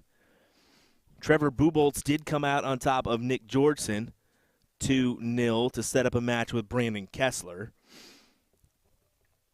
Anthony Ciancello did beat Sean O'Brien. And he'll either play Tyler. Is that right? Yes. Ooh, that may not be right. No. He'll either play Brandon Fitzgerald or Brian Finlon. There we go. On the top half, Phil Stuhan, Jason Wilbur will either play Todd Widener or Tyler Thomas after their matches. So there you go. There's your Tyler Thomas reference.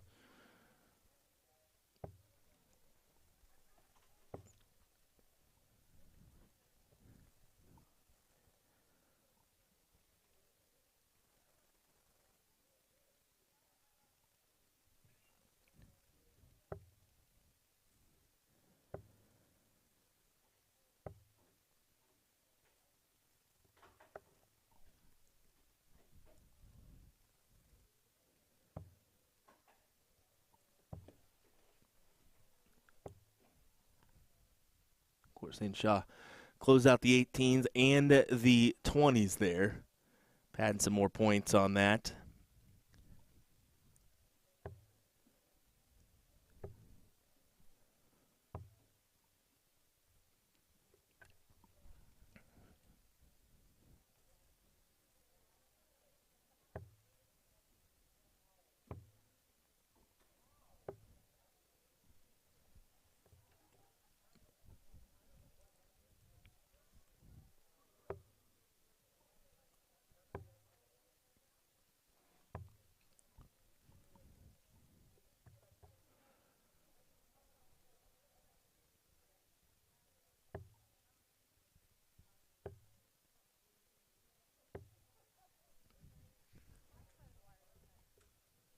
Sarah has an opportunity here. Big triple could give her the upper hand. He only finds a single. I'm loving the Ted Lasso Believe hat, though.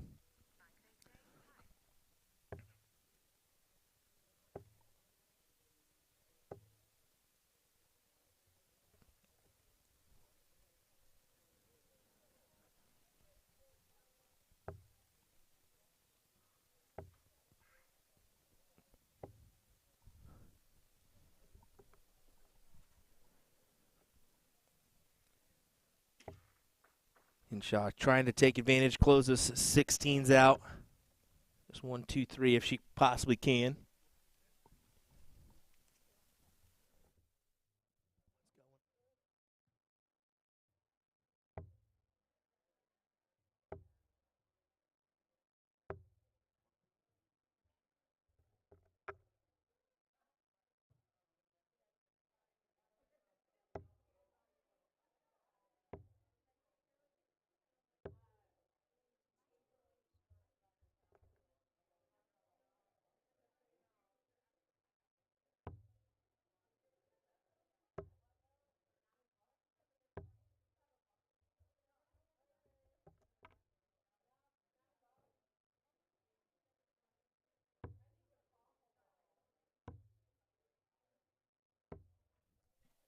Righty, sorry about that.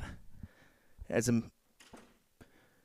Satara leaving the old tournament here as he makes his way back home, saying farewell. Wanted to do that one. So, CEO of the Championship Dart Circuit, some exciting things coming from the CDC. Looking forward to seeing what comes about with that. Of course, they just made a deal with new sports data company to facilitate sports betting within the CDC system, which would be fantastic. Some dollar bills into the game would always be nice. That's a good outlet to do so. And then, of course, cross-border challenge being announced. That's going to be in Nikki Hinshaw's hometown of Michigan City, Indiana. So looking forward to seeing that one come about.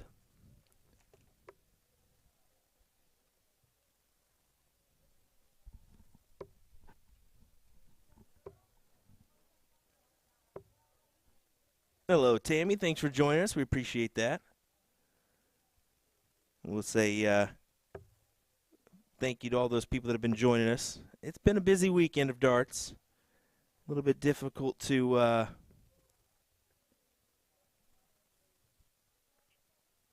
it's difficult on everybody to kind of stay continuous with one stream, let's be honest. Nikki Hinshaw takes it out, though. Great first leg for her. Yeah, then there's so many different streams going on. You got Pittsburgh, and we've already went through the list. There's like 4 or 5 events that are going on right now. Especially like the PDC event. That's a big one. A lot to keep track of.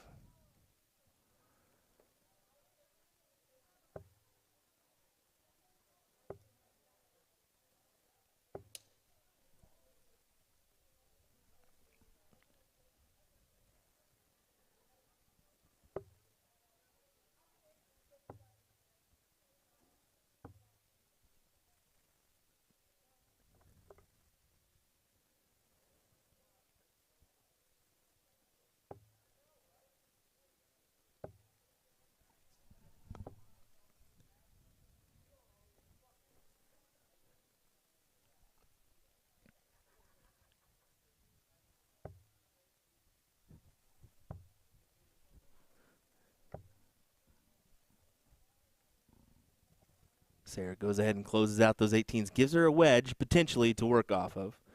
But Hinshaw quick to try to close. Go back to the 20s here. Collects on the double.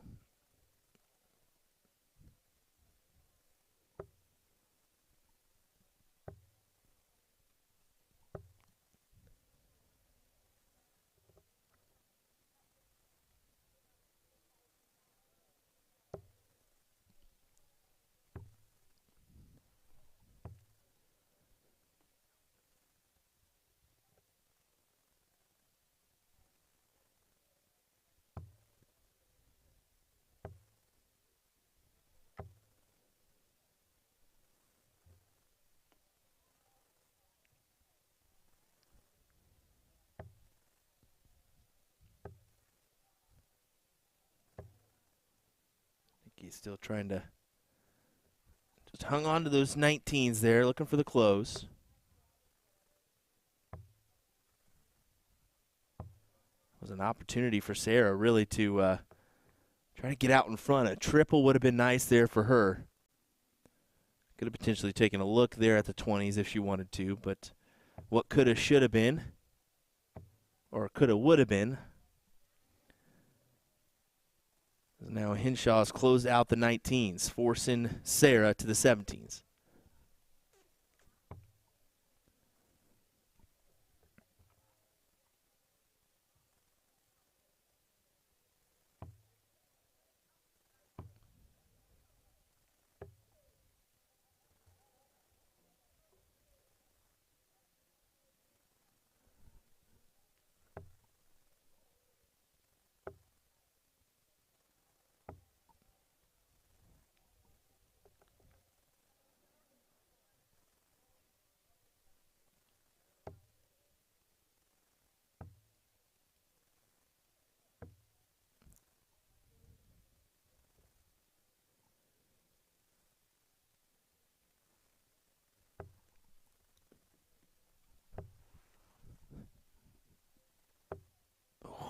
Just a single mark there.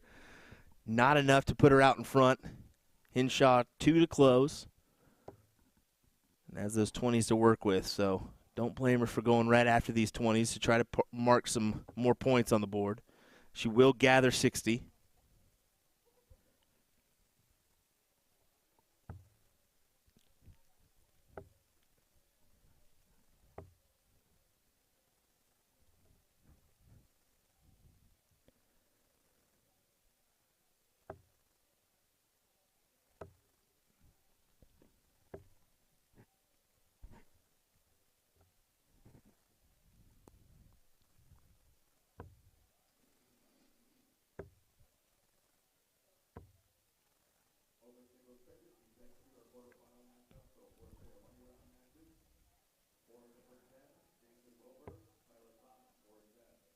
Yeah, 215s, goes ahead and closes the wedge. Back to the 20s, just kind of try to mark some more points there once again, but this leg looks to be in Nikki's favor to try to secure a place into the last 8, the top 8. She could potentially set up a match with Abby Frazier or Stacy Peak in the next round. Kelly Gherardini, Catherine Middleton is already underway. Marlene Gannon and Marge Hines are underway in their quarterfinal match as well. And Nikki puts it away, single, double for the win here. She collects and will advance into that last 8. We'll find out who she's going to play in a moment's time. I think next up we're going to have Trevor Buboltz taking on Brandon Kessler. We will wait to find out, folks. Don't go anywhere. William Stewart of USA Darts will be right back in no time at all.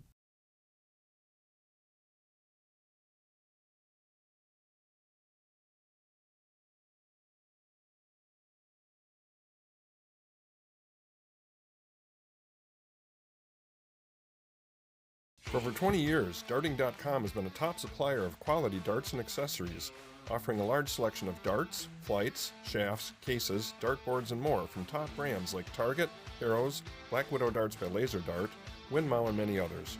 Check out our variety of fun darting apparel in many colors and sizes, also offering game room favorites like billiards, foosball, and air hockey. For outdoors enthusiasts, check out our pickleball and disc golf equipment. Visit Darting.com today.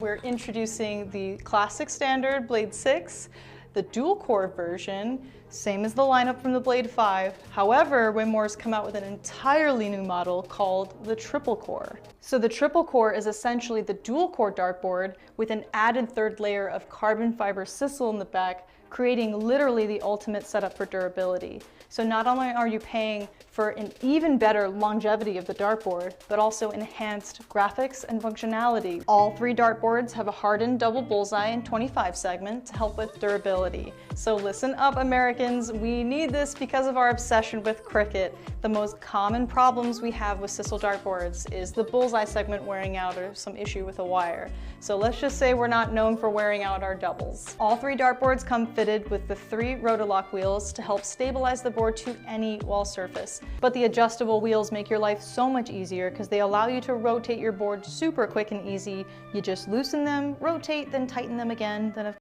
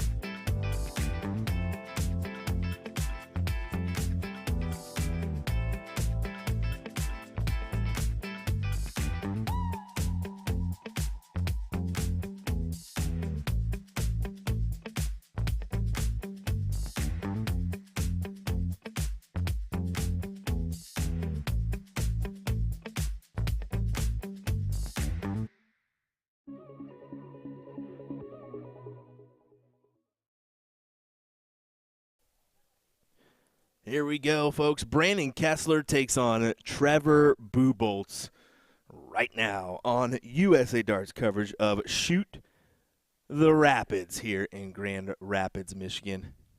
William Stewart here for this great matchup.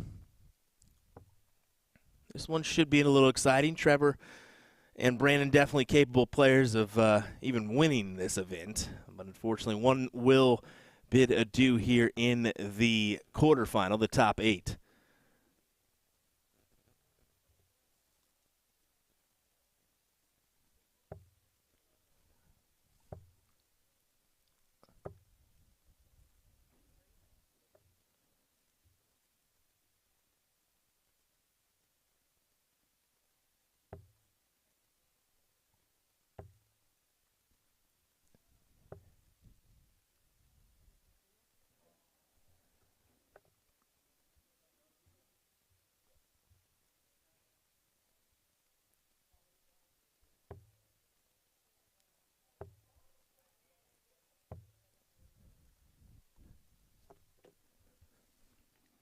Yeah, good shot from Buboltz there. Good 5 mark, but still kind of outside looking in, depending on what Kessler is able to do.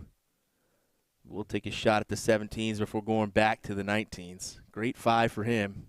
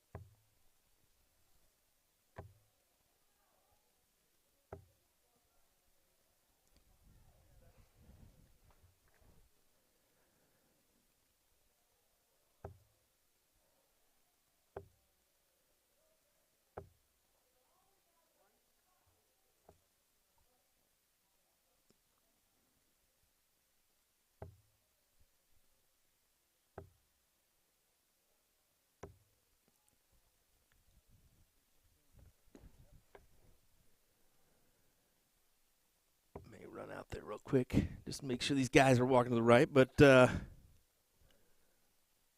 are going to happen. And, I mean, at this point they're in a rhythm here. 3-7, 3 and 4-0. I don't want to disturb that. That's for sure.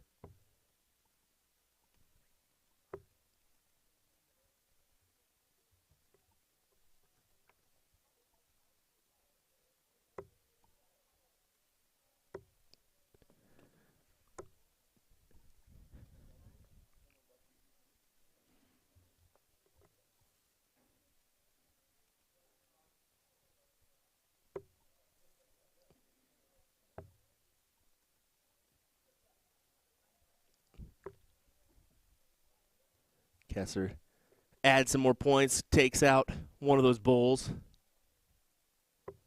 Looks promising to take this leg.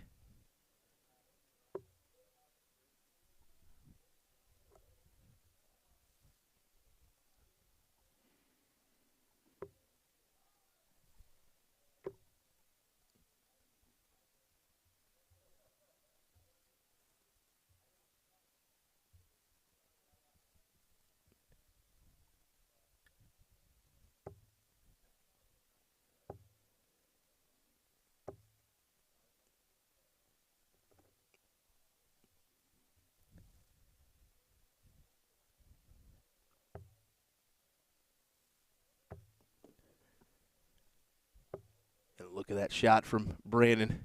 2 big trip 19s. Took a shot at the 20s. Can't blame him for doing so.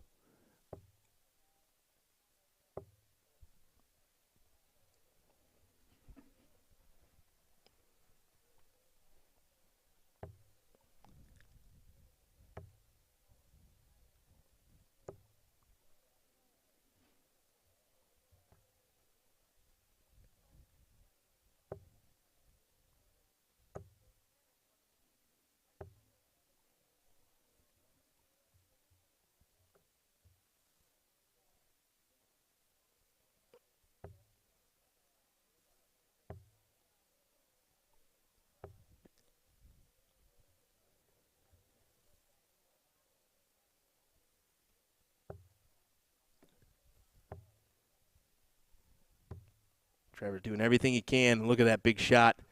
Goes ahead and takes out those 19s. What it looked like. Yes, it did. Still down by a little bit, but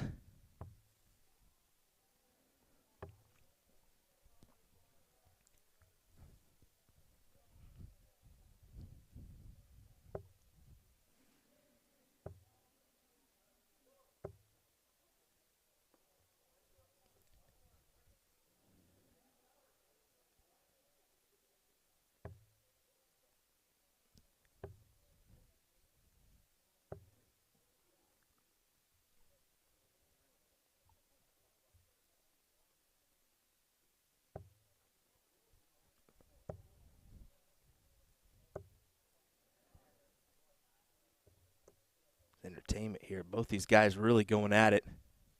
Kessler with an opportunity, single 17. Could take a look up. That is not in. He's still taking a shot at those 18s. Go ahead and close them. I don't mind that play.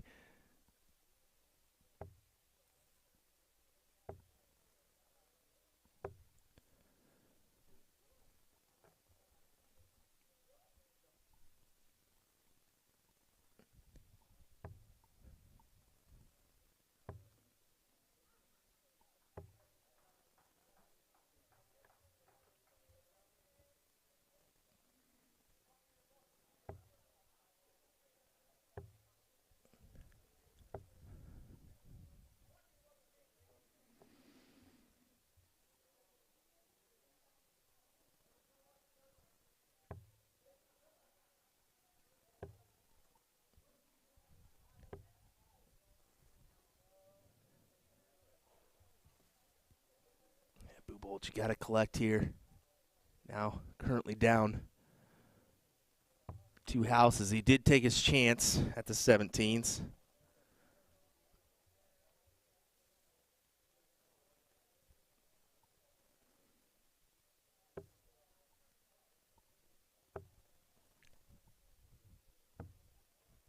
Oh, how about that from Kessler? Taking the shot at the double 16 there.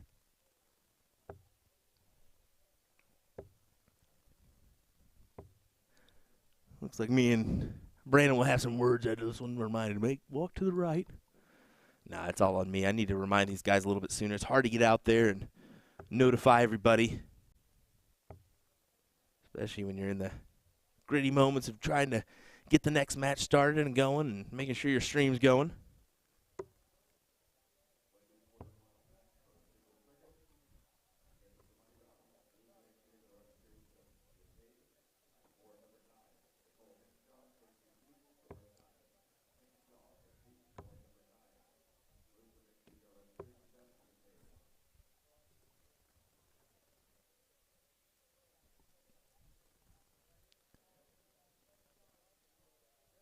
Trevor's getting an opportunity here.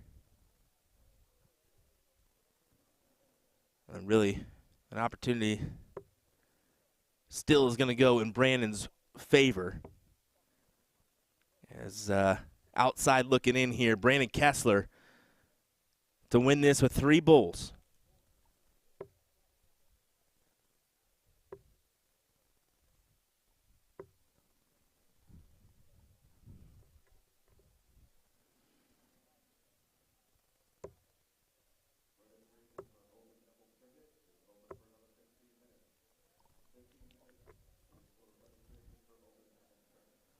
All right, here's Kessler, needing 1.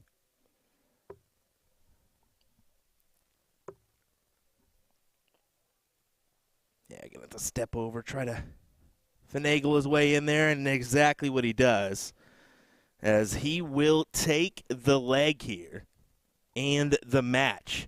That's gonna set up a potential matchup with, let me update this. Looks like we potentially have a little hold up here. Let me just check. Yeah, a little hold up indeed, as Jared Leedy's still waiting on Jacob Johnson or Dean Gherardini to see who he's going to play. So we'll see what we've got coming your way here next.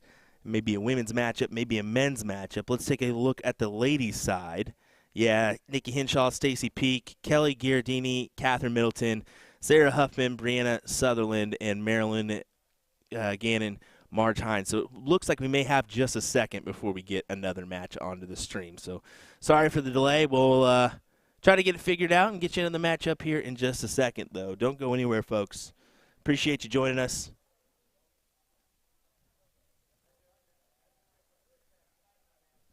We will be right back.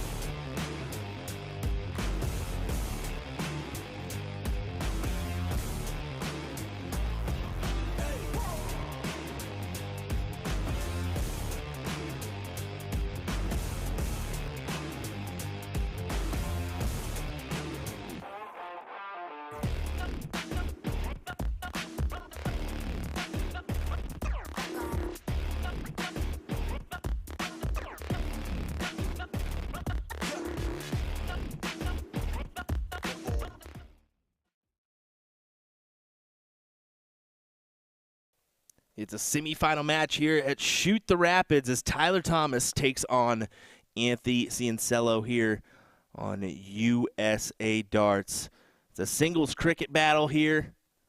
We're going to find out who comes out on top and advances to the final in just a moment. Some good action has been coming your way here. Brought to you by the Grand Rapids Dart League. We appreciate them having us on site to bring you the streaming coverage this year.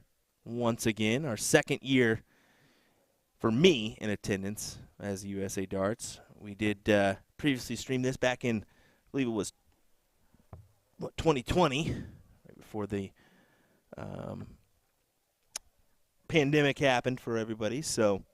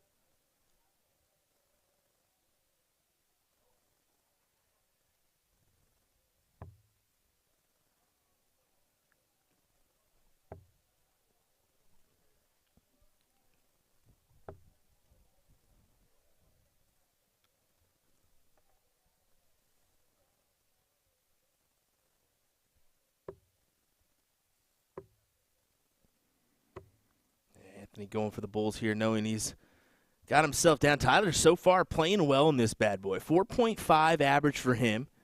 The 54-point advantage. Just keeps on a trek, and look at that smooth motion for him. Playing well here.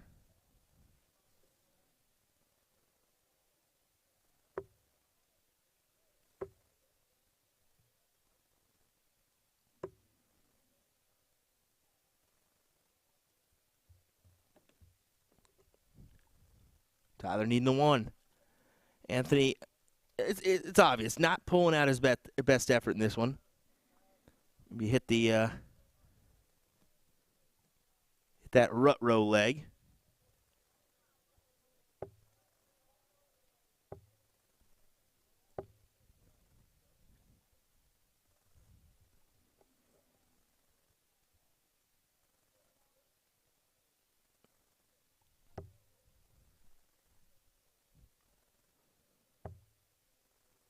Tyler trying to put one right on top of that second dart. Does so. Is that a big triple? It looks like a 5 mark. It is a 5 mark. Good shot there from Tyler.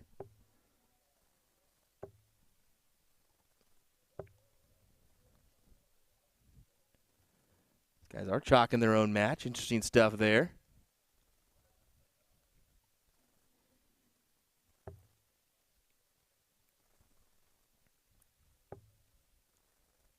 Back down. He will look back down and he'll collect. Big 6. They forcing the hand of Anthony here. But back to back, big trip. 20s over the 18. We've got a match, ladies and gentlemen.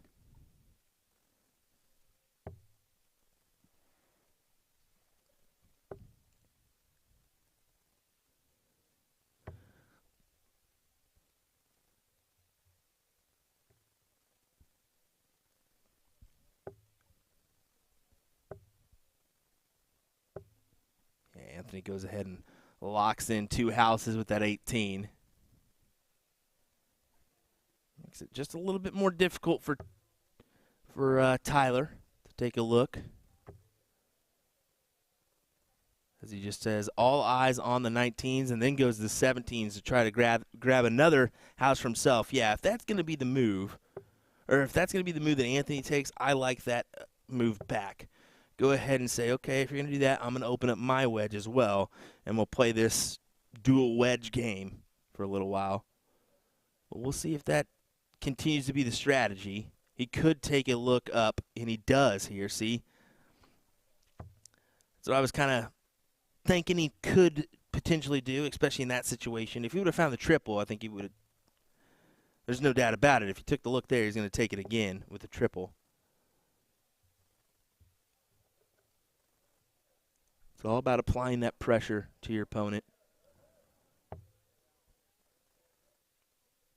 And I can't fault him for at least trying to get rid of this wedge because that is the bigger number. Let him play with the 18s all you want, but that 20 can be detrimental. Oh, wow, what a shot there from Anthony.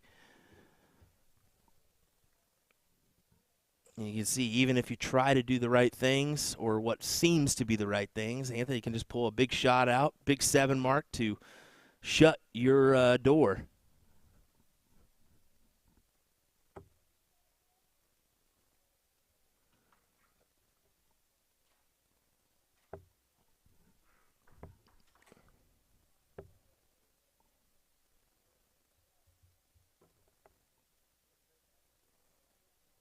We got Dan saying, come to Syracuse Open February 16th or 18th.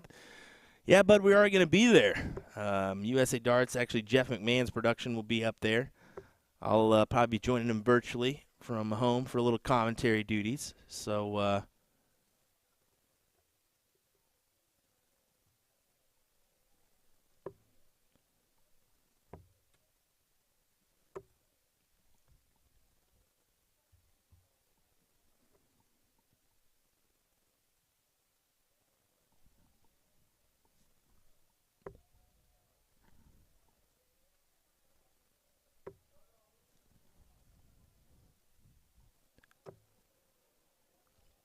Tyler does grab 3 bulls.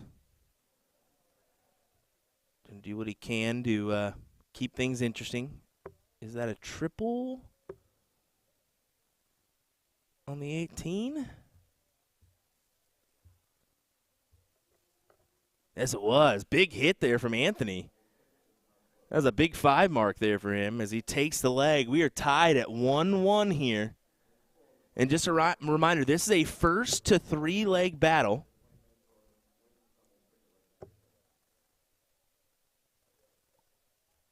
Being that this is a semifinal matchup.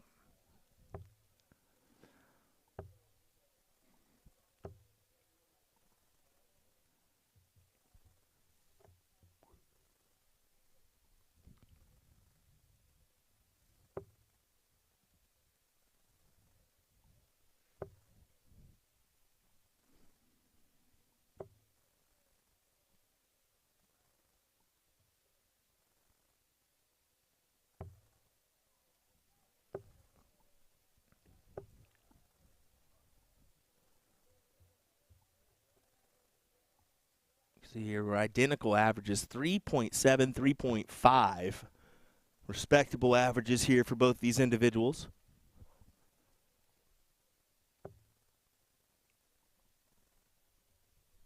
The 7 mark, it looks like it. Yes, it is.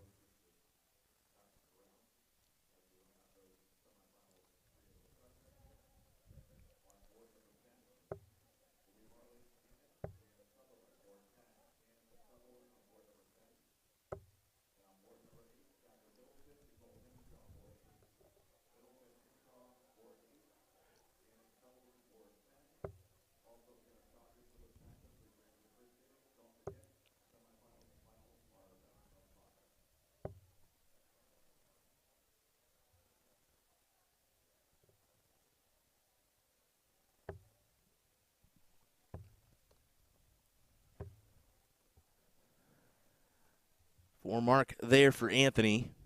Opens up the 17s. He leaves that 20 wedge open, though. Tyler can take advantage, and he does so with the points before going back, or going down, taking a shot at the 17s, and then back up. So with just a single mark here on the 17s, Anthony should go ahead and get rid of the 20s. He does so in the reverse fashion. Either way, just go ahead and get rid of that bigger wedge.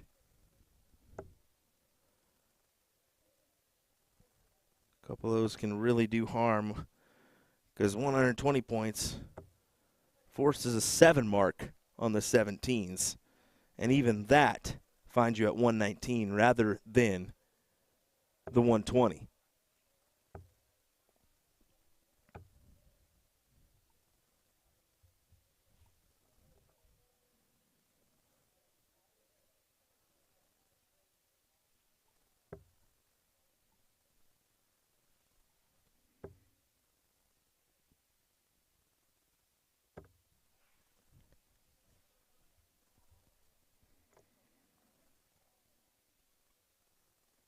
Just the trip 15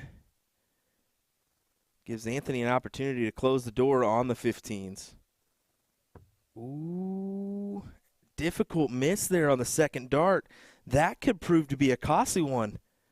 We'll see if Tyler takes the advantage here. He very well could. 2 17s to close. He's going to take a shot at those 17s, and why wouldn't you? Just go ahead and take the advantage away. Although it's small, it means something. Anthony now has to hit a double here. He does. He's going to, do you stay or do you force the hand? He stays for a 5 mark on the bulls, and that's where things get tricky. Do you go ahead and take the 15s and ask your opponent to hit 3 bulls? It's, you danged if you do, you damned if you don't. And it proves that Anthony makes the right decision. He just needs the single 15, and he'll grab the leg. A 2-1 advantage for him. And wow, big 5 mark on the bulls to really set that one up and put him in the driver's seat after a break of throw. And you can see he gets the start here in this one with our alternate start format.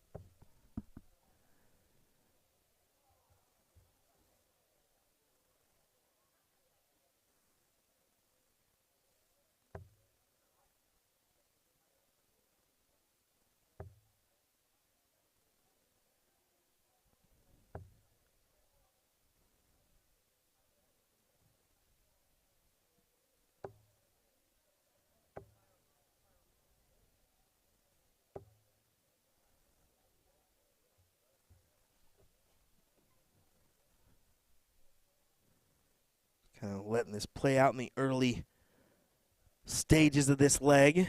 Tyler does hit a big triple there to go to the 18s.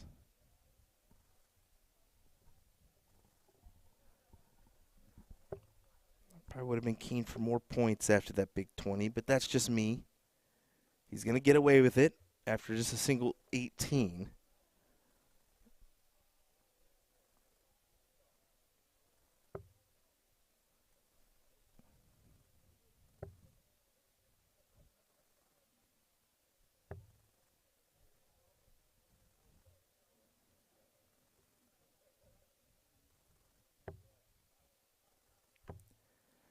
Wondering if this one's going to be difficult to work around. No, he splits the uprights and puts it in with the third. Especially with the placement of that first start. It's kind of just hanging over. But proves that he can collect at the end of the day. So 110, 114 match now.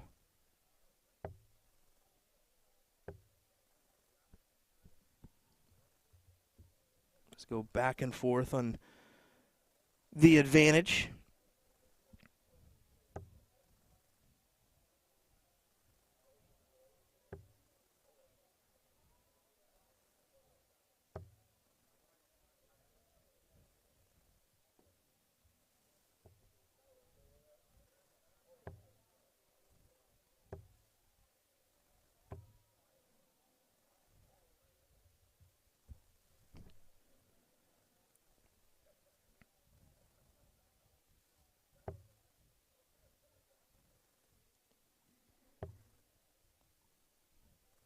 Tyler would love a triple, gathers it. Good for. He needed that, or else he was in a detrimental position.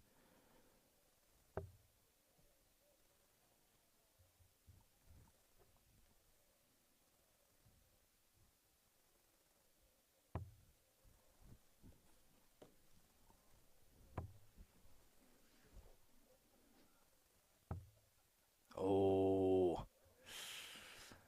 He does manage to close out the 17s. But, yeah, I don't mind that play there from Anthony. Ooh. Now things get interesting because if he would have hit that trip 16, it's a great play. It'll force Tyler to the 15s, but we'll see. He's going to go attack these 16s here. Even just one is okay. You just can't put it into a neighbor. That's what he gathers. 3 to close the door. To make sure that Anthony cannot point on that. He's going to have to waste a dart to close that potentially. And he does it because, really, after that first dart, he couldn't. So that's 15 points on the board for Anthony. But Tyler now has that advantage. But it's just a matter of how long does he have the advantage. It's the game we play here. It can shift one way or the other in one throw or two.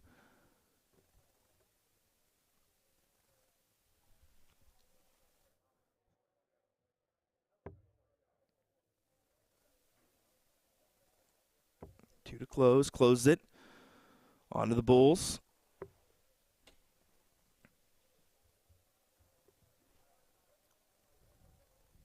Anthony did hit a 5. Can he hit another one? That second dart was a great guide. He had room to work it in.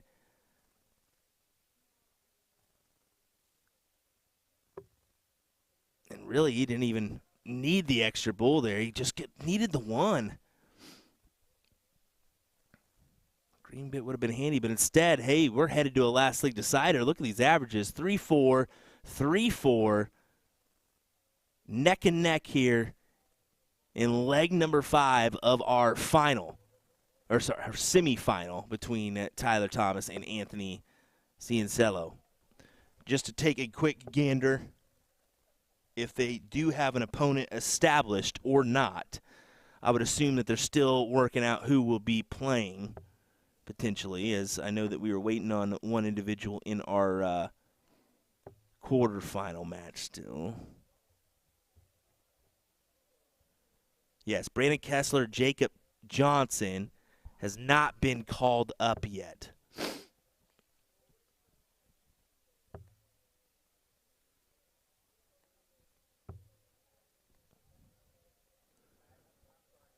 For the ladies, it looks like Marlene Gannon, Brianna Sutherland is your semifinalist, and then Catherine Middleton, Nicole Henshaw, Nikki Henshaw is your other semifinals. So a rematch between yesterday's 501 finalist and Catherine Middleton and Nikki Henshaw. And that's happening on board 10 and 8. So really kind of all in the same position here, which makes it a little bit more difficult on the streaming aspect, is we're going to miss a match here and there. Wish we could get some more ladies on the stream here.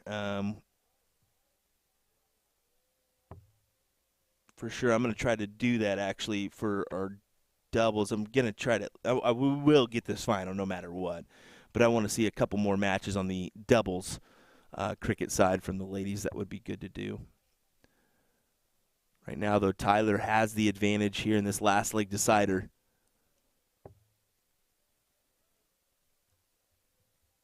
He's got that 2 wedge advantage. But for how long? Can he hold on to the lead?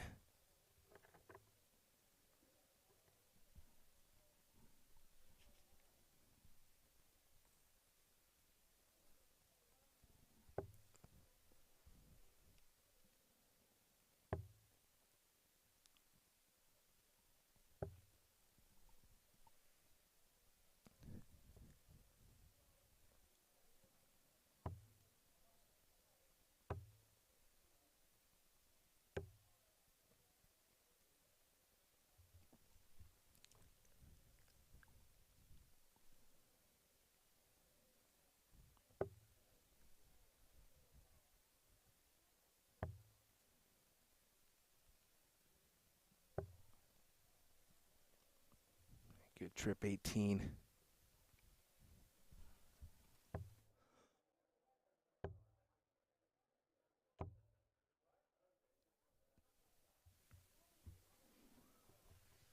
All right, Tyler should just go ahead and attack the 17s. Get rid of this number.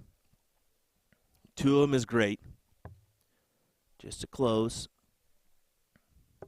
Gives you that option to point with the last, and that's exactly what he does. A big triple 20.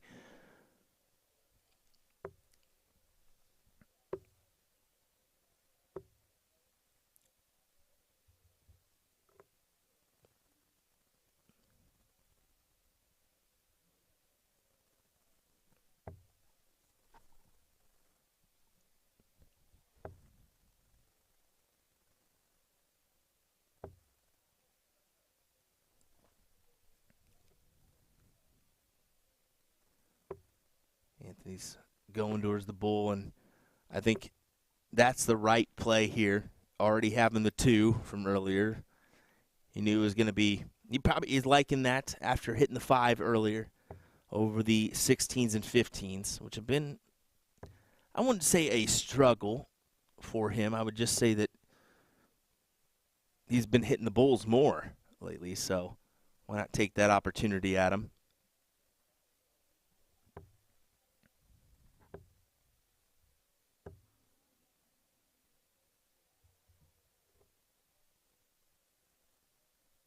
Interesting play there, taking the 15s as well. And Tyler's just going to go ahead and take him out. Yeah, I don't know about that, but Tyler for the win. Tyler for the win. Ladies and gentlemen, how about that? He ends it with a 6 mark.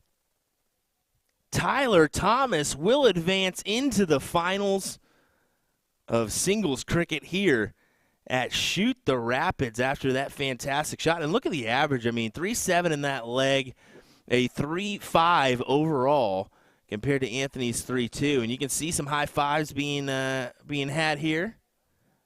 Great overall shots. Yeah, he's going to go into the final here. We'll see who he's going to potentially play, as we'll find out that information here shortly, folks. Don't go anywhere. We'll have another match coming your way here in just a moment's time. That was a good one between Tyler Thomas and Anthony Ciancello. Hope for some more action just like that to come.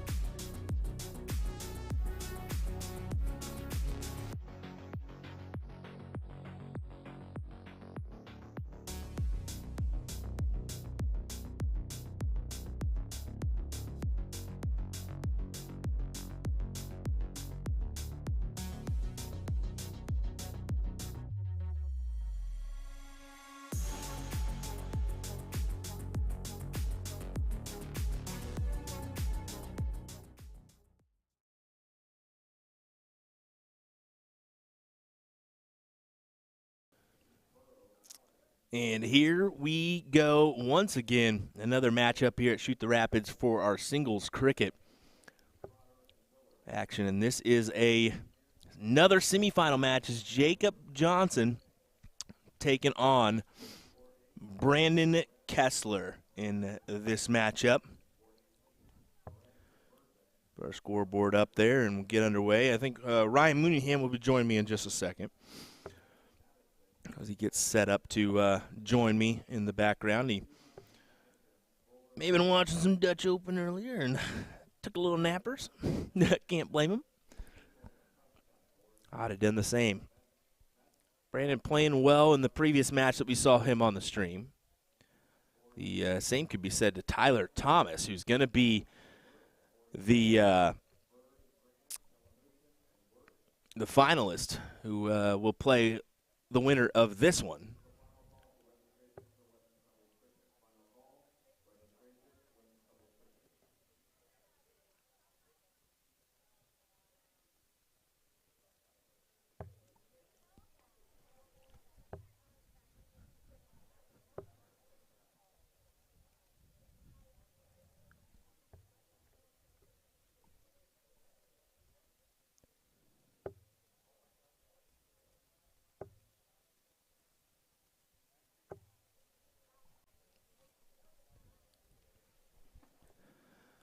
Have a back and forth battle here on the 20s and 19s, it looks like, for a minute.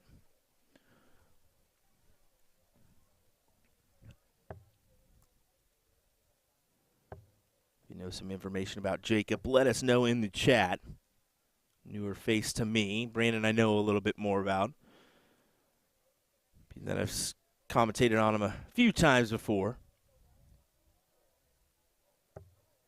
Yeah, great shot there for him. Good 7.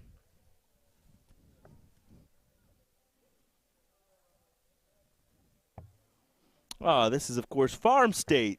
There we go. I do see that name every once in a while on Facebook, so.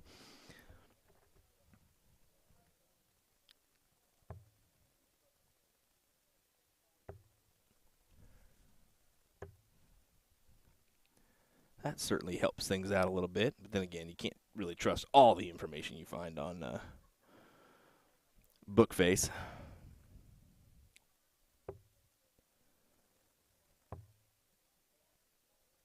Looks like he's from Redford, Michigan.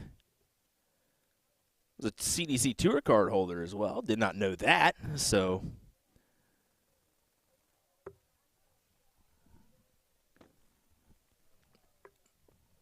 it's pure stupidity on my part, let's be honest. Does look like Ryan's in the background joining me, so let me go ahead and get that set up here to where we could potentially hear from him. Make sure we're good. Ryan, do you got me? Hello, hello. Can you hear me? What's going on, buddy? Thanks for joining us. Just hanging out. Got up early this morning. Watched the Dutch Open live off their stream. Watched a family member of mine play. Yeah, I would say so. A couple of your family members over there enjoying the action. Some great darts being played over there at the largest open dart tournament in the world, if I'm not mistaken. Over 4,000 entries for the men, over 500 entries for the ladies, which is great. It's crazy when you sit there and you watch the tournament. I watched it from the men's and the women's side, and they play at 5,000 and something. And I watched them play down to 128. Took them about 6 hours to get there. Over 200 dart boards. Not 200. Yeah. Staged area was 6 dart boards and 96 dart boards behind the bleachers. That's insane. That's a big, big dart tournament. Let me tell you what. Can you imagine the space needed to hold that bad boy? So, kudos. My understanding, it's a maze. And they do put the para darts in one area, the men's darts in one area, and the women's darts in one area, except for the stage section. So you got to pay attention to what you're doing. There is no doubt about that. Congrats to I spoke to Tori Kuesh, who ended with a top 16 finish, so wanted to congratulate her. Nice to see her getting back into form. Jacob right now eyeing the bull. He knows he's got a job to do if he's going to hope for a finals berth. Right now, Brandon just needing the two bulls to take the 1-0 advantage here in this leg, Ryan. I've been keeping an eye on this this tournament quietly in the background. I spent all my time, of course, this morning doing what I told everybody I was doing. Yeah, I think that we're definitely missing a few people from last year. I know Jim Long's over in I said Japan yesterday. Somebody told me that. He's actually in the UK for the seniors event there. Jason Watt. I know that Trish is at Bull Shooter instead. I know her, Maria Carley, and Jason Barlow came last year, as well as Liz Tynan. I think she was scheduled to be here, but unfortunately had a family emergency that she had to take care of. So,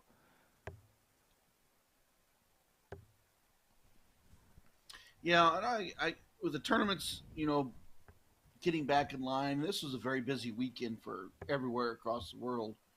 I mean, it's you got to pick and choose where you want to go. yeah.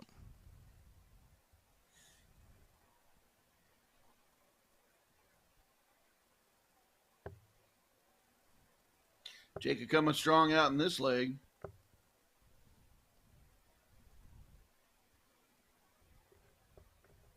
Got that 17 away. Wanted to add the 18s. Yeah, you can see he's rocking that big 4.0 average right now for this leg. Yeah, Brandon did not like Dart 2. Did not finish Dart 3 the way he should have. He should have just stayed focused and put another 18 in there.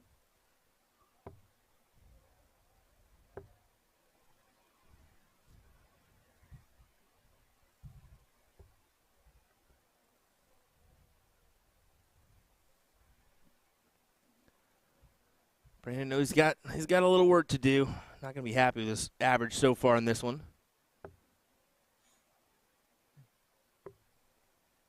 Yeah, going for the Bulls now.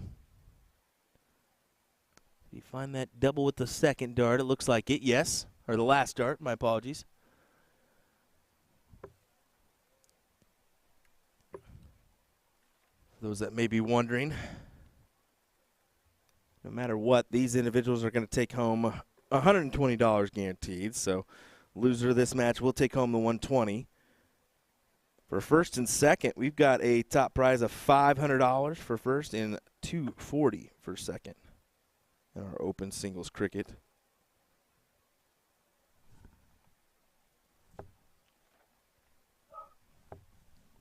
Once again, this is a $10,000 tournament overall, and they just host it in 2 days. That's right, Friday night and Saturday is how they make this one happen. Looks like Marlene Gannon looks like Marlene Gannon is our first competitor into the finals on the ladies' side. I'm a big fan of one-day $10,000 tournaments, or 2 days total, but Sunday sometimes can be just grueling. Yeah, and it allows you to go home, spend some time with the family, maybe rest up a little bit before a Monday work day. As Jacob did go ahead and win that last leg, it's a 1-1 scoreline here. Back on the ladies' side, Catherine Middleton, Nicole Henshaw battling out our Weenie singles 501 players yesterday, battling out for a spot in the final. So that's interesting.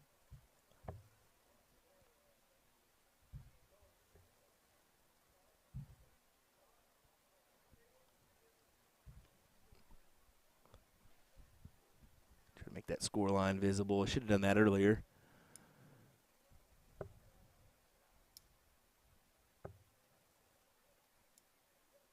Kessler not liking that turn. Coming out of that first leg, red hot, but it's Jacob Johnson in leg 2, now pushing in leg 3.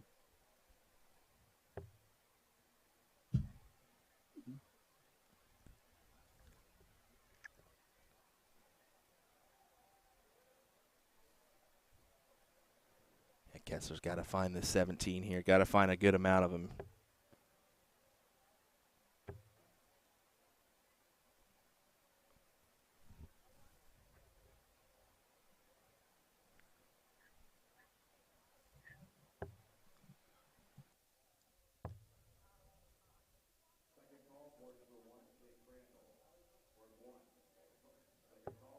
Big shout out to our tournament crew working hard in the background. Here's some board calls being managed here as we've got a really a two-person crew running the station, and then we've got numerous others running the cash register, the raffle prizes, and all that good stuff too. So really, Grand Rapids Dart League knows how to organize and make this one work.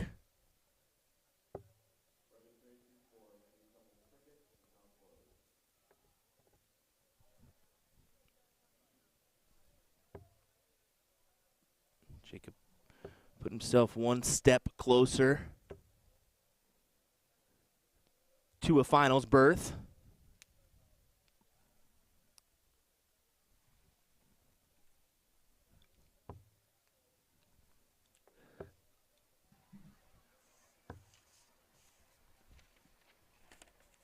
Jacob in the driver's seat. Kessler has got to work that 15s, get himself back in this leg. Yeah, I feel he's got to need at least, I would say 7 of them would be handy, but he's going to move off that, take his chances. Well, it's a good third dart. Yeah, great third indeed.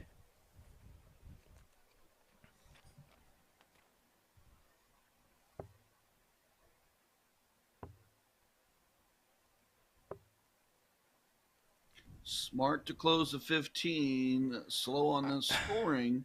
I agree, but here's the Kessler's got too easy. That's what I'm saying. He's got two. He just needs a 1, 2, 3, and he's got the upper hand here. But he misses the big last. He pulled it. Wow. If I'm Jacob, I fill the 18s up. I fill it up and leave it alone. 100%. 100%. Why wouldn't you? Fill that bad boy up. Hope for a triple here. Grabs a triple there. Great shot from Jacob to steal the advantage.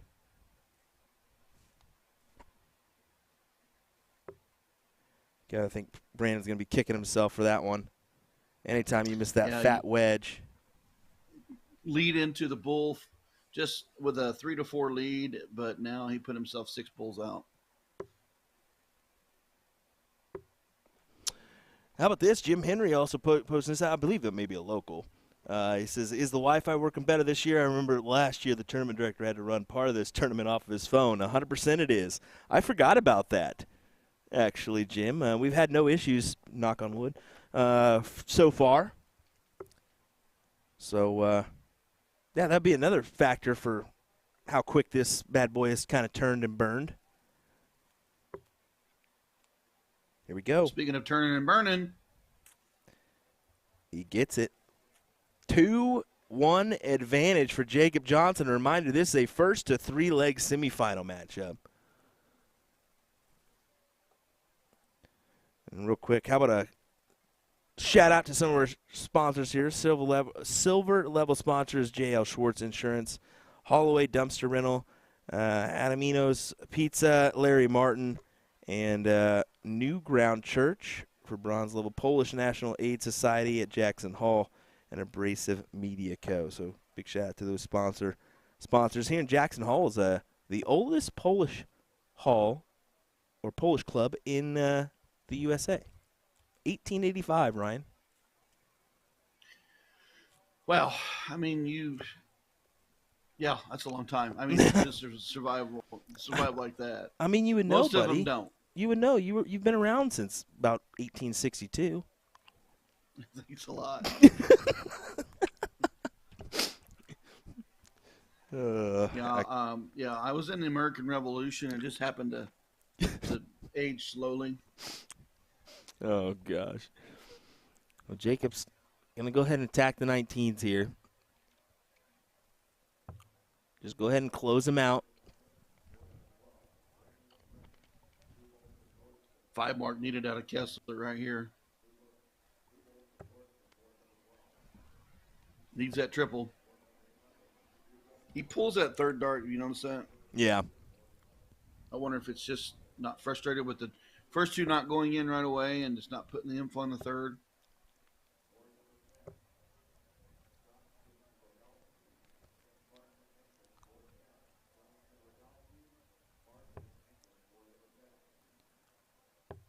Kessler's wants to grab that triple bed, and he just can't seem to find it. He is 1-5 mark away from taking the lead. Johnson's one giant round to put him out.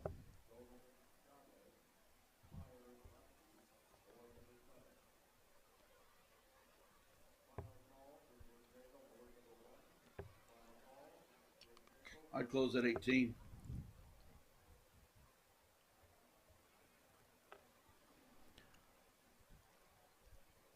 Yeah, I don't think you can leave it open for much longer. I would have closed it, and then that would give me even if he went 3 fats again and closed my 17. Yeah. That could flip the 16s on a 4 mark.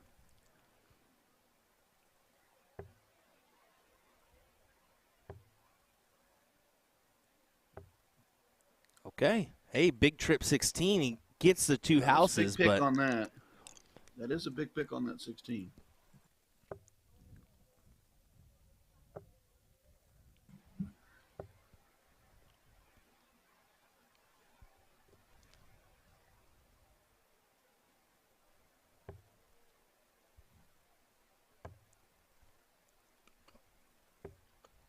oh, how about that play, Ryan? Does he realize the 18's still open? Well, I think it's a trap. I think he set him in a trap. You got a confusion spot going on right there. What? Now that we've seen what he's done, he's hung him out to dry on the 18s. How about check that 18 off and close the bull, and then it's just a close race. And this is the perfect example for those people that say there's no strategy in cricket. This is some strategy, folks. Oh, he pulls that third dart again. Did a strategy bite him in the butt here? We'll see. This is the semifinals, folks, for those that are tuning in and asking.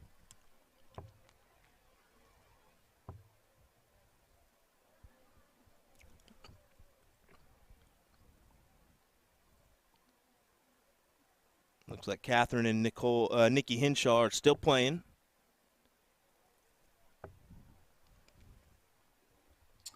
$740 Nicole, Cat $695. Oh wow! That's what that fourth leg is doing. Oh, so it's fourth leg. Who's up right now? 2-1 Nicole Hinshaw. Okay, appreciate that input there, Ryan. We knew that was going to be a battle. I really thought we may see that one on the stream, but it was already called prior to our previous match ending.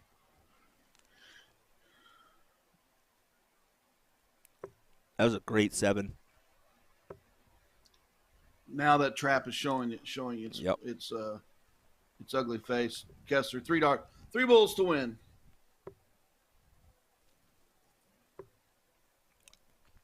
What a play by Brandon Kessler. Good strategy play. Caught Jacob off guard. I think it did. I think it caught me off guard for a minute. I was like, okay. Once he threw in that big trip 15, I was like, interesting, but it proves out to work in the long run. And he'll get the start here in our last leg decider. Now, that is big.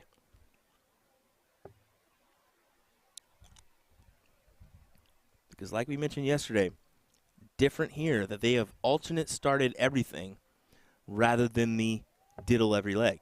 So that speeds up things as well. But it can cause some interesting things to happen. Yeah, once again, I think that gives you an hour in your bracket. People don't realize what the cork slows down. Yes. What happens if you win the leg and you got a cork? Usually you'll go back, get a drink, catch your breath, think, okay, I got to have this cork. But if it's alternate start and it's your start, you want to get up there and get going. It's little time frames like that. Nicole Hinshaw has booked her ticket to the finals.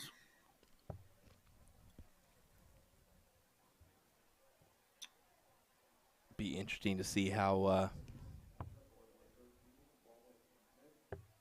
they do that final for us.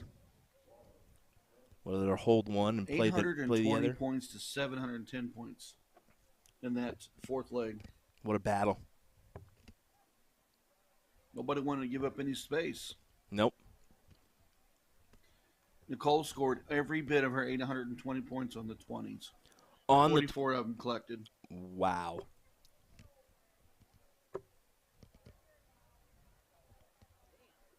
That's interesting.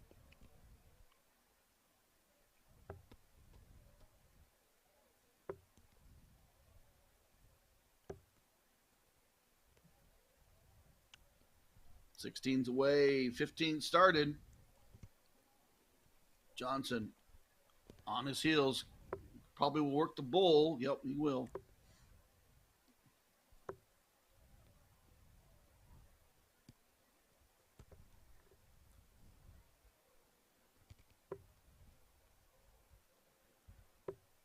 Yeah, Kessler, you can see he's trying to take that out quickly before going down to the 15s.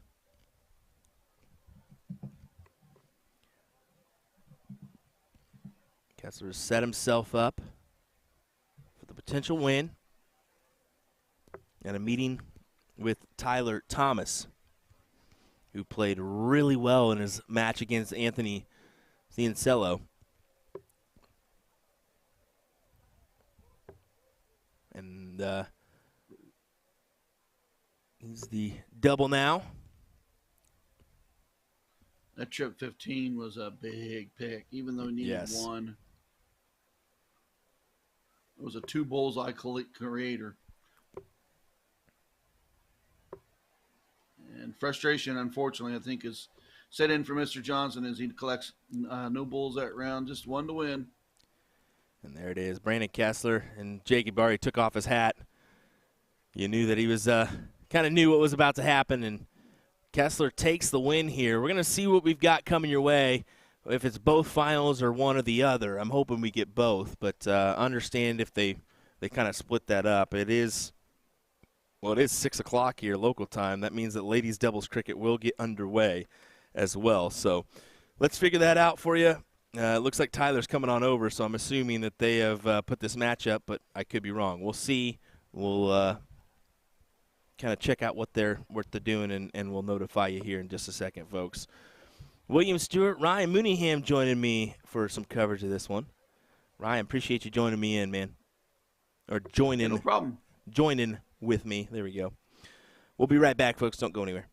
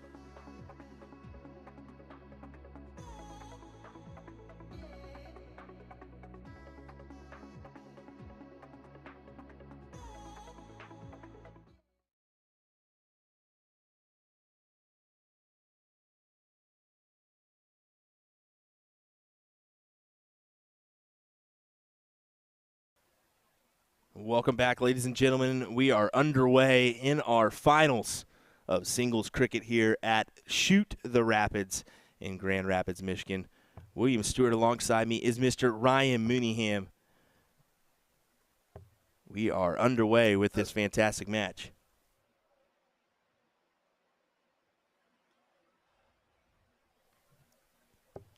Tyler really played How many well. entries did they?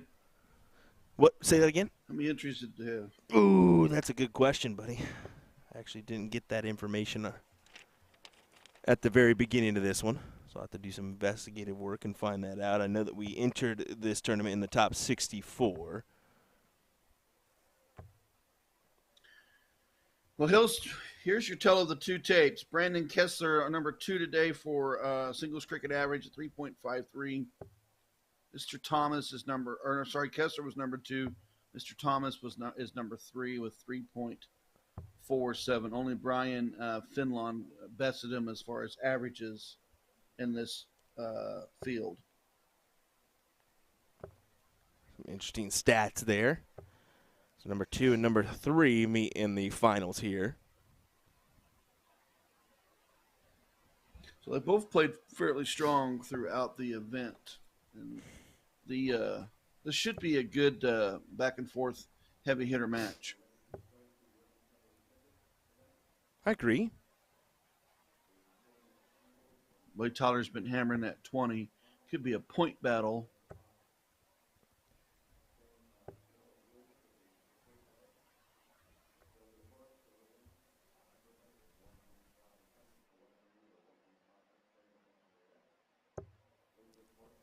Yeah, like I was saying, Tyler really played well in the previous match. We saw him on stream with Anthony, beating Anthony along the way.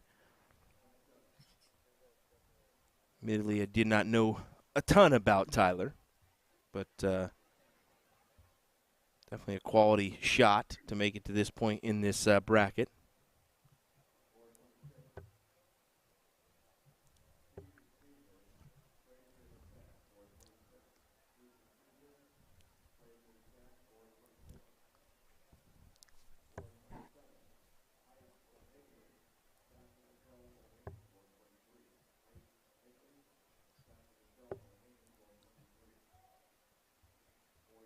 Ooh. Yeah. Nothing on the one on the 17 goes to 20 for points and just doesn't connect. Moves up too fast to the board. Well, Brandon, unfortunately, needed at least a 4 mark there to really take the advantage away and take the look at the 20. But elected to do so a little bit earlier than I would have. Get rid of that 17.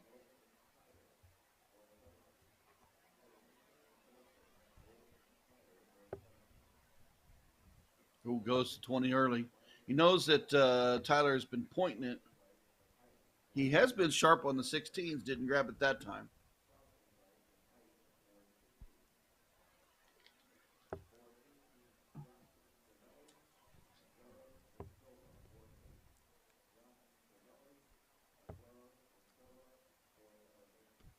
Shout out to our chalker there, as well as all our sponsors.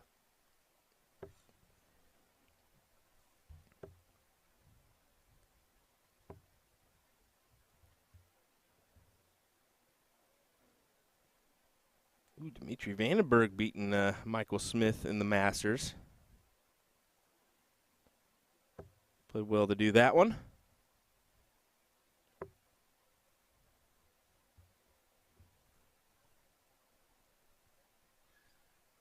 One more 15 straight to the bull. Kessler trying to stay in the leg.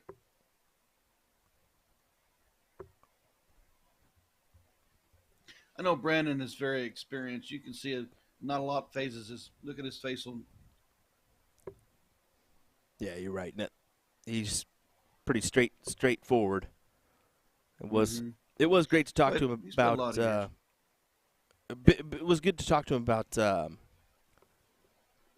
WCS as well, and kind of what his opinions on that event and the pressure that is added on the male to fill in and participate in that one. So it was kind of cool to listen to that.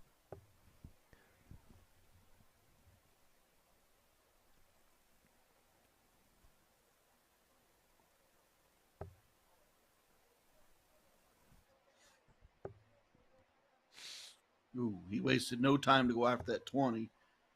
Didn't connect, but back to the 19s.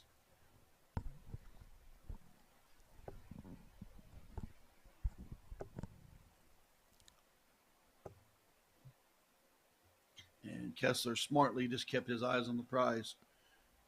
Tyler's going to point me. Well, he's going to have to chase me.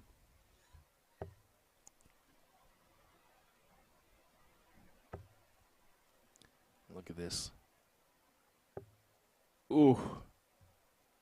Neighbor away from a close there.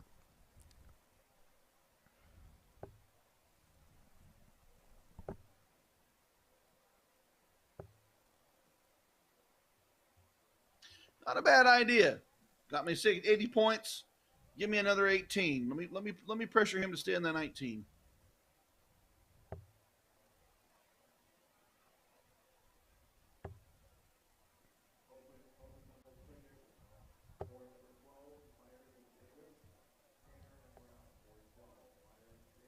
Nice big 5 there.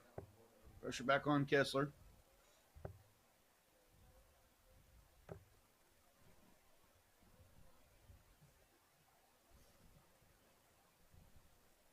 See down there, a reminder, 1-0 advantage here to Tyler.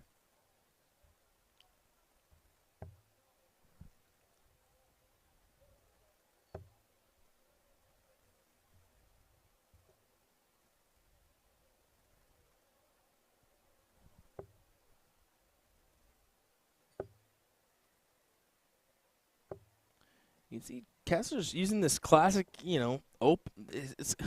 I consider it soft tip strategy being utilized in the steel tip game on the cricket side. That's just how I've kind of considered it, but open up the other wedge rather than trying to close your opponent's number.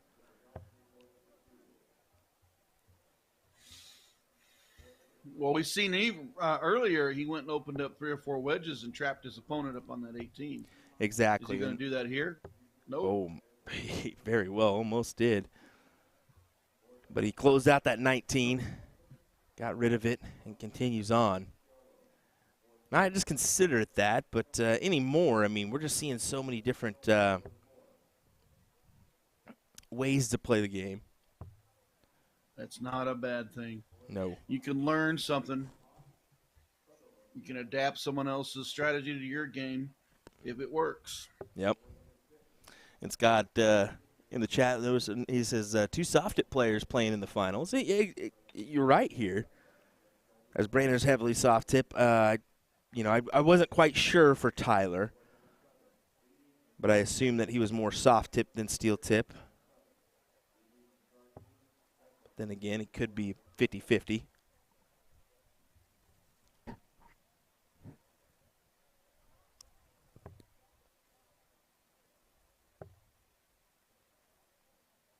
Kessler attacking those points, grabs hold of 6 of those 18s.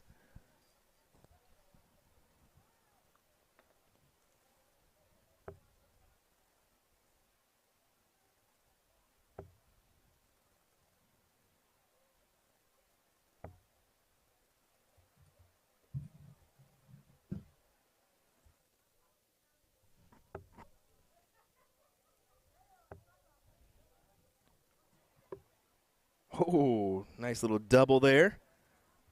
I was going to say triple-double, bam, bam. On his heels. Got to fill that 15 up.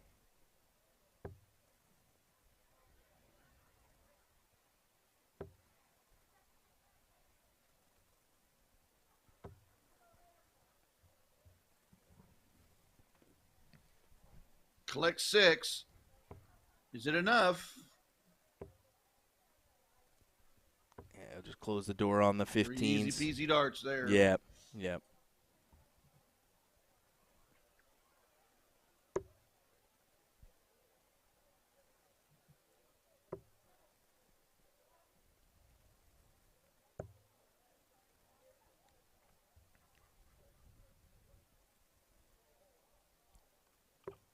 Kessler just need the 1, grabs the 1. We are now at a tied up scoreline, 1-1.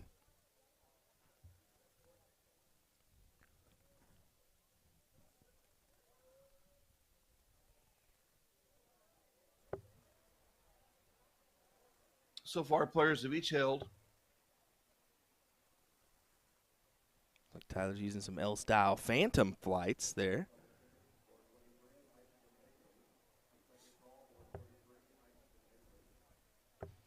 You can see Kessler's using some fit flight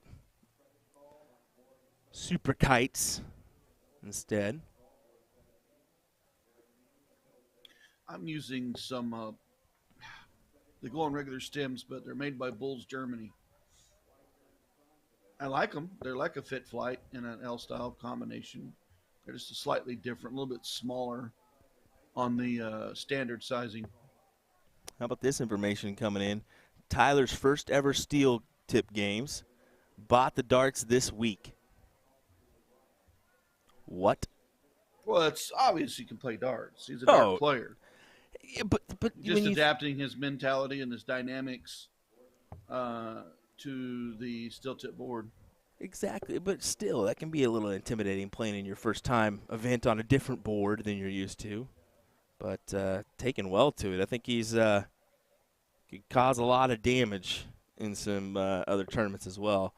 Currently rocking a 3.8 average overall, 4.0 in this match, or in this leg.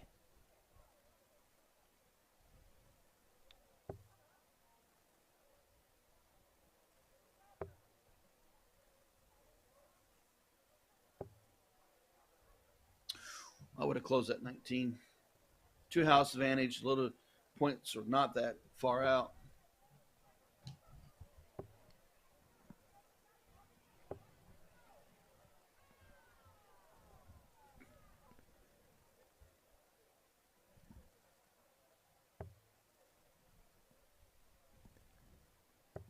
Tyler does take advantage of those 19s, grabs them.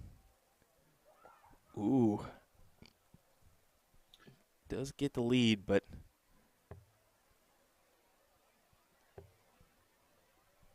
Kessler needs the triple. No.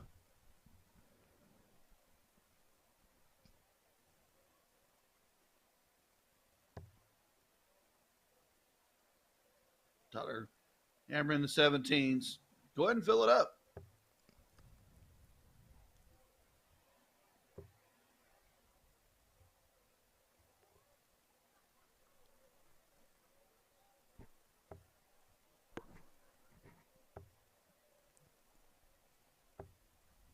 Ooh.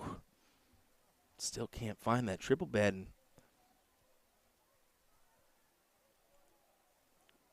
Yeah, that's where strategy comes into play. You got to think the trippers are not falling. What am I going to do to put my opponent to thinking about this game, maybe put them on their heels?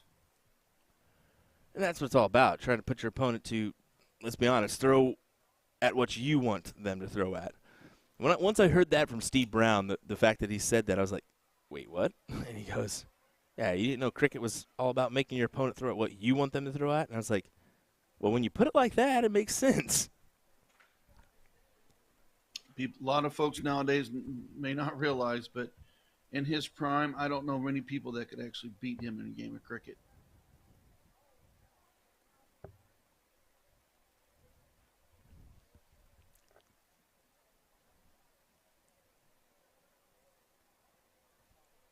Kessler, interesting spot here. Yep, he does go for it back to the 15s. Interesting. Shows his card. Tyler, you need a point.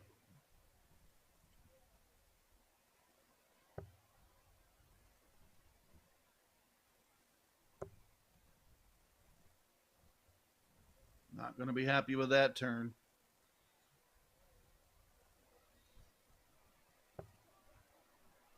You're at 17. Yes, he gets it. Big shots there Sometimes from Kessler. The big fat one's too easy. Pulls that 17 to the inside.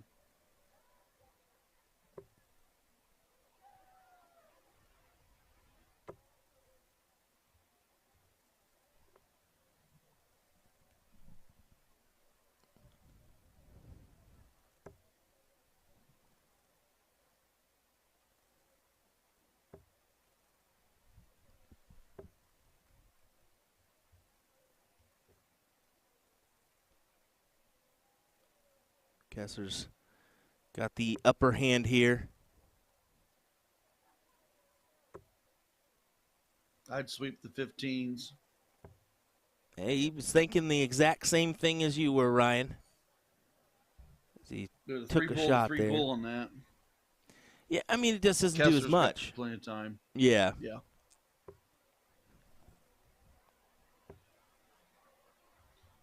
So if the 15 would have went, Kessler misses on the bull, 3 bulls to win. I mean, it's strategy play. I understand what's going to happen.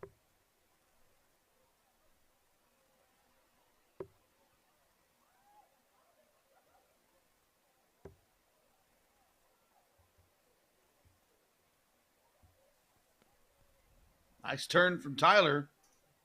Brandon needs to hit.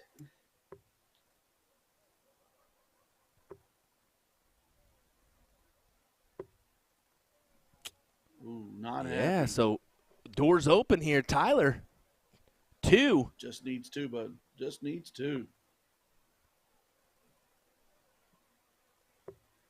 There's the first. There's the second. Ryan, Tyler is officially has the 2-1 advantage in what was really, he was kind of on the outside looking in on that leg for a good chunk. Yeah, that sweep of the 15, number 1, was good. Number 2 is when Kessler had the 15 that last leg, he didn't really dominate it like he should have. Yeah. The rope for Tyler to come back with us, and Brandon didn't have the bullseye finish. Here comes Tyler. You'll want to triple this third one.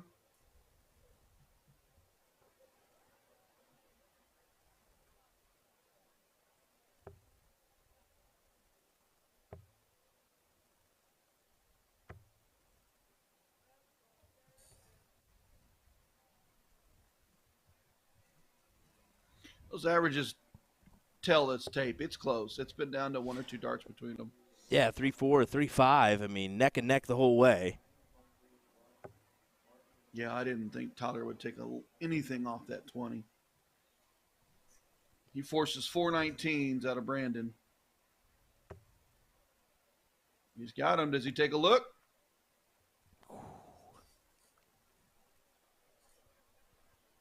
Capitalize on 2 trip 19s.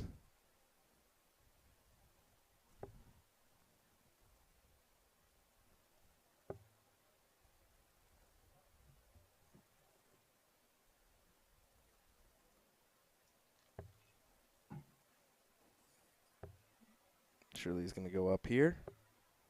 He will, and still finds the 5. Now, that transition shot for the elbow moving from the 19s to the 20s, it's definitely not coming into the normal spot where he would throw in the 20s. That's why he's pulling it into the 5 so much. It's kind of like locking and loading. Pull the elbow up, lock it, then fire your 20. Transitional shots from the bottom to the top of the board. Players always tend to go to the inside of their throwing arm.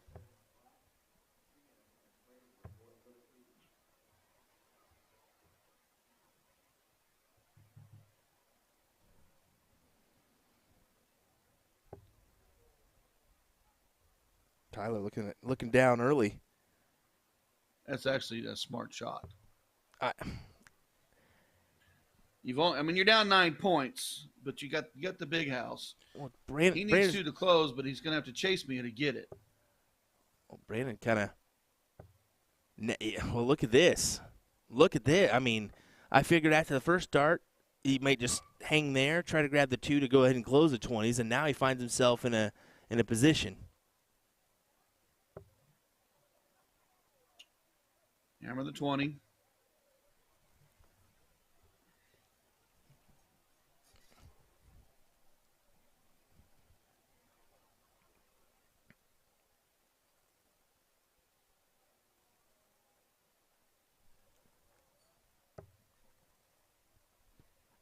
Needs a triple.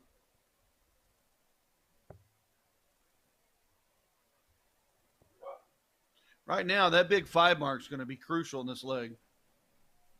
Who's going to have it? Yeah, who's gonna capitalize first? Really, is the question. I mean, there's a big hit.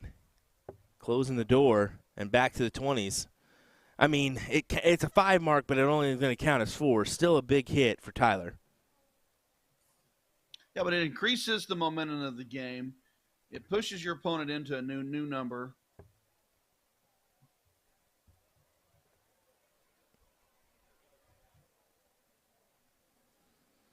Is he going to attack the 17s here? I would.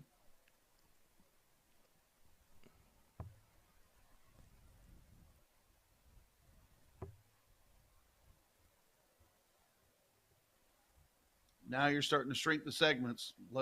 Less point value for triple. Kessler's going to need more on the 16s.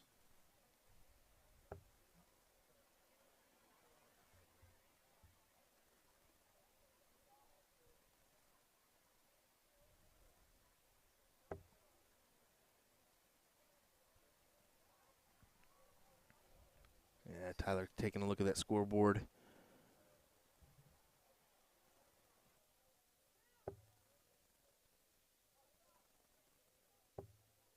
I would agree. Just going back up, try to point. Yeah, that was the right move. 57-point lead. What creates 4 16s if you even take a look.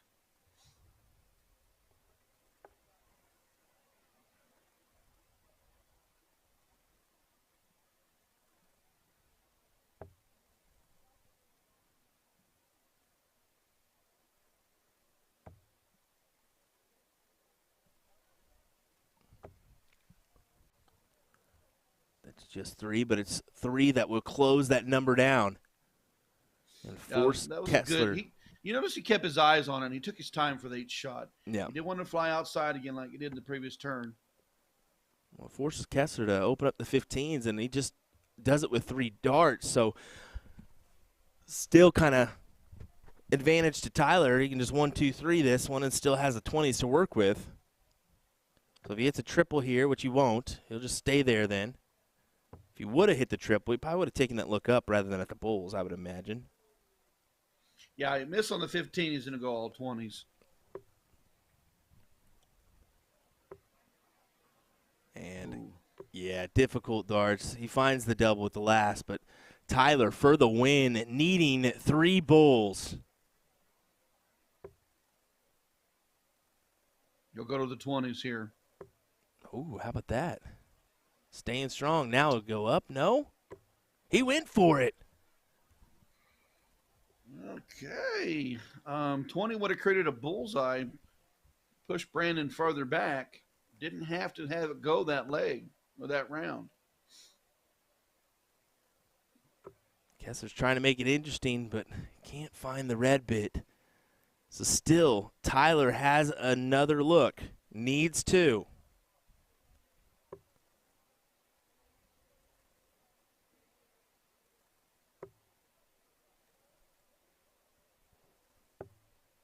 Yeah, good hammer away. That's a big turn right there. Yeah. That's a big crash.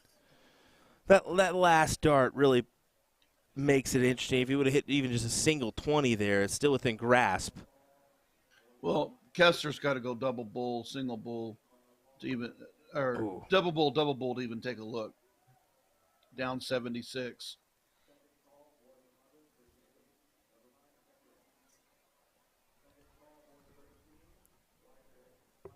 Put himself all the way over to try to work it in. Now here's the interesting thing. Unless Tyler puts in 2 20s, it's a wasted shot on the 20. You just got to go for it, really. He went up. I can't tell. See, with that single 20, wouldn't have done anything. It would just moved him up to 46 points. He was already a bull ahead. It didn't create a bull.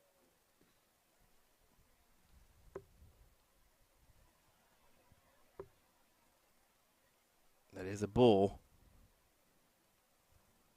But you can see he's down by 26, so we'll have to stay right there. Oh, he pulled it. Hit that red flight, flew out. There it is. And good shots from Tyler Thomas, who in his first ever steel tip tournament just pulled out a W against some people that mainly play steel tip. Congrats to him. That was some good stuff, man. I say that at the end of the match there, we dropped down to a 3-1, but most of the match we were at a 3-5 or higher. So that's pretty good back and forth. Both players controlled their legs pretty properly. There at the end, when you're playing that close in strategies, there was a couple times each player probably could have taken some more calculated shots to maybe give their opponent some more to think about. In the end, the bullseye was to tell the tape. Brandon didn't hit. He needed the bull to hit heavy. We definitely got a family member in here. Frank Thomas just says, good shot, kid. So maybe Pops, maybe someone else, a family relation, but good to see them in the chat to enjoy the coverage. So, winner, chicken dinner. And we're going to actually go grab some pictures. I need to go grab them before they wander off too far. And then we'll have Nikki Henshaw versus her opponent up here next. So 1 second, folks. We'll go do that real quick, and we'll be right back for this women's final in just a moment's time.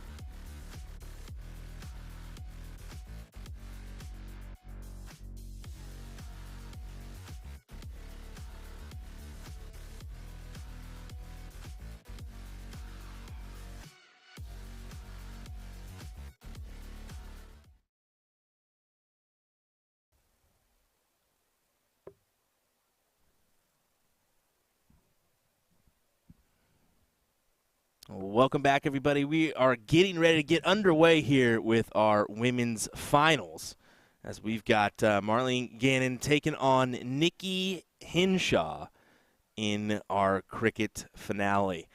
William Stewart alongside me is going to be Mr. Ryan Mooningham. So we are ready to go here for this one. Two big trip 20. Ready to go. Nicole 6 on the 20s to open the game.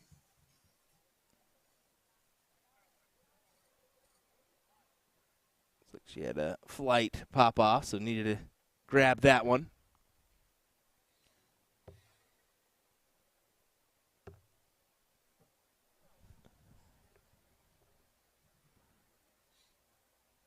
Marlene playing well in her semifinal match, coming out on top 3-0 in that one. For Nikki, she bested Catherine Middleton 3-1 to make it to this final. And Nicole's coming out quick for the juggler, back-to-back 6 marks. Yeah, Nikki's a talented shot. This is only her second steel tip tournament. She's predominantly soft tip. I did see her at Which City Open and then this one. So on the line here is $250 for first, $120 for second. So overall, pretty good payout compared to the men. when you think about how many ladies and men we have in the field. Third and fourth was $60, and top 8 was 40. So.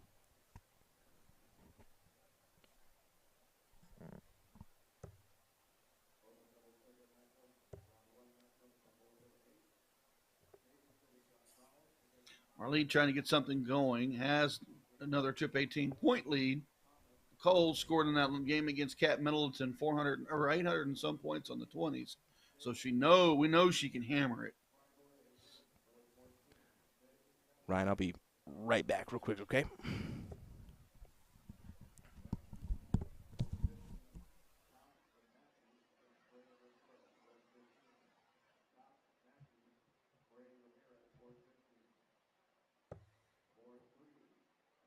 Ooh, nice big 9 mark. Trip 18, trip 18, trip 20.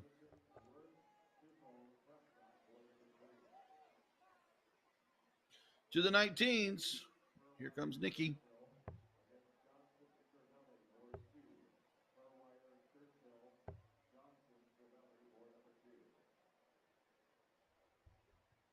Only manages to. Marlene closes. We'll look to close the 19s.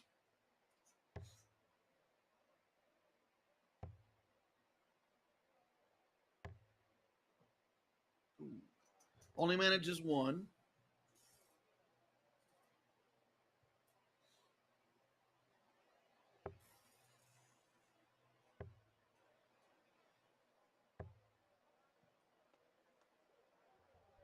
Nicole out of the gate hot. 2 6 marks. Marlene comes straight back. Big 9. Looks to close the 19. Has the point lead.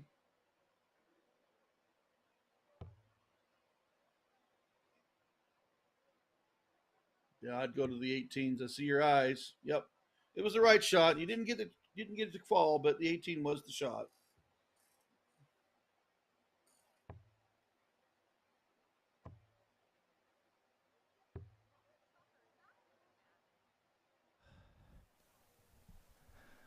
The big 9 there from Marlene, and that's what Trevor said out there. And he's like, you just hit a 9 mark. Don't listen to him. Trip 18, trip 18, trip 20.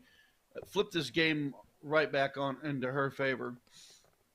Nicole's kind of struggled the last 6 starts. Marlene has played really well. I mean, she's a good shot. I've been seeing some of the score lines came in. She played well in the singles 501 event, if I'm not mistaken. Let me go ahead and backtrack to that bracket real quick, just to double I think she was a semifinalist. That's what I was assuming, but I didn't want to just say that without being 100% correct here. Of course, we talk about her, and she shows us a window. Yes, she actually lost 3-1 to Catherine Middleton in that semifinal yesterday. So top 4 finish in the 501 event.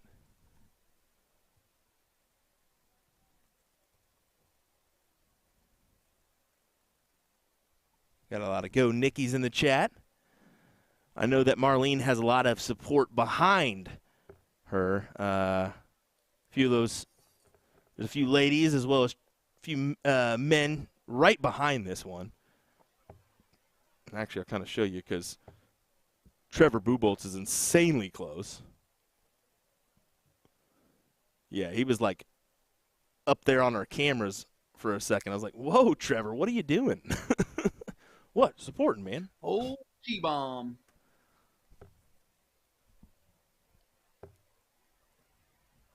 It's a good 4 Cannon. mark. 4 on the 16s. Nicole can easily close the 16s. She needs to get it to fall. There it goes.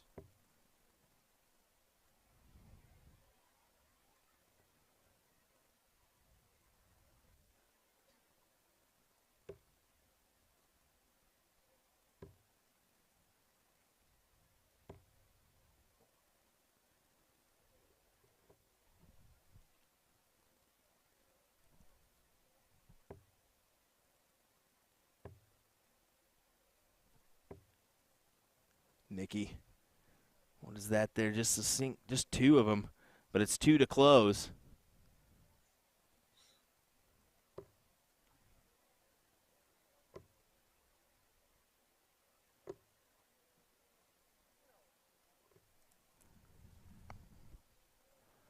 So needing the To the 3. ball. Yep. Grab the 1-0 advantage in this final. Having a lot of those. She has that one pesky flight that won't stay on for her. I was just thinking the same thing. She's got that one dang flight. And, I'll say this. For as much as the folded system has kind of taken over some parts of the game, we're starting to see or molded system, we're starting to see the folded flights make a resurgence as well. Am I wrong in thinking that? It's expense. That is a truth. I can buy 12 sets of a folded flight for the price of one set of the molded systems. We are starting to see those durable, cheaper options. The K-Flex and the Q-Sol and the Winmore Fusion ones. But at the same time, yeah, we're starting to see more and more of the folded as well, which is whatever you fancy, whatever works for you. There's so many different flight options as well as shapes and sizes that you can try.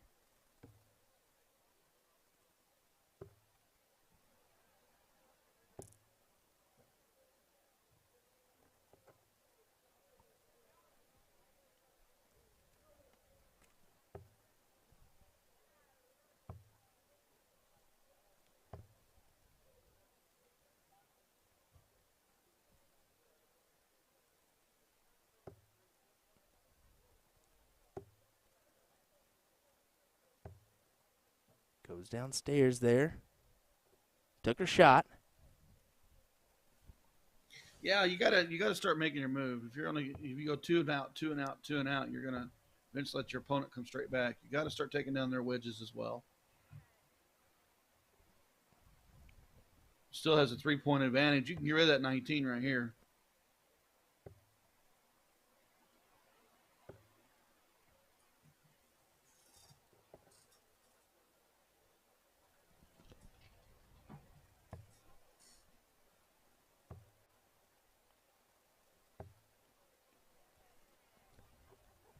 Nikki having a laugh while she's up there. Definitely wanted more. Gannon, I would go ahead and attack the 19s here. Get rid of them.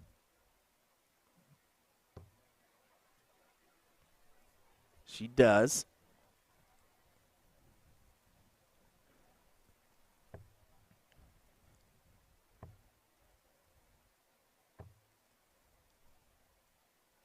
Nice big 5 on that turn.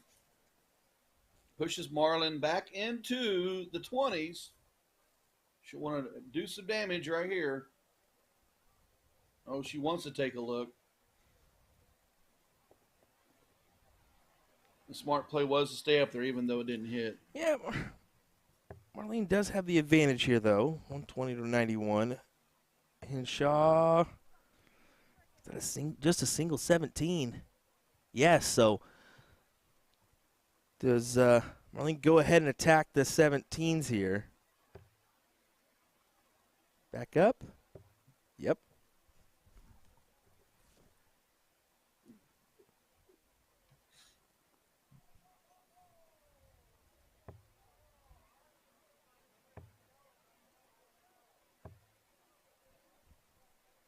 She has a very smooth shot, Nikki. Yeah, I talked to her yesterday for a little bit, and we talked about, checkouts. We did see some unique looks or double looks from her and kind of mentioned a couple things to her. And I just kind of advised her to the only thing that I would potentially look at for her throw is that back foot.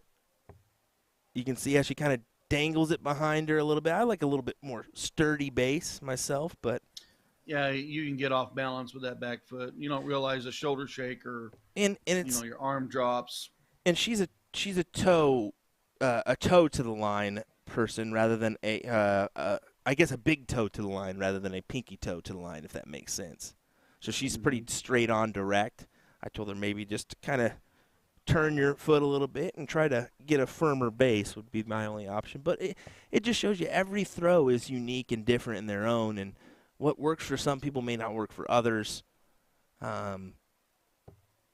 and Nikki's, I mean, it's proven to work for her. That she's beginning to take titles and potentially could take a title here. Marlin's working that 20 pretty hard, pushing Nikki back in the 18s for more than just 3. Now Marlin will go straight at it.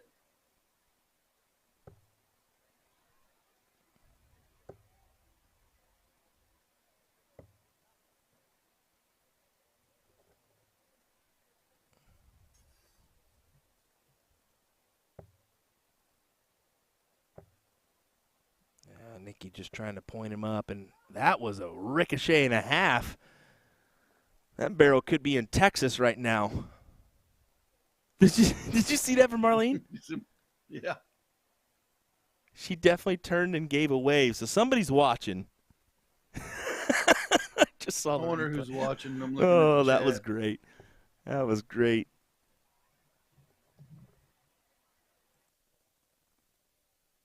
I wonder if she got a text from somebody or somebody told her in the background, say hi. Speaking of say hi, Marlinda, say hi to the 18s to get rid of them.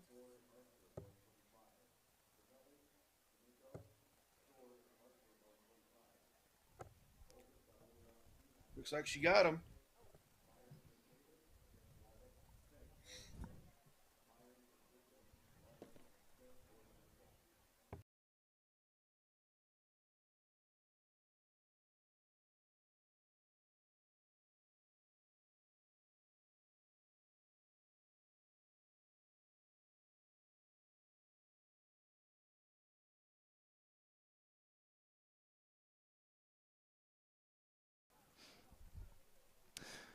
All righty, Nikki forced to open up the 16s here.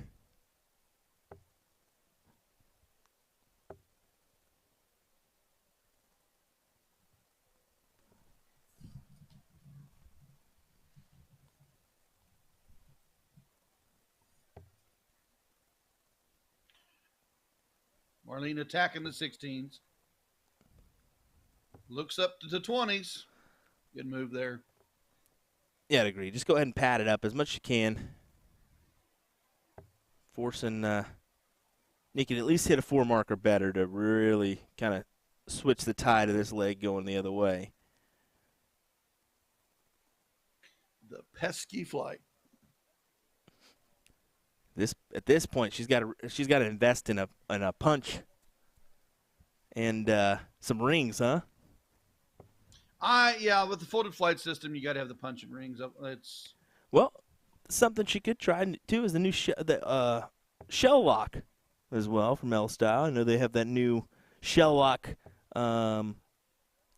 system that 180 has helped them produce at a cheaper cost. I think it's only like $20 to $25 for the shell lock system nowadays. I'd definitely look into that one myself. Does she go to the 20s? Nope, move to the 15s. 28-point lead for Marlene. Nicole's got to do some work on the 15s. Got to do some work.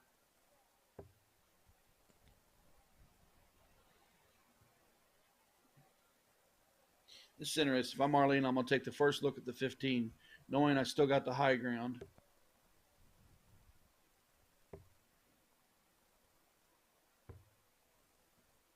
Ooh, that third dart she would want back.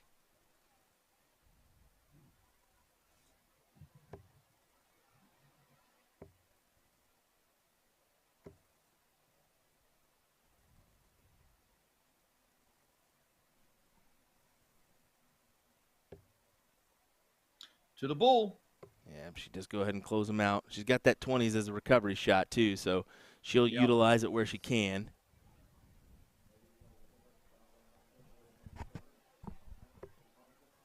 Now, if you're Nikki, yeah, I was thinking after that first dart, do you go ahead and try to take the look at the 20? Because that one was a little bit tougher to work around, although she hit it with the last.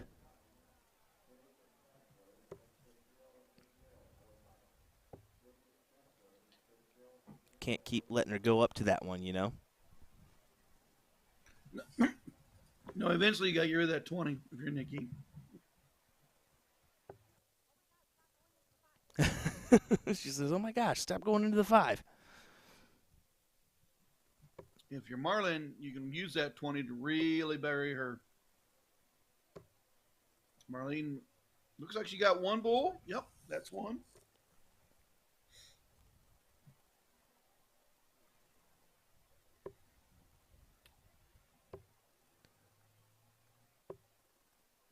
Does grab a 20 there.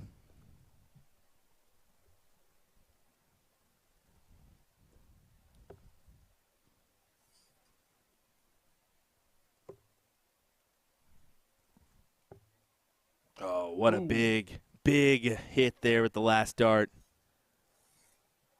Really stretching out the point margin here. Marlene's got a lot of space. She's got plenty of time. Just needs a couple bullseyes to fall.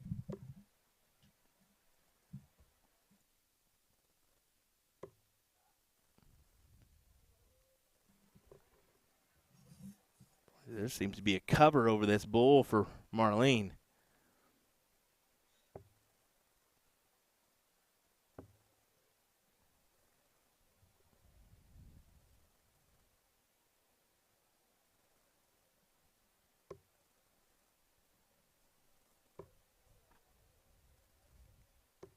There's one.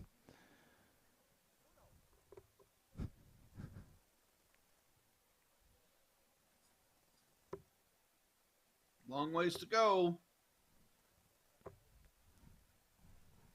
All right, one and done. Bullseye. To take this and make it a 1-1 matchup. And that is exactly what she does. Yep. Puts one on the board, and look at that. All 440 points were scored on the 20s, Ryan.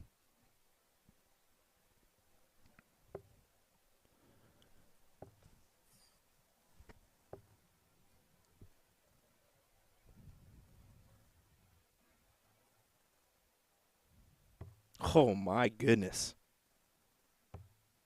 Listen to this, Ryan.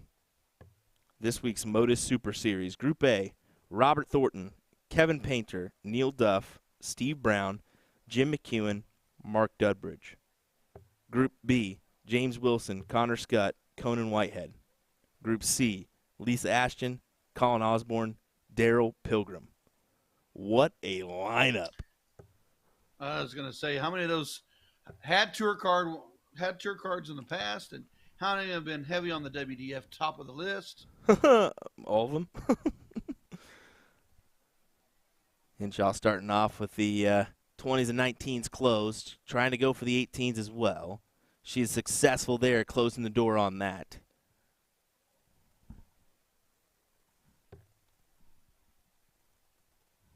Here comes Marlene to the 17s. Rattles off 5. Now we're starting to see the girls stretch into the match. It's 1-1 apiece. Still got to win 2 more. Now we're starting to see them play. Kind of a rough second leg for the both of them. Nothing was really going the way they wanted. Marlene did get it. Now they're playing darts.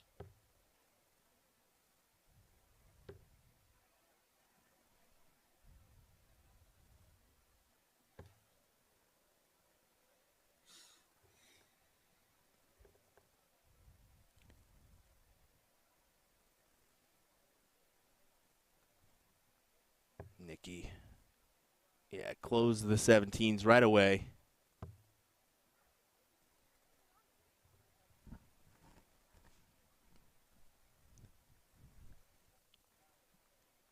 Sixteens, 15s are bulls. Kind of thinking how she wants to attack it. Yeah, she was thinking about that. She's not a real strong bull hitter. I'd go 16s.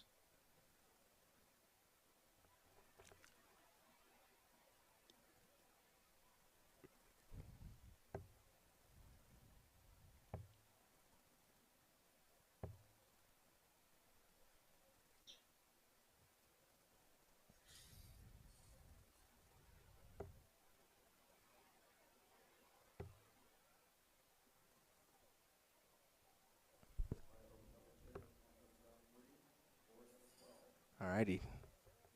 Nikki's got the look here at the 16s. Even just 1, 2, 3 is going to be fine. That's exactly what she does, and that flight pops off one more time. The old pesky flight. I'm just going to send her. I'm literally going to just send her a flight punch. Let's help you with that pesky flight.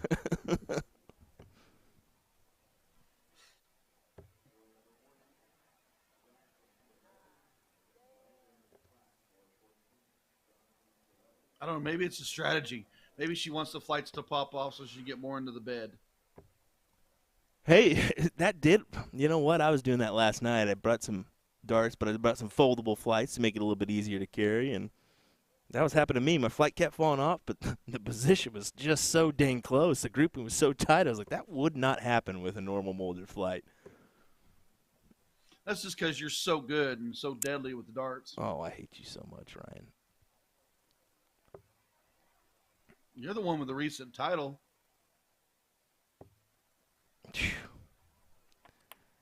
Hey, when nobody shows up, it's easy to win. Whatever. I was supposed to go, but I didn't. Yeah, don't even get me started. Double bull, Double double bullseye. bull. Double bullseye. Yep, big hit there from Marlene, but still on the outside looking in. Up to Nikki. Capitalize and close the door. And 2 successful point rounds there. Or 2 pointable those darts. Fly-offs are huge right now. With having 3 wedges open, those fly-offs can really keep you moving forward. Steven says, Will sending out presents now? I mean, if I've got multiple flight punches at the house, I might as well get rid of one, okay? The amount of supplies that I have, because I'm a tinkerer. Are you a tinkerer, Ryan? No. So I'm fully engulfed in trying something a little bit and seeing if it works for you, trying a new system out, seeing if you can better your game or not. So I've got numerous different sets of stuff that has came out. Just to give them a try. I've been on the molded flight system for, since they came out. Big fan of the fit flights with the airs, but the airs rip too easy. I'm not a real big, huge fan of the regular L style, but I do like the cami. And I'm playing with this molded flight from Bulls, Germany, called the Dragon. Oh, you may have just released some information that I didn't know about. Oh, I didn't know about that. Yeah, they Bulls come flight. overseas in a suitcase, so I usually get 5 or 6 sets. There you go. From somebody named Danny Jansen. And look at that big There's bull. a double bull to finish it. That'll take the 2-1 advantage from Nikki, or for Nikki. Yeah, I don't want to keep mentioning it, but at the same time I will. Someone has a decent potential, I guess you can, well, you're just going to call him your son-in-law. Let's just put him that way. He's pretty decent at darts. Potentially, he is the leader of the Challenge Tour right now. He's into the 128 tomorrow for the Dutch Open. I tried to look up and see where he's at, but I didn't. Yeah, he made day 2. Good. They streamed him one time, and the commentators made the comment that he was the draw no one wants, including the seeds. Wow, that's a big. He's unseeded. That's a big thing to be thrown your way. That's for sure. Nikki goes ahead and closes out those 19s there.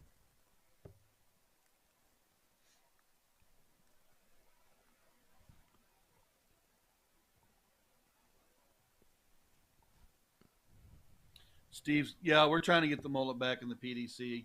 If he stays true to the Challenge Tour the way he's playing, he'll be back in with there. He's trying to make the Grand Slam and the World Championships. He also knows if he doesn't make it, he's gonna make a run for the WDF Lakeside.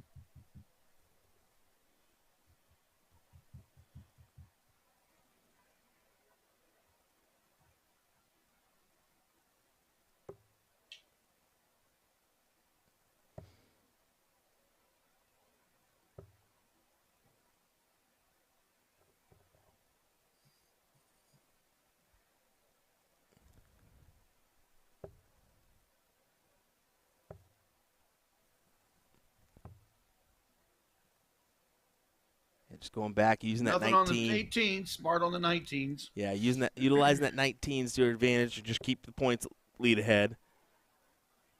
No, that 19 forces 5 out of Marlene. Marlene did respond with 4. So Nicole can either attack here or use that 19 again.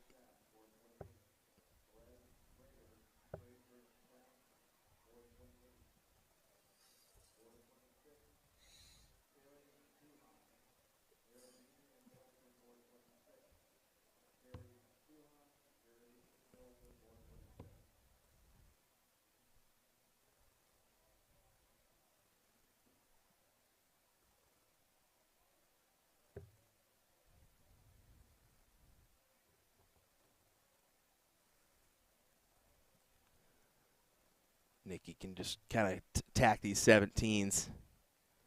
Yep, on to the next number. Or just pad up them points. What a great 7. That's actually right stop. I mean, even a fat 17 is worth higher than 115, 116. I mean, look at your point values.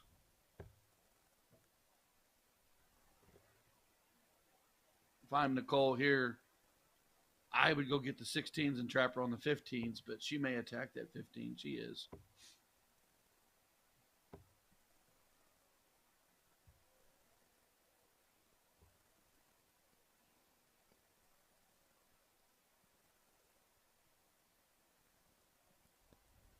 $91 down, 3 houses down. Marlene needs to have that heavy on that 16 right here, right now.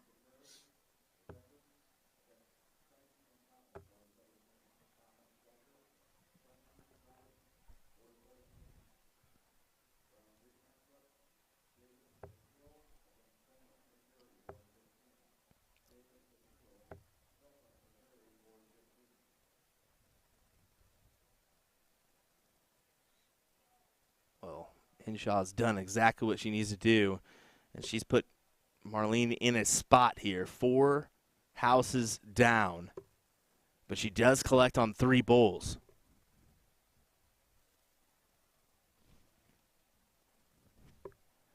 Lori Simpkins joining us to support Nikki here, one of the Filthy Assassin players. I guess I should reiterate that. Lori is supporting one of her Filthy Assassin players. There we go.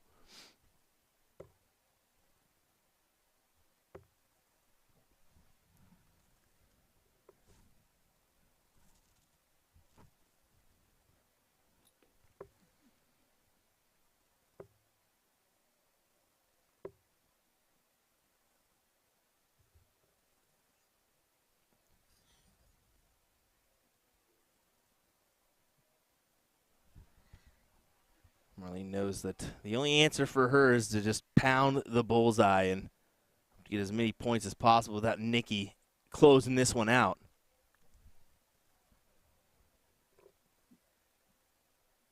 Yeah, unfortunately, only 1 on the fly off. Marlene hasn't even got the fly offs to fall for her.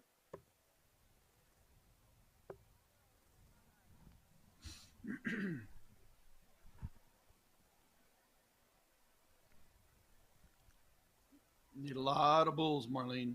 Yep. Hopefully your misses will grab closes. Those, unfortunately, will not work. So Nikki needing just the one for a title here.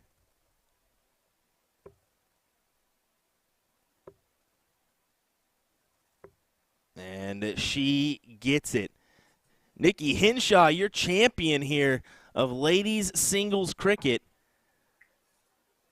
at the Shoot the Rapids tournament in Grand Rapids, Michigan. What a good match that was. We'll run out there, grab some pictures real quick as Marlene gives us another wave here.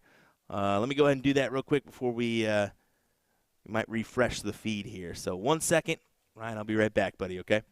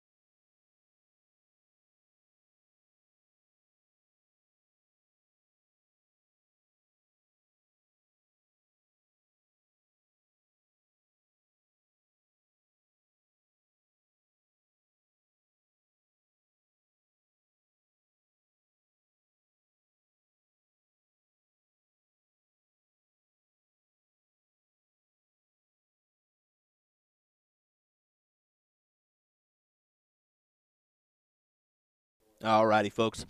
Quick little update. What we're going to go ahead and do is we've reached that time on Facebook where it's going to boot us if we continue to stream on this feed for a minute. So we've also going to go ahead and take just a quick break from stream matches.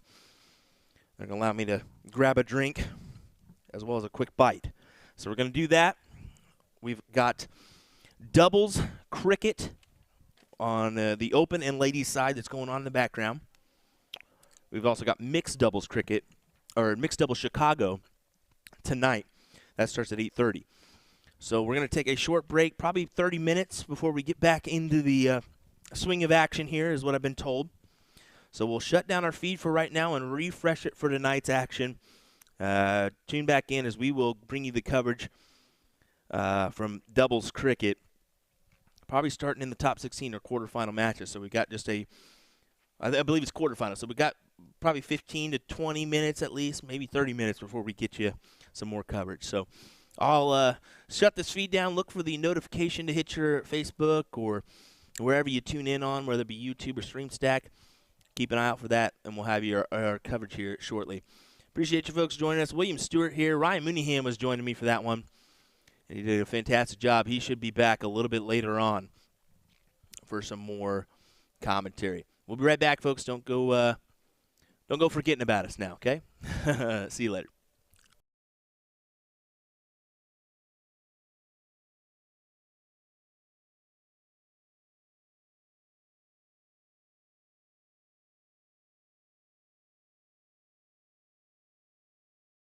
For over 20 years, darting.com has been a top supplier of quality darts and accessories, offering a large selection of darts, flights, shafts, cases, dartboards, and more from top brands like Target, Arrows, Black Widow Darts by Laser Dart, Winmau, and many others. Check out our variety of fun darting apparel in many colors and sizes, also offering game room favorites like billiards, foosball, and air hockey. For outdoors enthusiasts, check out our pickleball and disc golf equipment. Visit darting.com today. We're introducing the classic standard Blade 6, the dual core version, same as the lineup from the Blade 5. However, Winmore's come out with an entirely new model called the triple core. So the triple core is essentially the dual core dartboard with an added third layer of carbon fiber sisal in the back, creating literally the ultimate setup for durability. So not only are you paying for an even better longevity of the dartboard, but also enhanced graphics and functionality. All three dartboards have a hardened double bullseye and 25 segment to help with durability. So listen up, Americans, we need this because of our obsession with cricket. The most common problems we have with sisal dartboards is the bullseye segment wearing out or some issue with a wire. So let's just say we're not known for wearing out our doubles. All three dartboards come fitted with the 3 Rotolock wheels to help stabilize the board to any wall surface. But the adjustable wheels make your life so much easier because they allow you to rotate your board super quick and easy. You just loosen them, rotate, then tighten them again, then of course fix your numbering.